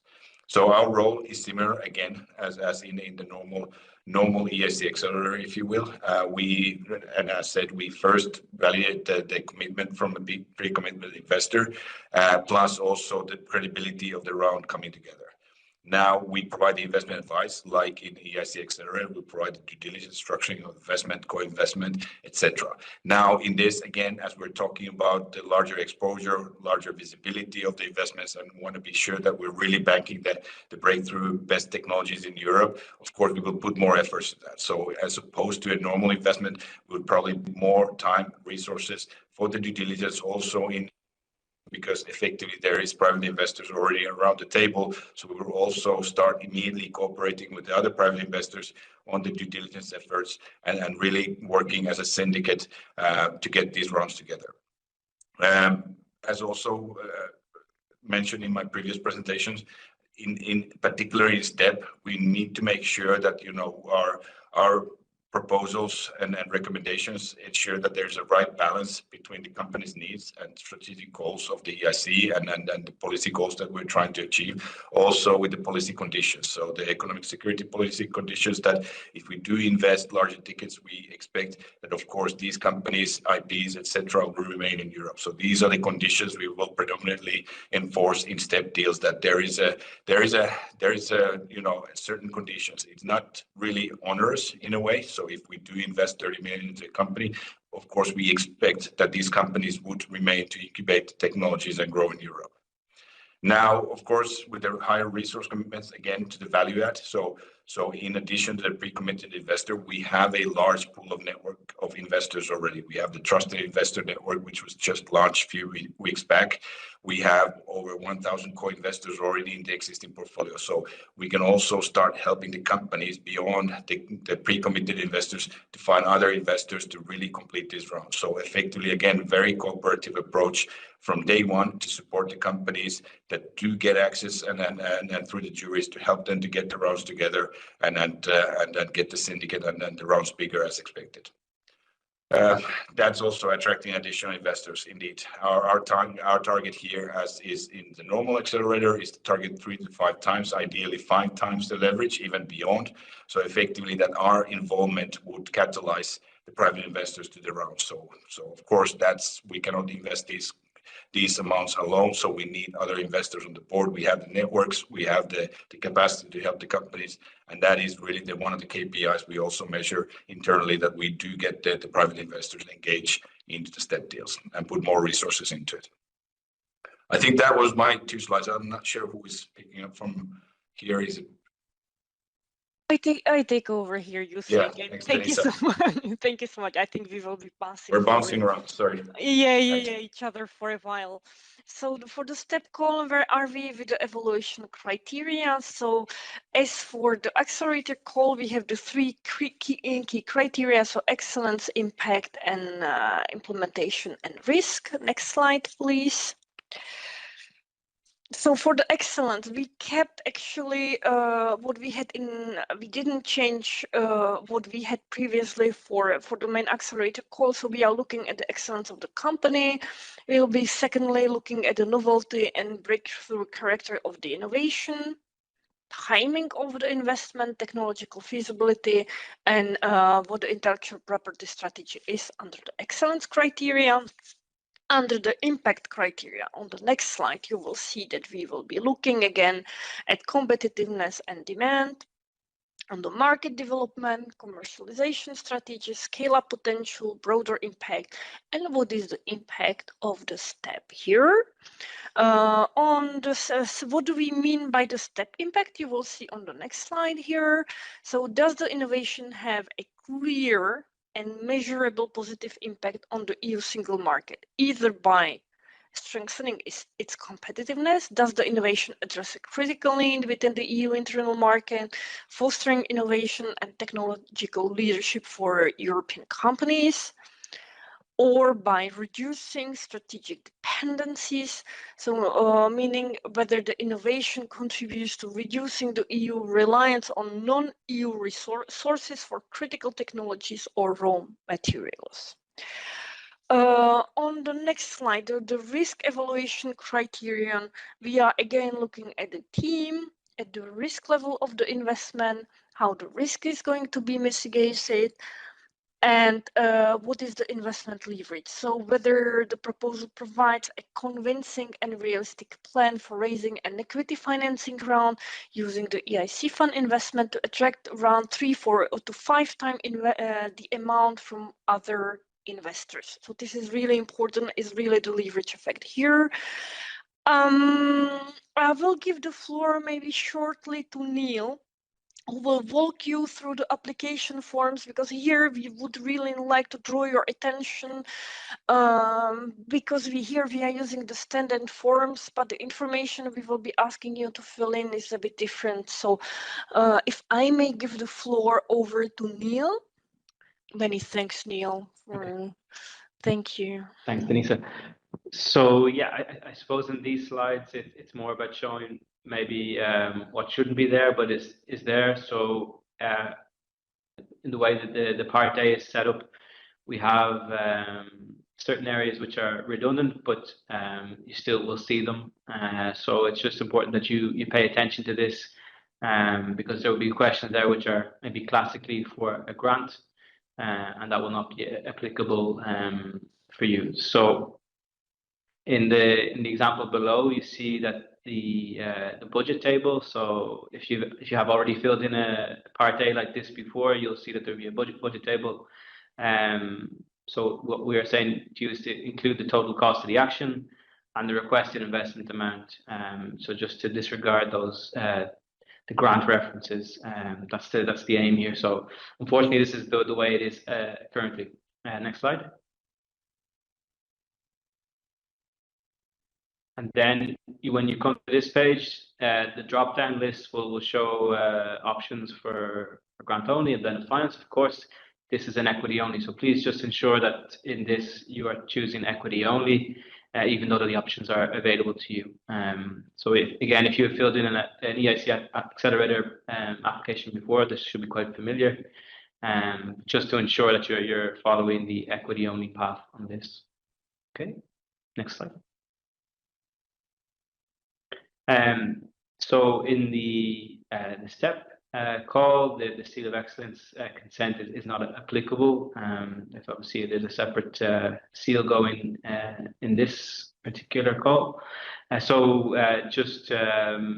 Yeah, for what we're saying is to kind of ignore this. It's not applicable to you, but it will still be there. This is just a legacy of the situation that we are in and the system. So just for you to bear that in mind, it's not applicable, although it will appear in the Part A.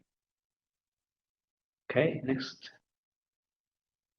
There will also be an option here for kind of a consent, and this is in the financial plan Excel table. So just important that you notice it there. It's not going to be part of the Part A, and it's important for later on. Yeah, as you go, if you are successful, that all these different organizations have the information about your company. So it's a small consent. It's just important that you fill it in. So these are just administrative issues for you to bear in mind. Okay, next one. Okay, so when we, as I said in the previous session, we tried to fill in or tried to give a kind of a guidance for the applicants, and these kind of anomalies will be explained in this guidance document. So if you're unsure of where to fill in and what not to fill in, it will be explained there prior to the opening of the call. So we do plan to open this on November 26th, so this should be around the same time as the full proposal, and that they will be accompanied by the templates for the pre-commitment and the rest of the guidance. So just keep that in your diary for later on this month. That's when it should go live, and it will be directly on the funding and tenders portal. There's no hidden link, or it's not like the full proposal. It will be open to the public, so directly in the funding and tenders portal. And there's also some FAQs available for the specific step process. Okay, thank you.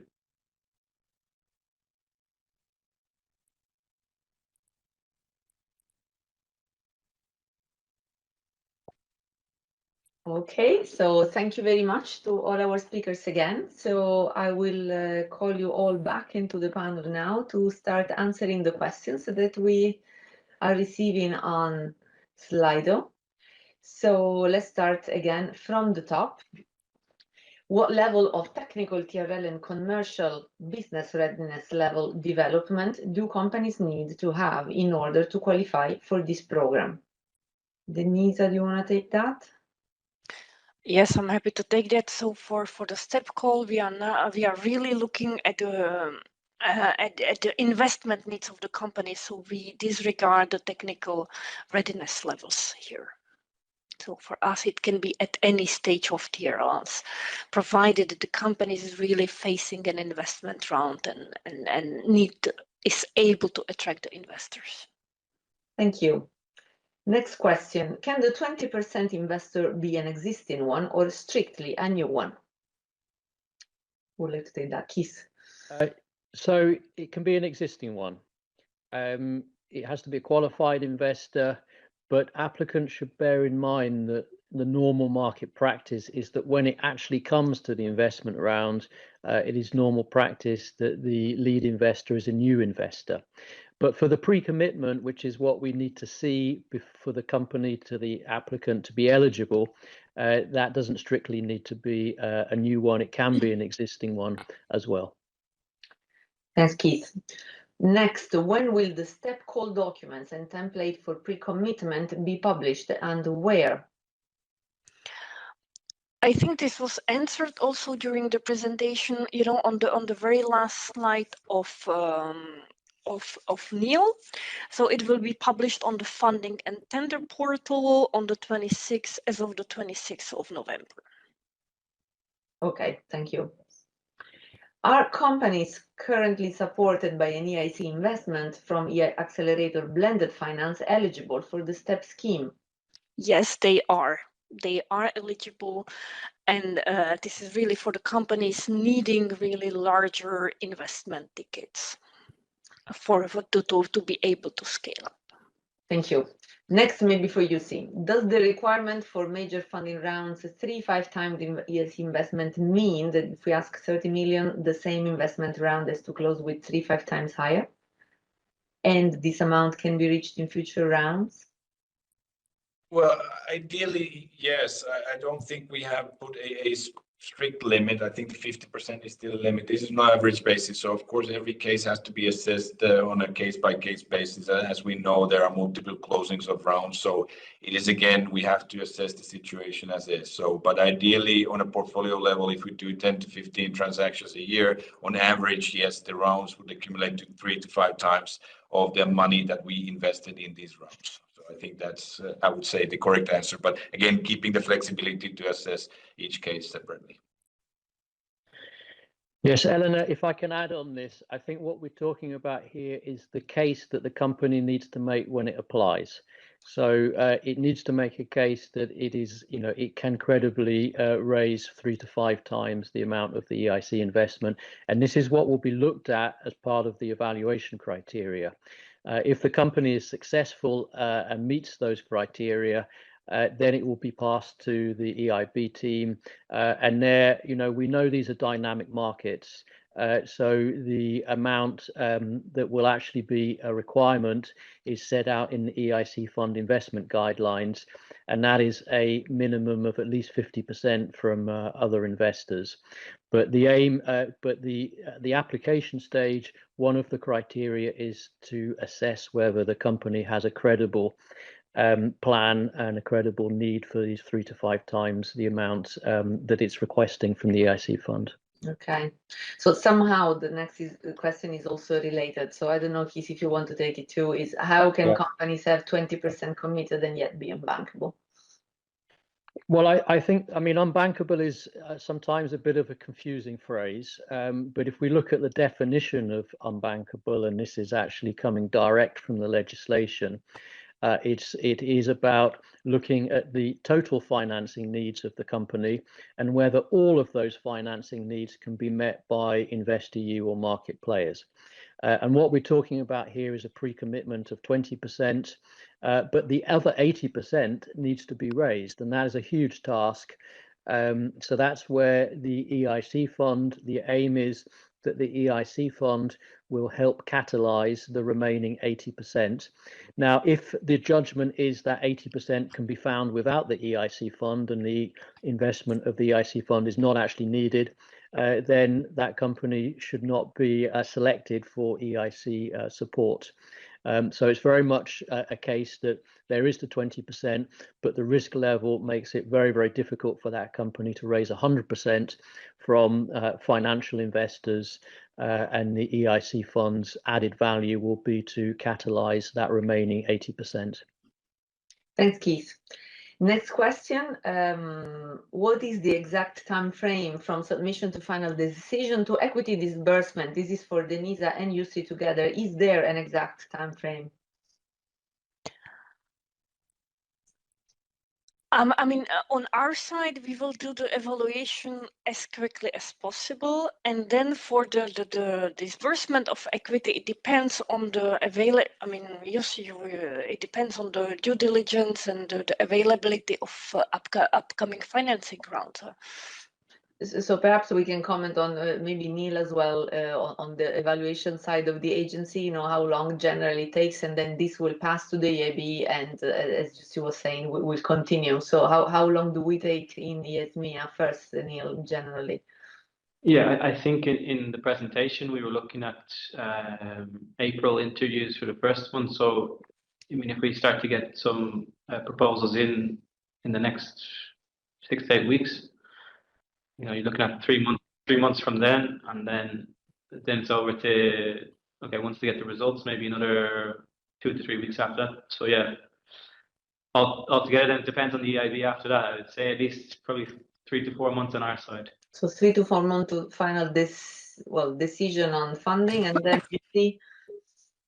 No, once the jury deliberates and makes a call that we have the mandate to have a look at it. I mean, of course, subject to the companies having all the due diligence materials ready, data rooms in place. Of course, we can move quickly. For us, these are of course priority deals because they are rounds in the making. So of course, we will put the capacity into this work. So. What can I say? 6 to 8 weeks, and we can run through the process of the due diligence and up to disbursement and decision. So again, it's a two-way street. So of course we expect that of course the companies have all the materials and are also forthcoming for the due diligence on their side. Thank you. Next question. As the STEP submission is continuous, how do you guarantee that money will still be available during the whole work program? We will ask the juries to take into account the overall budget for the STEP call. And we will recommend them not to finance proposals for more than 70%. We will also inform the jury members about the remaining available budget. So this is something that we need to ensure that the juries are aware of the remaining available budget. We don't want them to go over 70% over next calendar 60 years. So voila. 6 months. 6 months. 6 months, sorry. Yeah. If you wanted to add something. Just to say that, I mean, as Denise said, we'll instruct the juries that in the first 6 months, they have to leave at least 30% for the remaining 6 months so that there is a reasonable chance. But I think also what we've seen in the EIC fund is that when the investment decisions are actually taken, there is a bit of inter-year flexibility. So it could be that a company applies, you know, in the second half of 2025, for example, but the actual sum of that investment actually comes from the 2026 budget. So this is a continuous call where there will be flexibility going forward about how the annual budgets are used. So that's also why we think with at least 30% reserved for the second half of the year, that is a reasonable apportioning to give everybody a fair chance of getting the support. Thank you. We're 1 minute away. Perhaps we take the last question. The next one, we still have, I see a lot of questions on eligibility, but these are easy to clarify in the FAQs that we will be updating. So what differentiates STEP from the EIC Accelerator in terms of project implementation? Are tasks expected to focus on development, validation, and scaling, or are they limited to sales and scaling? Keith. Yeah, I mean, there's a point which is actually relevant for a number of these questions. This is an equity investment. Exactly. It's an investment in the capital of the company.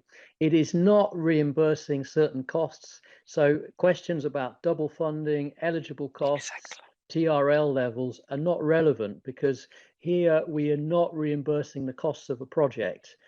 We are investing in the capital of the company. So we will judge the applications against the criteria, but then we will not be looking at how that money is actually spent because it's an investment in the capital. It's not a reimbursement of costs. Okay, I think we have to close this session here to give the floor to the Business Acceleration Services presentation. Thank you very much again to all our speakers. Sorry, Eleanor, if I can just take one question, which I saw was important there. It's about UK entities. So, I mean, unfortunately, the UK is not eligible for the equity part of the EIC. That's both in the Accelerator and in the STEP call. Now, the STEP call is equity only. So unless a company relocates to an eligible country, UK applicants cannot apply to the STEP call. Just to clarify that point, which we've seen a few times, and I'll stop there. Fair enough. Okay, thanks again, everybody. Yeah, we will share the slides and the questions and the recording for this session as well. Thank you very much. Over to you, Aga and Oana. Have a good follow-on. Bye-bye. Hey, thanks, Elena. Hello, everyone. Thank you for joining us here at the EIC Work Program 2025 Info Day. My name is Oana Popescu, and I'm going to be the moderator of the EIC Transition Service station. We have 45 minutes for this session. A kind reminder to the audience to use Slido for questions. You can join the green room, the EIC bathroom, using the hashtag EICWP25. If a similar question was already submitted by someone else, please just vote or like the question. Likely will manage to answer all your questions during the Q&A today. But you will definitely find your answers in the FAQ document available on the EIC website after this session.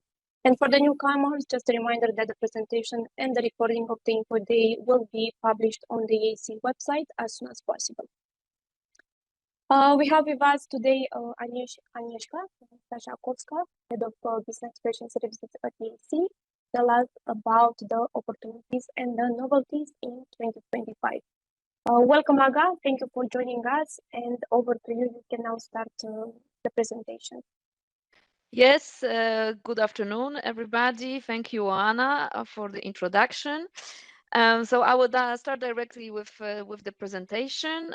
So now we're not going to talk about the funding that you can receive from the EIC calls, but what comes on top. So what comes once you're already an EIC beneficiaries, although we have also some services foreseen for the applicants.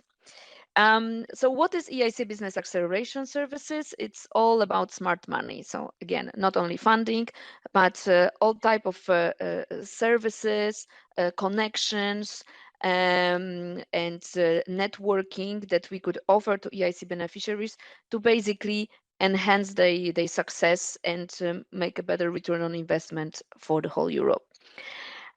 So who is eligible for these activities? So it's all EIC beneficiaries from Pathfinder, Transition, and Accelerator. And now in 2025, of course, we will also serve with this the beneficiaries of the EIC STEP call. But it's not only for them. Also, we serve the Horizon Europe Seal of Excellence, and again, a new thing, those that will receive the EIC Sovereignty STEP seal. But we also offer services to Women Tech EU beneficiaries. So this is one of the schemes within the EIC family. New thing, the pre-accelerator beneficiaries will also have access to BUS.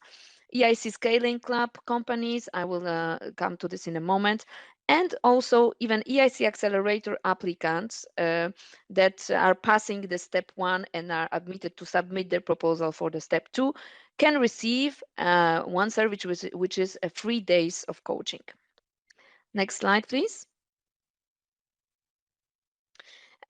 So just in one snapshot, if we would present to you what business acceleration services are about, what is inside, where we want to offer EIC innovators everything they need the most in order to grow and put their innovation on the market. So we offer them contracts, contacts, and skills and talents. So in terms of contracts, we had a lot of services that aim at matching, connecting EIC beneficiaries with potential clients, with corporates, with innovation buyers, also with investors, with buyers at trade fairs. So we bring companies to the trade fairs within and outside Europe. And there is an EIC Scaling Club, which is a dedicated program for the scale-ups within the EIC portfolio, but also we accept here companies from outside EIC portfolio. I will come to that in a moment. In terms of contacts, what we have to offer is about the ecosystem partnership service catalog. So it's basically the idea of a service that we want to connect EIC beneficiaries with excellent service providers within and outside Europe, those that have knowledge, expertise, and network, very often specific to to a particular sector or niche market.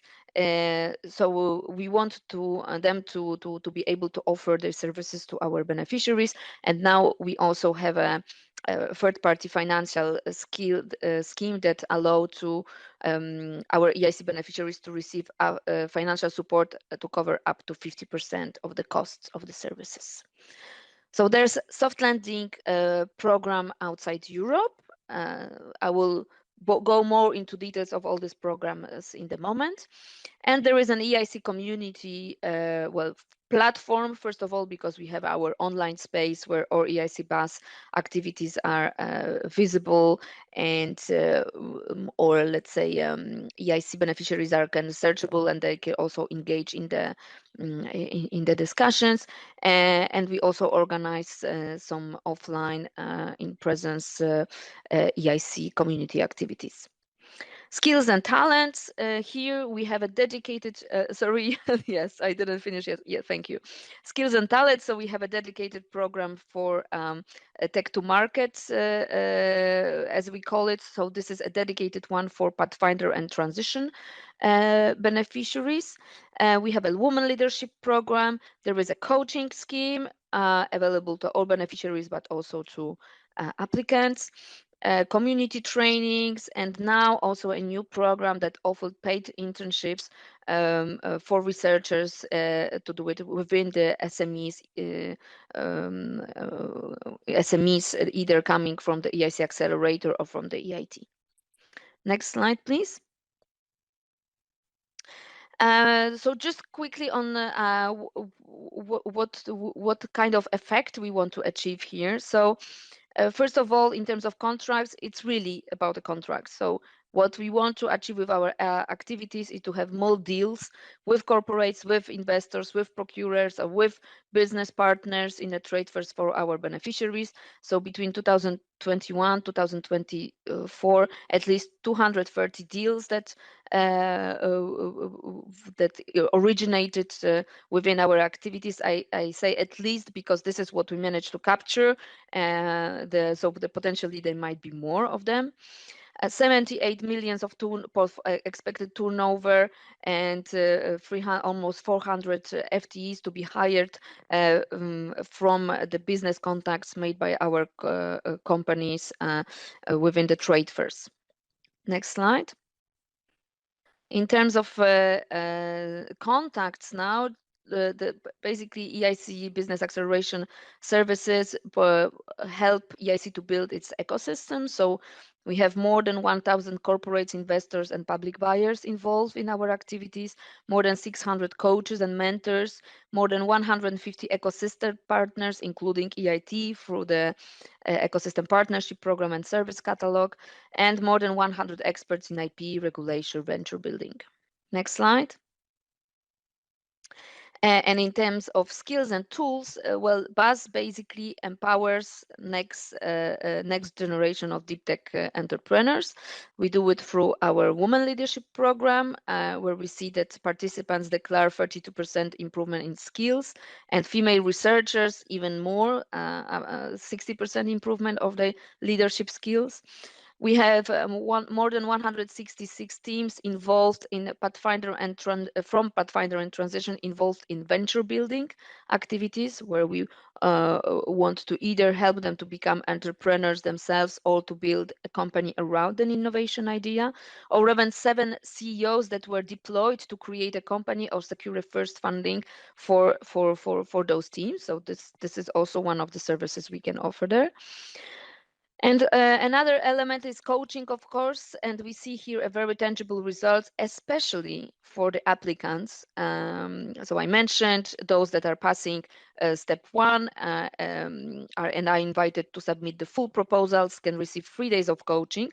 And we see, especially in the widening countries, that those of the applicants that use coaching have a 6% success rate compared with 3% with those that didn't use coaching. So you see very tangible results out of the coaching activities for applicants, and I very much encourage you to take up this service. Next slide. So just to mention some of the novelties under the EIC Work Program 2025. So we will be launching a new independent global business expansion program with 2 million budget, and here we will launch a tender for these activities in the Q1 of 2025. Maybe just as a context explanation, how we provide business acceleration services to EIC beneficiaries. We work with different service providers. So this is or contractors or external projects that help us to provide the services to EIC beneficiaries. So we have partners here, and here is the way of how we can engage with those contractors. So global business expansion program, but we will also renew a contact for the EIC Community and Women Leadership Program. We will have a new contract for investor outreach activities, including animation of the Trusted Investors Network, here to be launched by Q2 of 2025. Ecosystem Partnership Program, so we will need a contractor here as well, and also focusing on the environmental and social governance reporting. And participation to trade fairs in 2026, where we have additional funding for that from this new work program 2025. So if we can have another slide, please.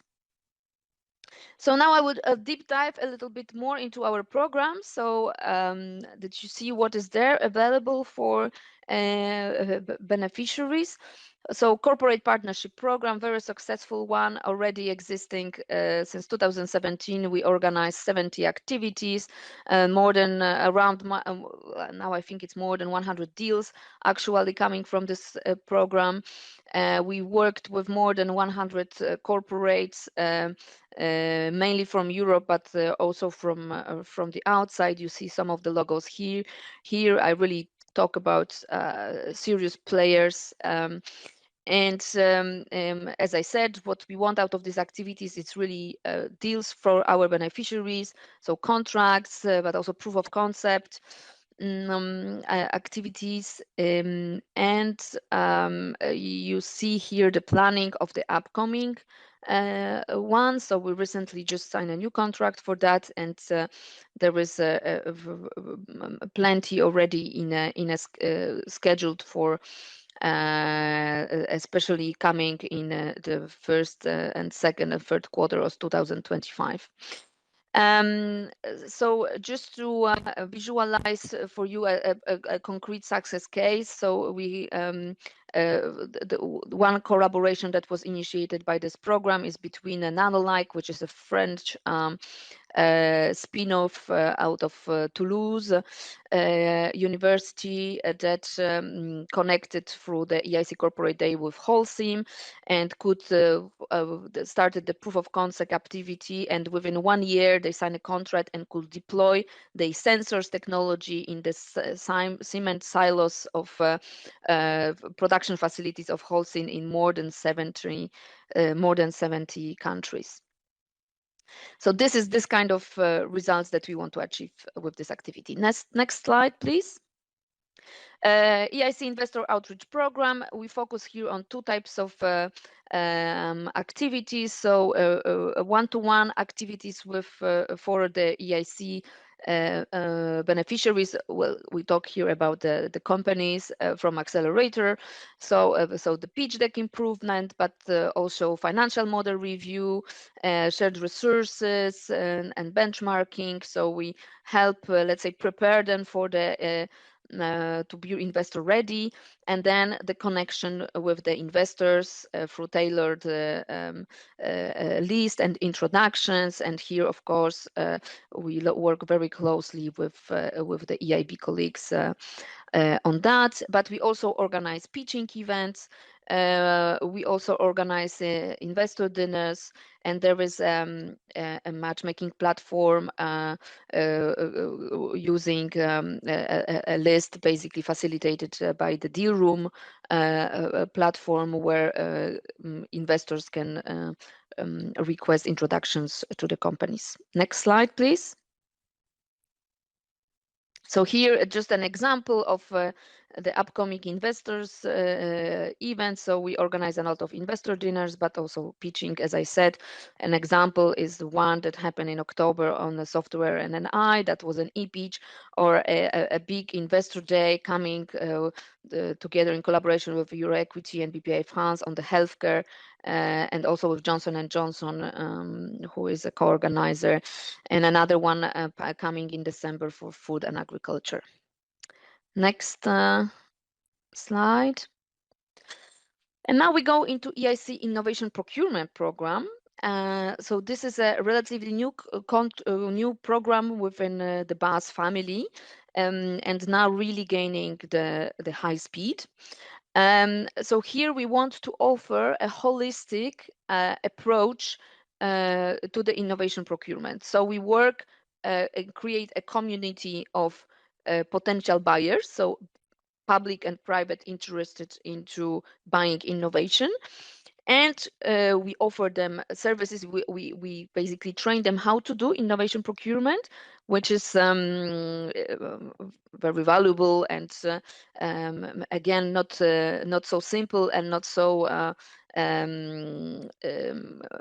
known even throughout the procurement community. So we worked with them. We prepared them to launch those procurement activities. We also offer to them a matchmaking to scan the technologies available, and of course matchmaking with technologies coming from the EIC portfolio. So co-creation of pilot solutions with the innovation procurement, innovation procurers. So that was one of the programs that we have, where we were been testing basically on the calls launched by the procurers and different form of matchmaking with EIC, but also outside beneficiaries. But so this is what we act on the demand side, but then we also, of course, have activities on the supply side. Supply meaning EIC beneficiaries portfolio. So not only we prepare them on how to structure a tender, a bid, how to search for the relevant bids, how to create partnerships, maybe with some bigger players to reply to a particular bid. We also offer them a pitching towards potential innovation procurers and assistance, as I said. And now a novelty that will be launched in the beginning of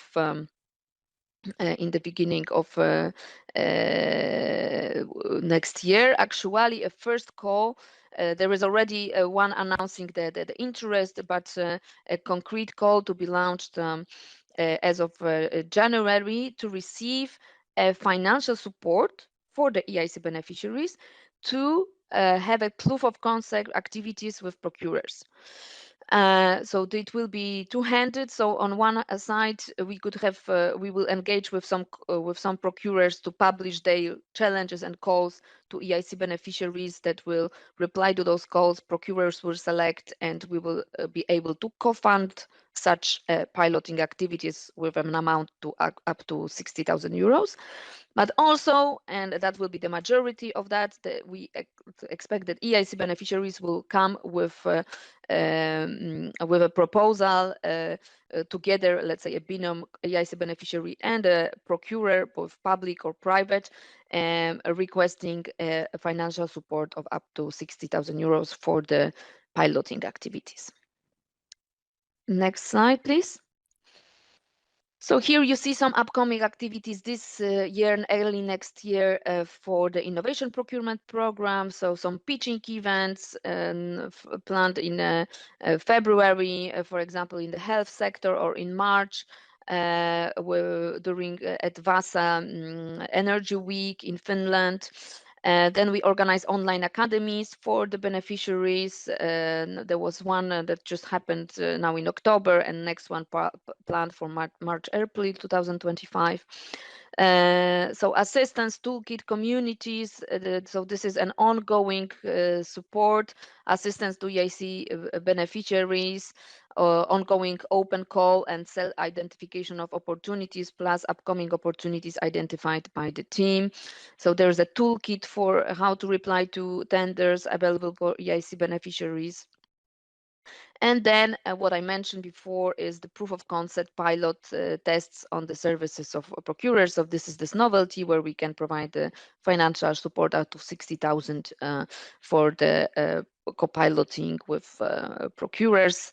So there is now opened in November expression of interest of buyers to do proof of concept or pilot test, and then in January the calls for the EIC beneficiaries to reply to those challenges, but also to come with a procurer if they already have one identified. Next slide. So BAS International Trade Fairs, as I said, we bring companies from the EIC to trade fairs around Europe. We usually try to repeat those trade fairs because this is how we build a relation with trade fairs organizers. So we bring companies to CES in Las Vegas, to Mobile World Congress, to Bio, in US, GITEX Global in Dubai, but now also GITEX Africa and GITEX Europe, and also Medica in Düsseldorf. So this is the trade fairs. We regularly publish the open calls to that in our EIC community. Companies can apply, and now we also, thanks to the work program 2025, will be able to repeat the trade fairs in 2026. And just to let you know that we usually bring around between 15 to 30 companies to such trade fairs. We build a European pavilion there, but they also receive matching activities with potential partners, a lot of visibility, of course. And just for example, an example of a success case here, there was a one in Card Lab in SS Las Vegas, but we have plenty of other examples that actually amount to up to 78 millions of expected turnover, expected business out of their participation in the trade fairs. Next slide, please. Soft landing in US. So we started as a pilot activity in December 2023, and now deployed a full set of activities, basically now in US, and also in Singapore, a pilot one that just happened last week. The idea is to help companies establish partnerships and contacts in this new and interesting market. And thanks to the work program 2025, we will be able to launch a dedicated global expansion program with even more soft landing activities in different parts of the world. Thank you. Just examples of some partners that with whom we work in US. And now we go to the EIC Ecosystem Partnership Program. Here the idea is that there are already plenty of excellent service providers, accelerators, incubators, special legal boutiques specialized in IP or other type of advice, but also research and innovation infrastructures. So partners that could provide very specific, either sectorial or market-oriented knowledge, expertise, or network to the EIC beneficiaries. So we have launched an open call for ecosystem partners. It's constantly open on our website. So every ecosystem partner there in the ecosystem can apply.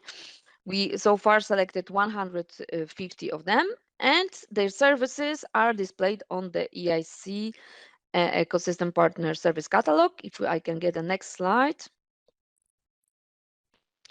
Yes, so it's a catalog that is available for the EIC beneficiaries, where they can browse and search within the 11 categories of services: acceleration, incubator, access to infrastructure, business planning, coaching and mentoring, due diligence, internationalization, IP and legal, matchmaking, and more. They can request contacts with those partners, and of course start the collaboration. So there's around 30% of those services that is offered for free, and others are against the fee. And now a novelty is that as of November 2024, as of now, actually, the call was opened last week, we offer a financial support for eligible EIC beneficiaries to cover up to 50% of costs of those services. And if you can have a next slide. So again, as I said, it's like a rolling financial support. So it's an open call for the EIC beneficiaries. They can either come already with a partner and apply for financial support for a concrete service. Only partners from the service catalog are eligible to.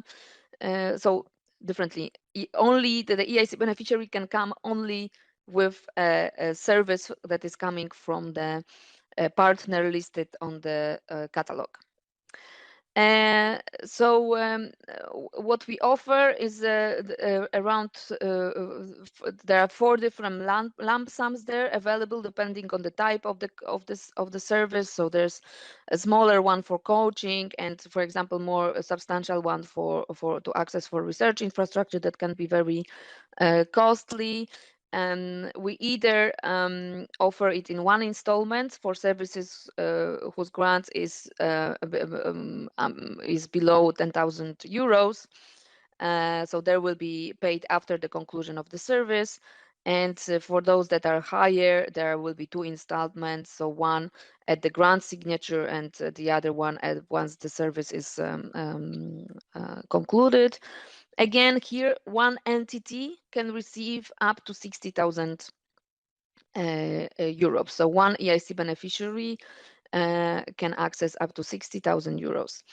And again, the grant calculated as up to 50% of service costs. So this call is already open, and again, I very much encourage everyone to visit the website.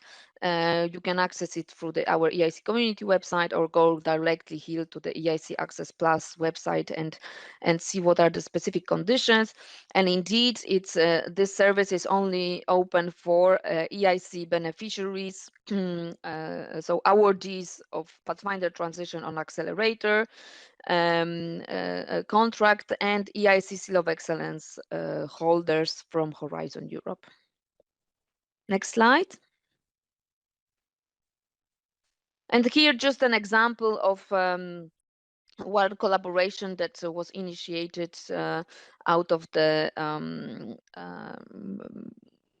service catalog. So it's all brief, a company, if I'm not mistaken, from Spain.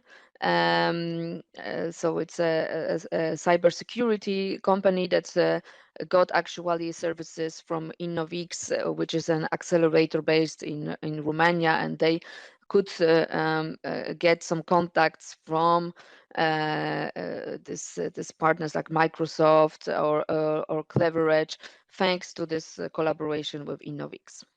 Next slide. Now about the EIC business coaching.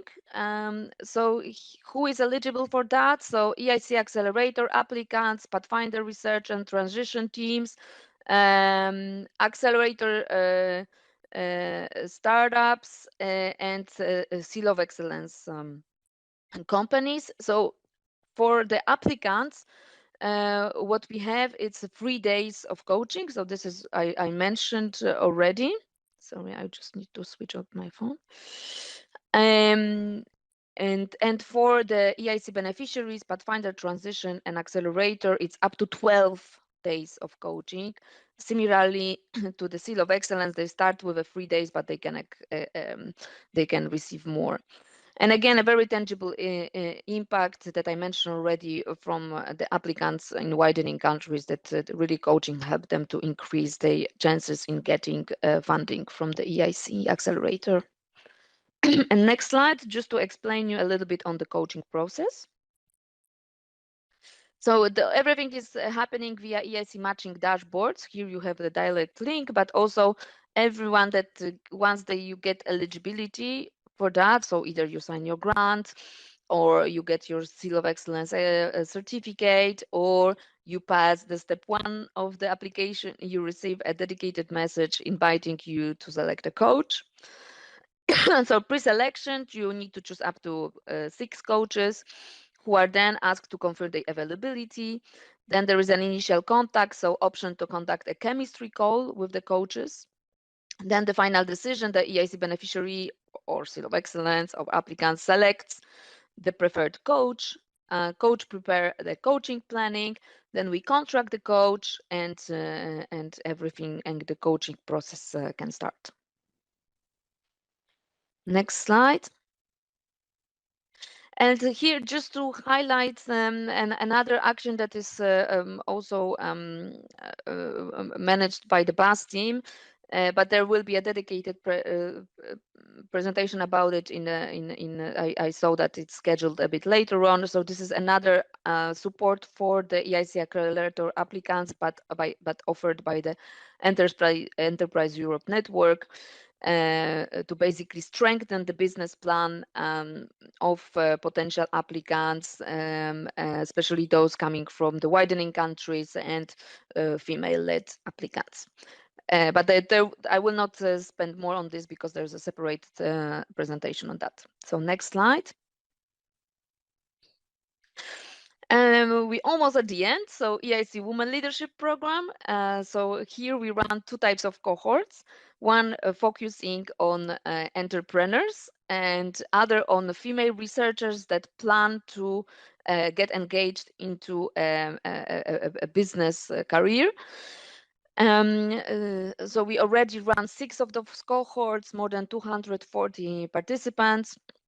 And we serve here female both researchers or CEOs coming from EIC Accelerator companies, but also from the Women Tech EU scheme. And we even have a collaboration here with EIT, where we serve some EIT companies.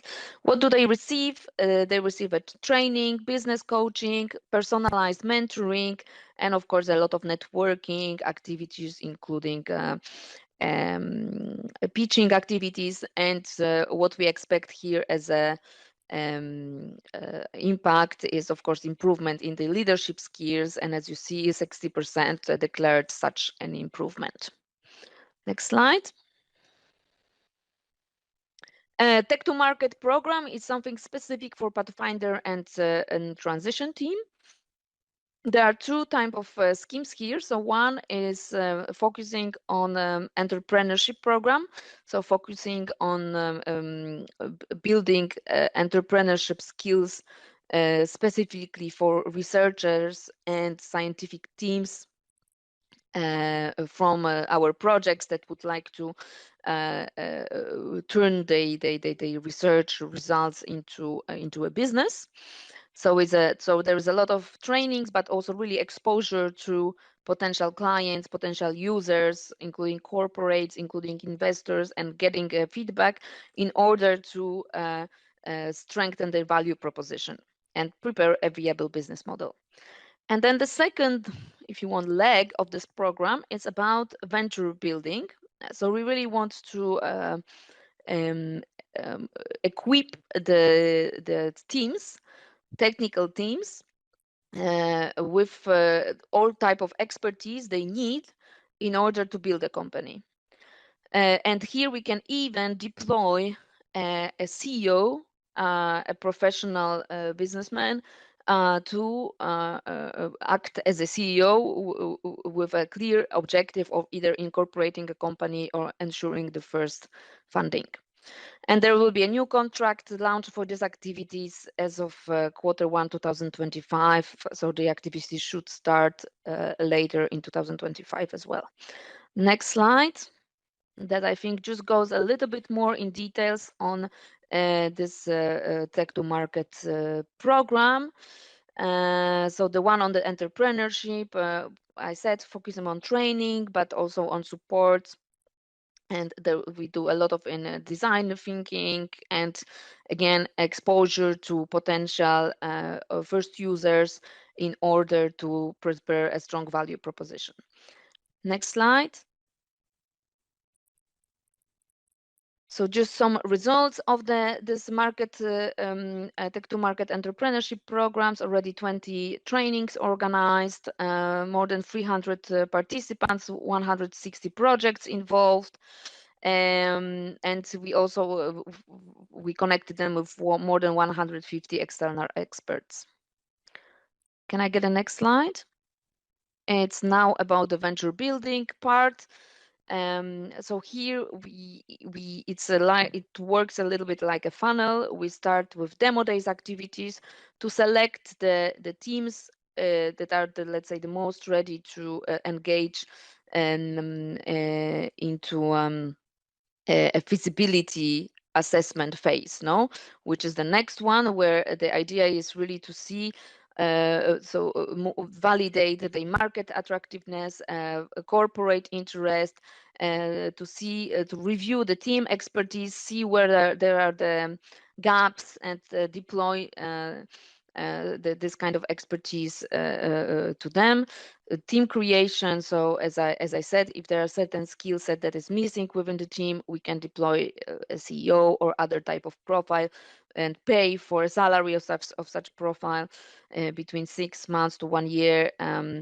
And help them to find also people. So we also help in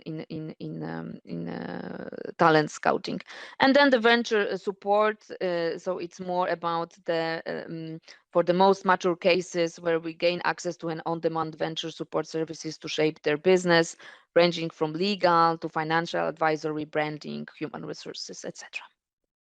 Next slide. So just to a little bit sum up of the program. In 2023 and 2024, we had 14 demo days, 90% satisfaction rate, more than 100 projects teams onboarded, and as I said, 7 CEOs already deployed into companies. Next slide.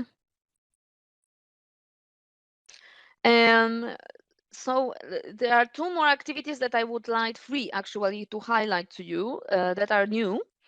So one is the so-called talent call, EIC talent scheme called InnoNext. So here the idea is to create an internship program to support researchers' mobility and help them to acquire entrepreneurship skills and give startups and SMEs a chance to benefit from the ideas of the researchers. So what we want to do is basically deploy an internship schemes for researchers to enter into companies, and to make such a stay ranging between 3 to 6 months. We would like to deploy 600 of those internships. And the researchers that are welcome into these new schemes are graduates from European programs like ERC, EIC Pathfinder, Transition, Marie Skłodowska-Curie Actions, but also EIT. And the hosting companies are startup and SME supported by the EIC Accelerator, EIC Seal of Excellence, Transition, but also EIT Kicks. So there is a first call that will open soon for the host companies, and the one for researchers will open in December 2024. Next slide. So this is the EIC community platform, which is basically our online space to exchange with EIC beneficiaries, but also with external partners. All our EIC BAS offer is there. So information about all open calls, how we usually act, how the beneficiaries can access those services. So we open an open call on the EIC community, companies apply, and then there is a selection either by the business partners like corporates, innovation procurers, or experts to participate in trade fairs. But there are also other things there on the community platform. There's the service catalogs. There's a greenhouse gas emissions tool to help to measure the model the greenhouse gas emissions and measure them and model also the reduction of those. We also publish some partner calls, and another way of actually interacting with BAS is through a newsletter that we launched recently, and I think this is mentioned on the next slide. If I can get the next slide. Yes, so I would very much encourage everyone to subscribe to the EIC BAS newsletter, because here it's like really first-hand information that you can get directly to your email box. And I think that was one of my slides. Well, the last one, yes. There is one more activity that I would like to mention that I saw that the slide got lost. It's about EIC Scaling Club, which is one of our top flagship activities that actually brings 50 top companies from the EIC portfolio and 50 top companies from outside of the EIC portfolio that were recommended by member states and other ecosystem partners, and offer them tailored-made services and basically boost their growth, boost their scale up, and achieve full potential growth and even reaching some unicorn status. So very important information. This EIC Scaling Club, and now all the companies were selected. There was a big event recently in October in Athens, where we have communicated the full portfolio of 120 that was selected from Europe, and now the activities, the support they receive in full speed. So I think that everyone should observe this 120 companies, because these are really the future unicorns in Europe. Thank you very much. Super, thank you, Aga, for the presentation. We have only 2 minutes, so let's take maybe 8 minutes to address some of the questions raised. A reminder to our audience to use Slido for questions, so you can easily join the EIC BAS room, the green room, using the hashtag EICWP25. And the questions are rolling in, and I suggest to start with the first one. Are the BAS free of charge? Yes, so we basically don't charge those that are eligible to participate in BAS activities. They of course have a cost. They're not free. There is a cost that we are covering. And then for other services, like for example those available in the service catalog of partners, I mentioned they are 30% of them are for free. Others are against a fee. But here we offer a financial support up to 50% to cover the costs of those activities. Super, thank you. How the funded companies receive the information? Are they contacted directly, or they need to check updates somehow? Maybe I can take this one. So usually, if it's an ongoing grant or ongoing project, the project officer usually informs you. We also have info session to present the EIC BAS to newcomers. We call it EIC Beneficiaries Day. For instance, for the EIC Pathfinder, we'll have the next one on 20 of November. If you still register before 11 of November, you can find the information on the EIC website under events. This Beneficiaries Day usually take place only once a year. Another way, our recommendation to make sure that the information is not missed is to follow us on social media, EIC on X, EICMEA, our agency account on LinkedIn. Another way, if you're already a member on the EIC community platform, you can turn on your notification from your user profile or user settings. You can also subscribe to the EIC BAS newsletter. There was a QR code earlier in the slide. Usually we send it once a month. And you can, in case you didn't manage to scan the QR code, you can find it on the homepage of the EIC community platform. Just scroll and you can subscribe there. And we also have direct invitation to our beneficiary based on the industry or the topic we have in the respective service. Okay, next question. How can an over the choose services provided by the Commission personnel over the services provided by external provider. Yes.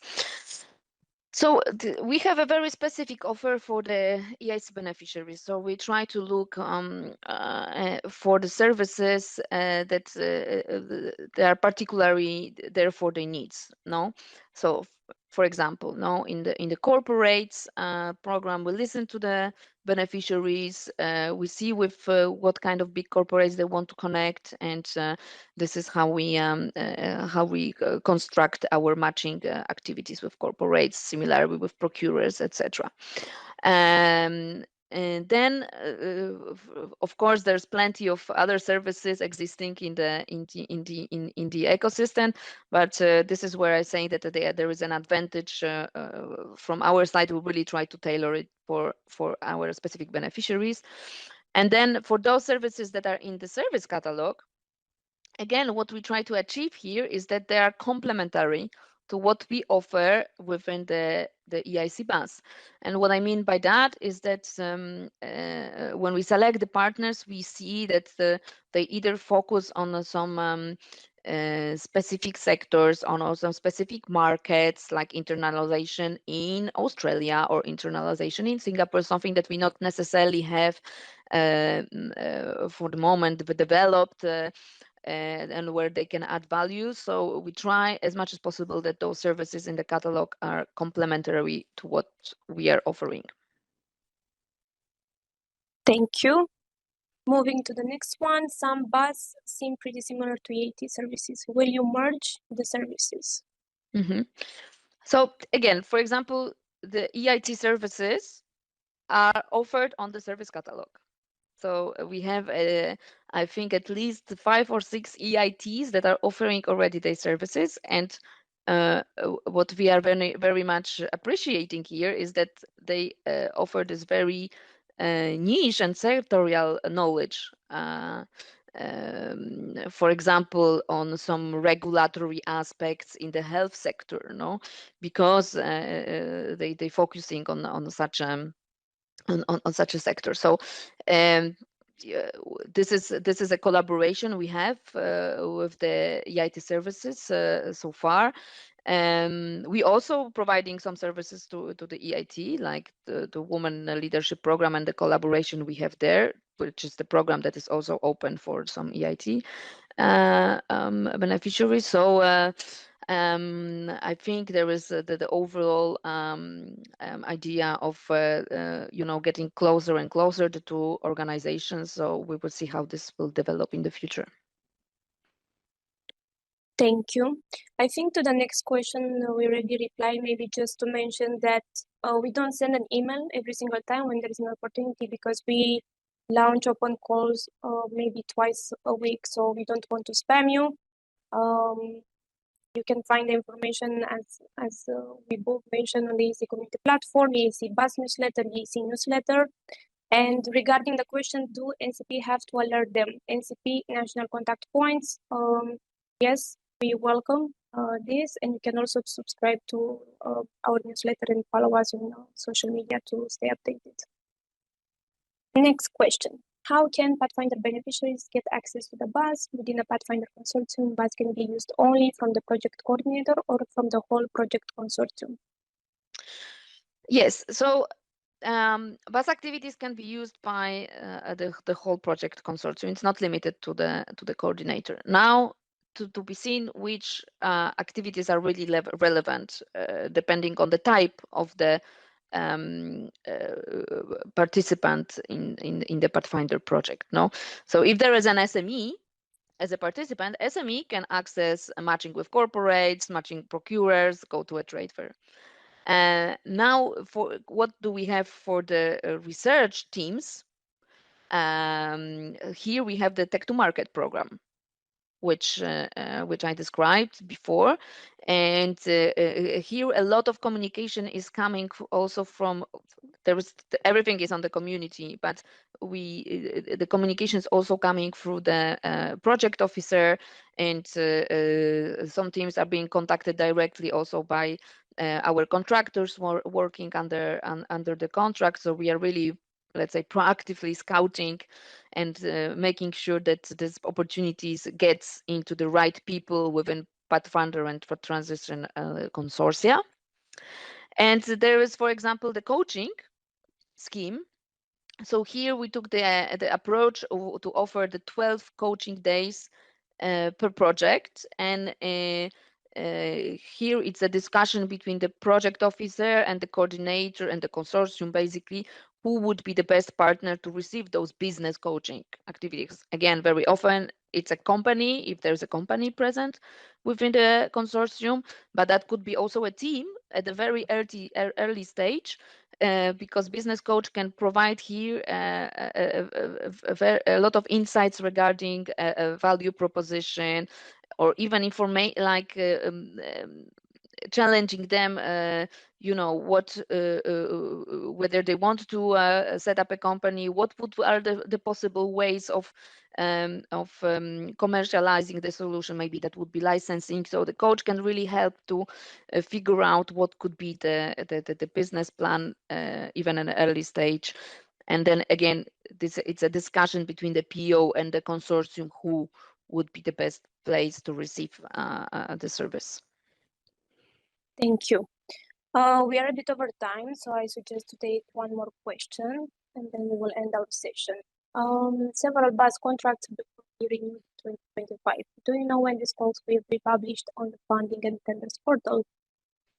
Typically for the calls. I don't have exact dates. It's a process to launch a tender that requires different, including legal checks. So this is why we're not able to provide you with an exact date.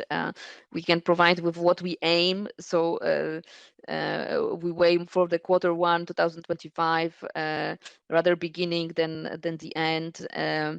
And anyhow, I think all of the contracts that are mentioned now in the work program 2025, we have an ambition to have them signed in 2025. So the actually contracts getting out of the call for tenders. Super, thank you, Aga. A lot of questions are still coming in. Unfortunately, we'll have to end our session now. Thank you, Aga, for the presentation and for the Q&A. Just a reminder, we will address all the unanswered questions in the FAQ document for today's session. So thank you to our audience for joining us today. We are now continuing with the last two presentations on access to EIC and Enterprise Europe Network support to EIC applicants. Thank you for joining us, and have a good rest of the day. Thank you, Anna. So I hope that you can hear me, but I think yes.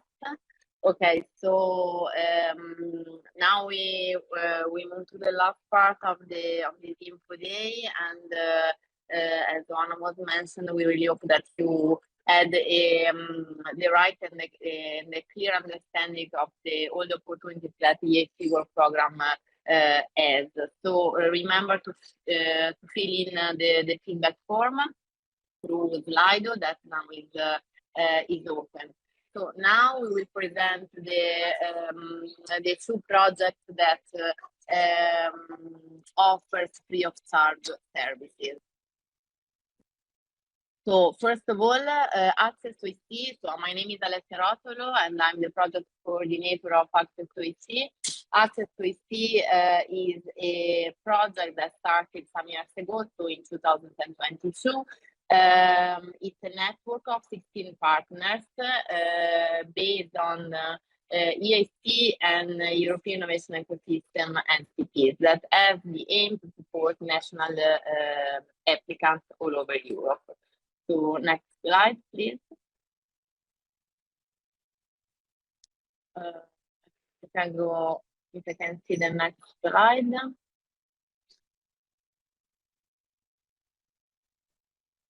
Okay, thank you.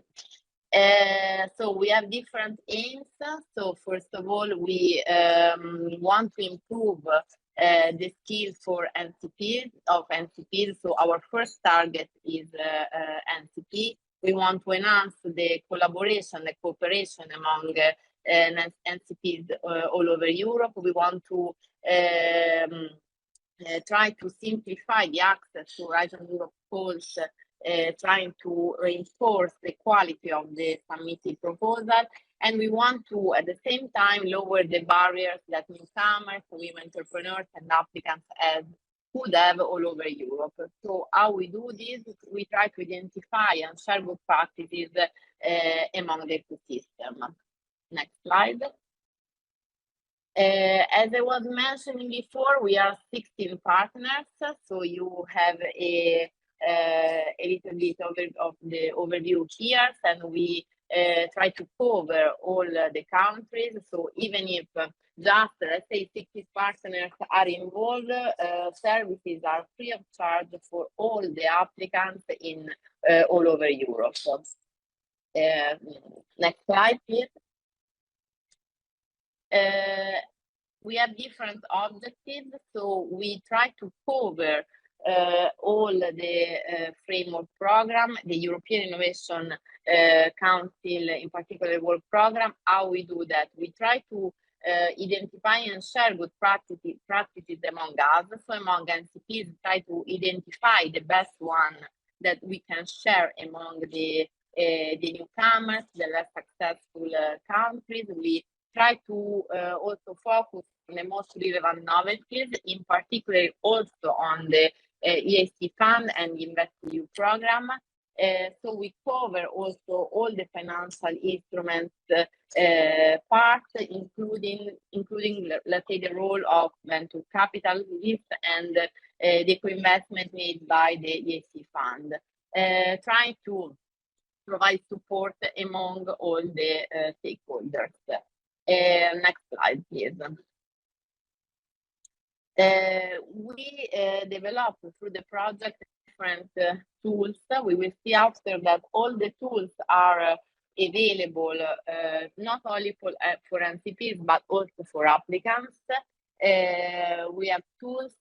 We try to reinforce synergies with the investors and in general with all the ecosystem. And one of the most important things, we try to raise the awareness relating to the EIC opportunities, tool, and programs, with a particular attention to women entrepreneurs activities and widening countries. Next slide. So we first of all, we try to reinforce NCP's knowledge, developing trainings for NCPs, trying to bridge the gap and engage as many experts as possible. Next slide, please. Here you can find, let's say, some multipliers that we try to use, trying to focus on key stakeholders and also to other networks and other support mechanisms. This can allow us to reach the wider target, so not only small and medium enterprises, but also researchers, also universities, and in general innovators. So all the applicants for European Innovation Council. Next slide, please.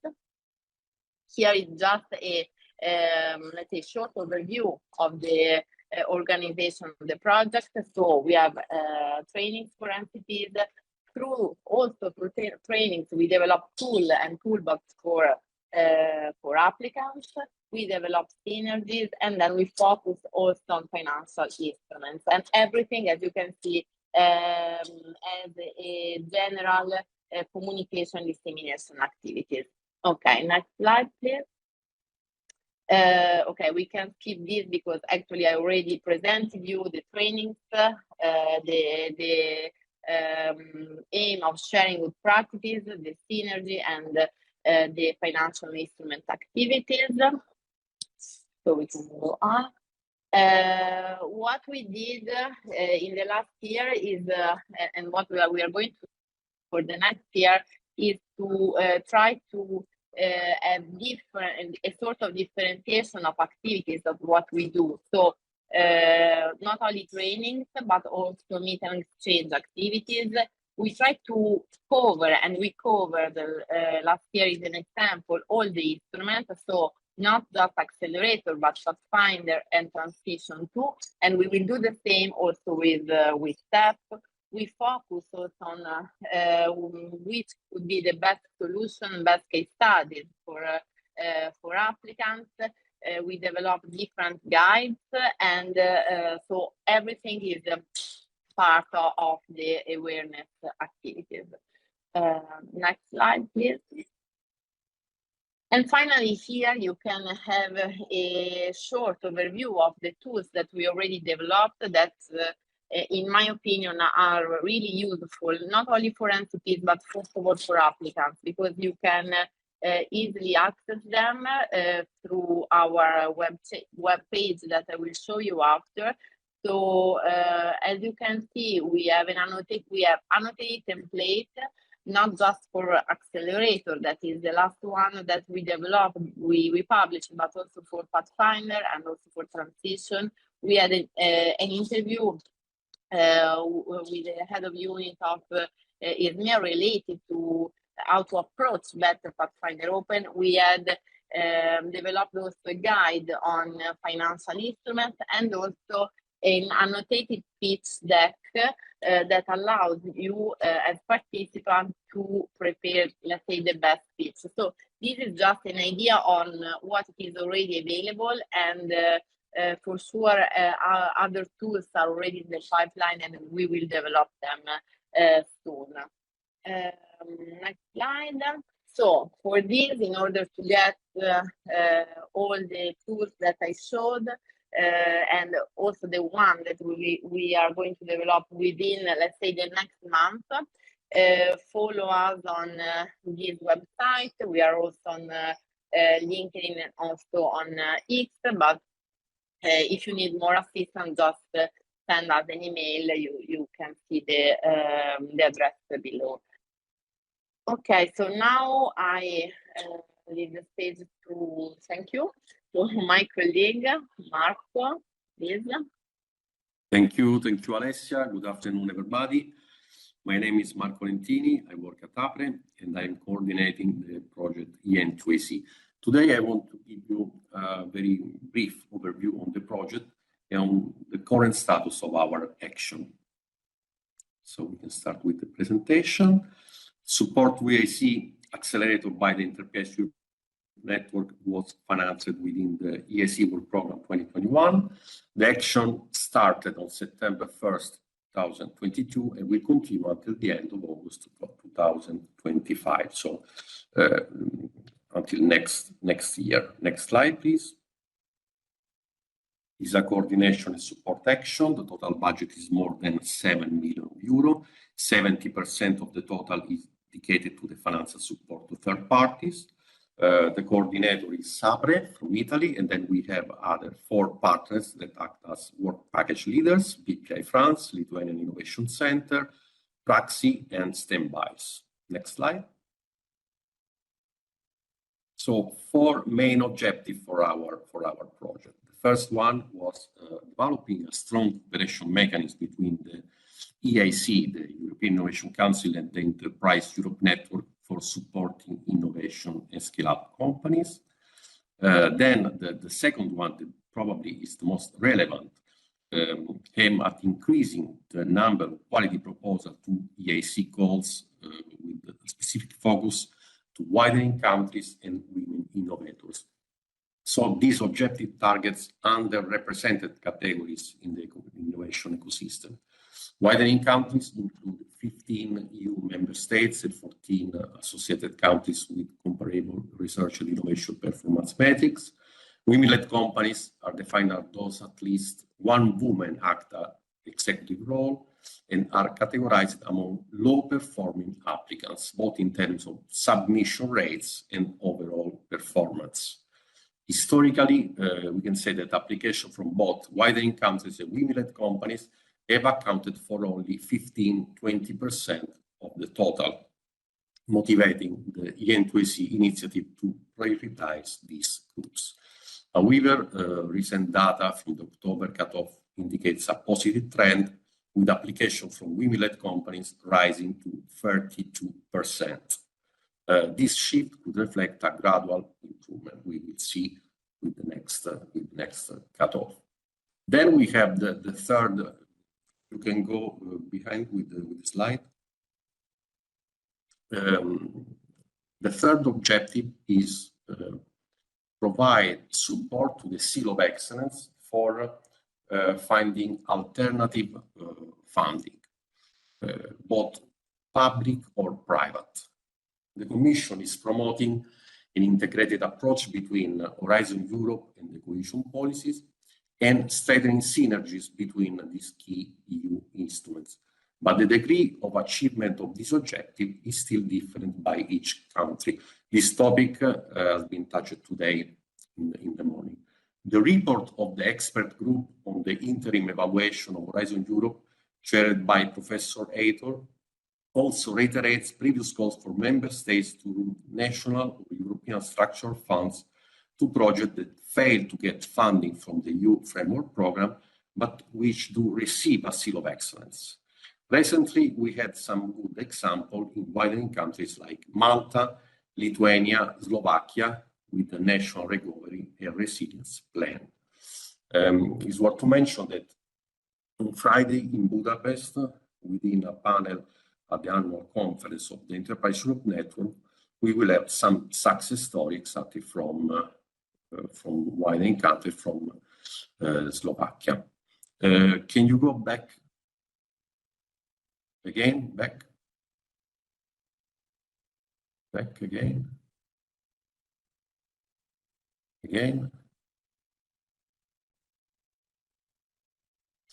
Okay, can you start from the second slide, third slide of my presentation?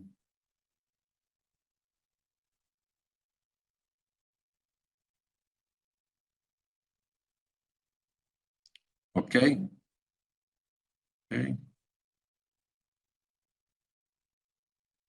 Okay, so these are the first result of our action. Overall support to companies for the EIC Accelerator, 1,850 companies already provided with services. 1,030 of them are from widening countries. 820 are WINI-led companies. Can go another slide. 365 applications, 185 from widening country, 180 from WINI-led companies. 72 quality proposal. 43 were awarded with Seal of Excellence. 29 were funded with the support of the Enterprise Europe Network for more than 70 million euro in grants. Some months ago, we launched the TechGlow EU community in the platform Euroquity of BPI France. The goal is to create a strong network that transcends borders and foster collaboration among women leaders in the technology sector. You see the QR code that you can scan for register if you are a women-led company. The 14th of November, we will have the first onboarding webinar, so you can register and participate to this interesting webinar. Next slide, please. Here you see the map of the support to the Seal of Excellence. In the left column, you have the group leader. The action is taken at multinational level. They work with the goal of seeking public or private funding sources for Seal of Excellence recipients. For private funding opportunity, they leverage contact with investor BPI France in the Euroquity platform, and e-pitching events are organized with the presence of investors. Next slide, please. We have already organized 24 e-pitching events, 5 in France, 3 in Germany, Italy, Spain, but also in some case multi-national pitching. Next slide. Also here you can see the first result. We provided with support 650 Seal of Excellence in Europe, 180 already applied for alternative funding, and more than 55 have been funded. Next slide. This slide refers to the fourth objective of the EN2AC project, is the capacity building activity in EN from widening countries. First of all, we have conducted an in-depth analysis of the EIC Accelerator short and long proposal, because we want to understand the needs of the EN, the colleague EN in widening countries. We had the contribution from 86 EN advisor. Next slide. From this analysis, we organized the capacity building activities, info session, training with exchange of best practice. We have already realized 9 face-to-face events, 23 online events, and 11 training and exchange of best practice are organized for November and December this year and the first quarter of next year. Next slide. So here you can find our contact. The message that I would like to give today to the companies connected, interested in submitting proposal on EIC Accelerator, is to contact us, to contact the EN network. You can contact us centrally. In this case, we will direct you to the Innovation Leader Consortium of the nearest local node, or if you are already in contact locally with an EN advisor, you can contact him directly. Next slide, please.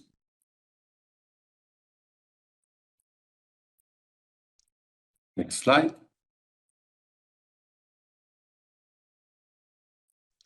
Here there are our reference on the social media, LinkedIn and Twitter. And I think that we are going to the end of the presentation. So I want to thank you for your attention. This presentation concludes today Info Day on the EIC Work Program 2025. I take this occasion for a final reassurance that all questions asked during the event via Slido, including those who did not see a reply orally during the Q&A session, will be taken after this event, and the FAQ document, which was published on 29 October together with the work program, will be updated accordingly in the upcoming days. The satisfaction survey is still open for submission, and we even after we now close the event. Please take the time to reply to it and help us to improve. So I wish you a nice day, a nice rest of the day, and good luck for your EIC application. Bye.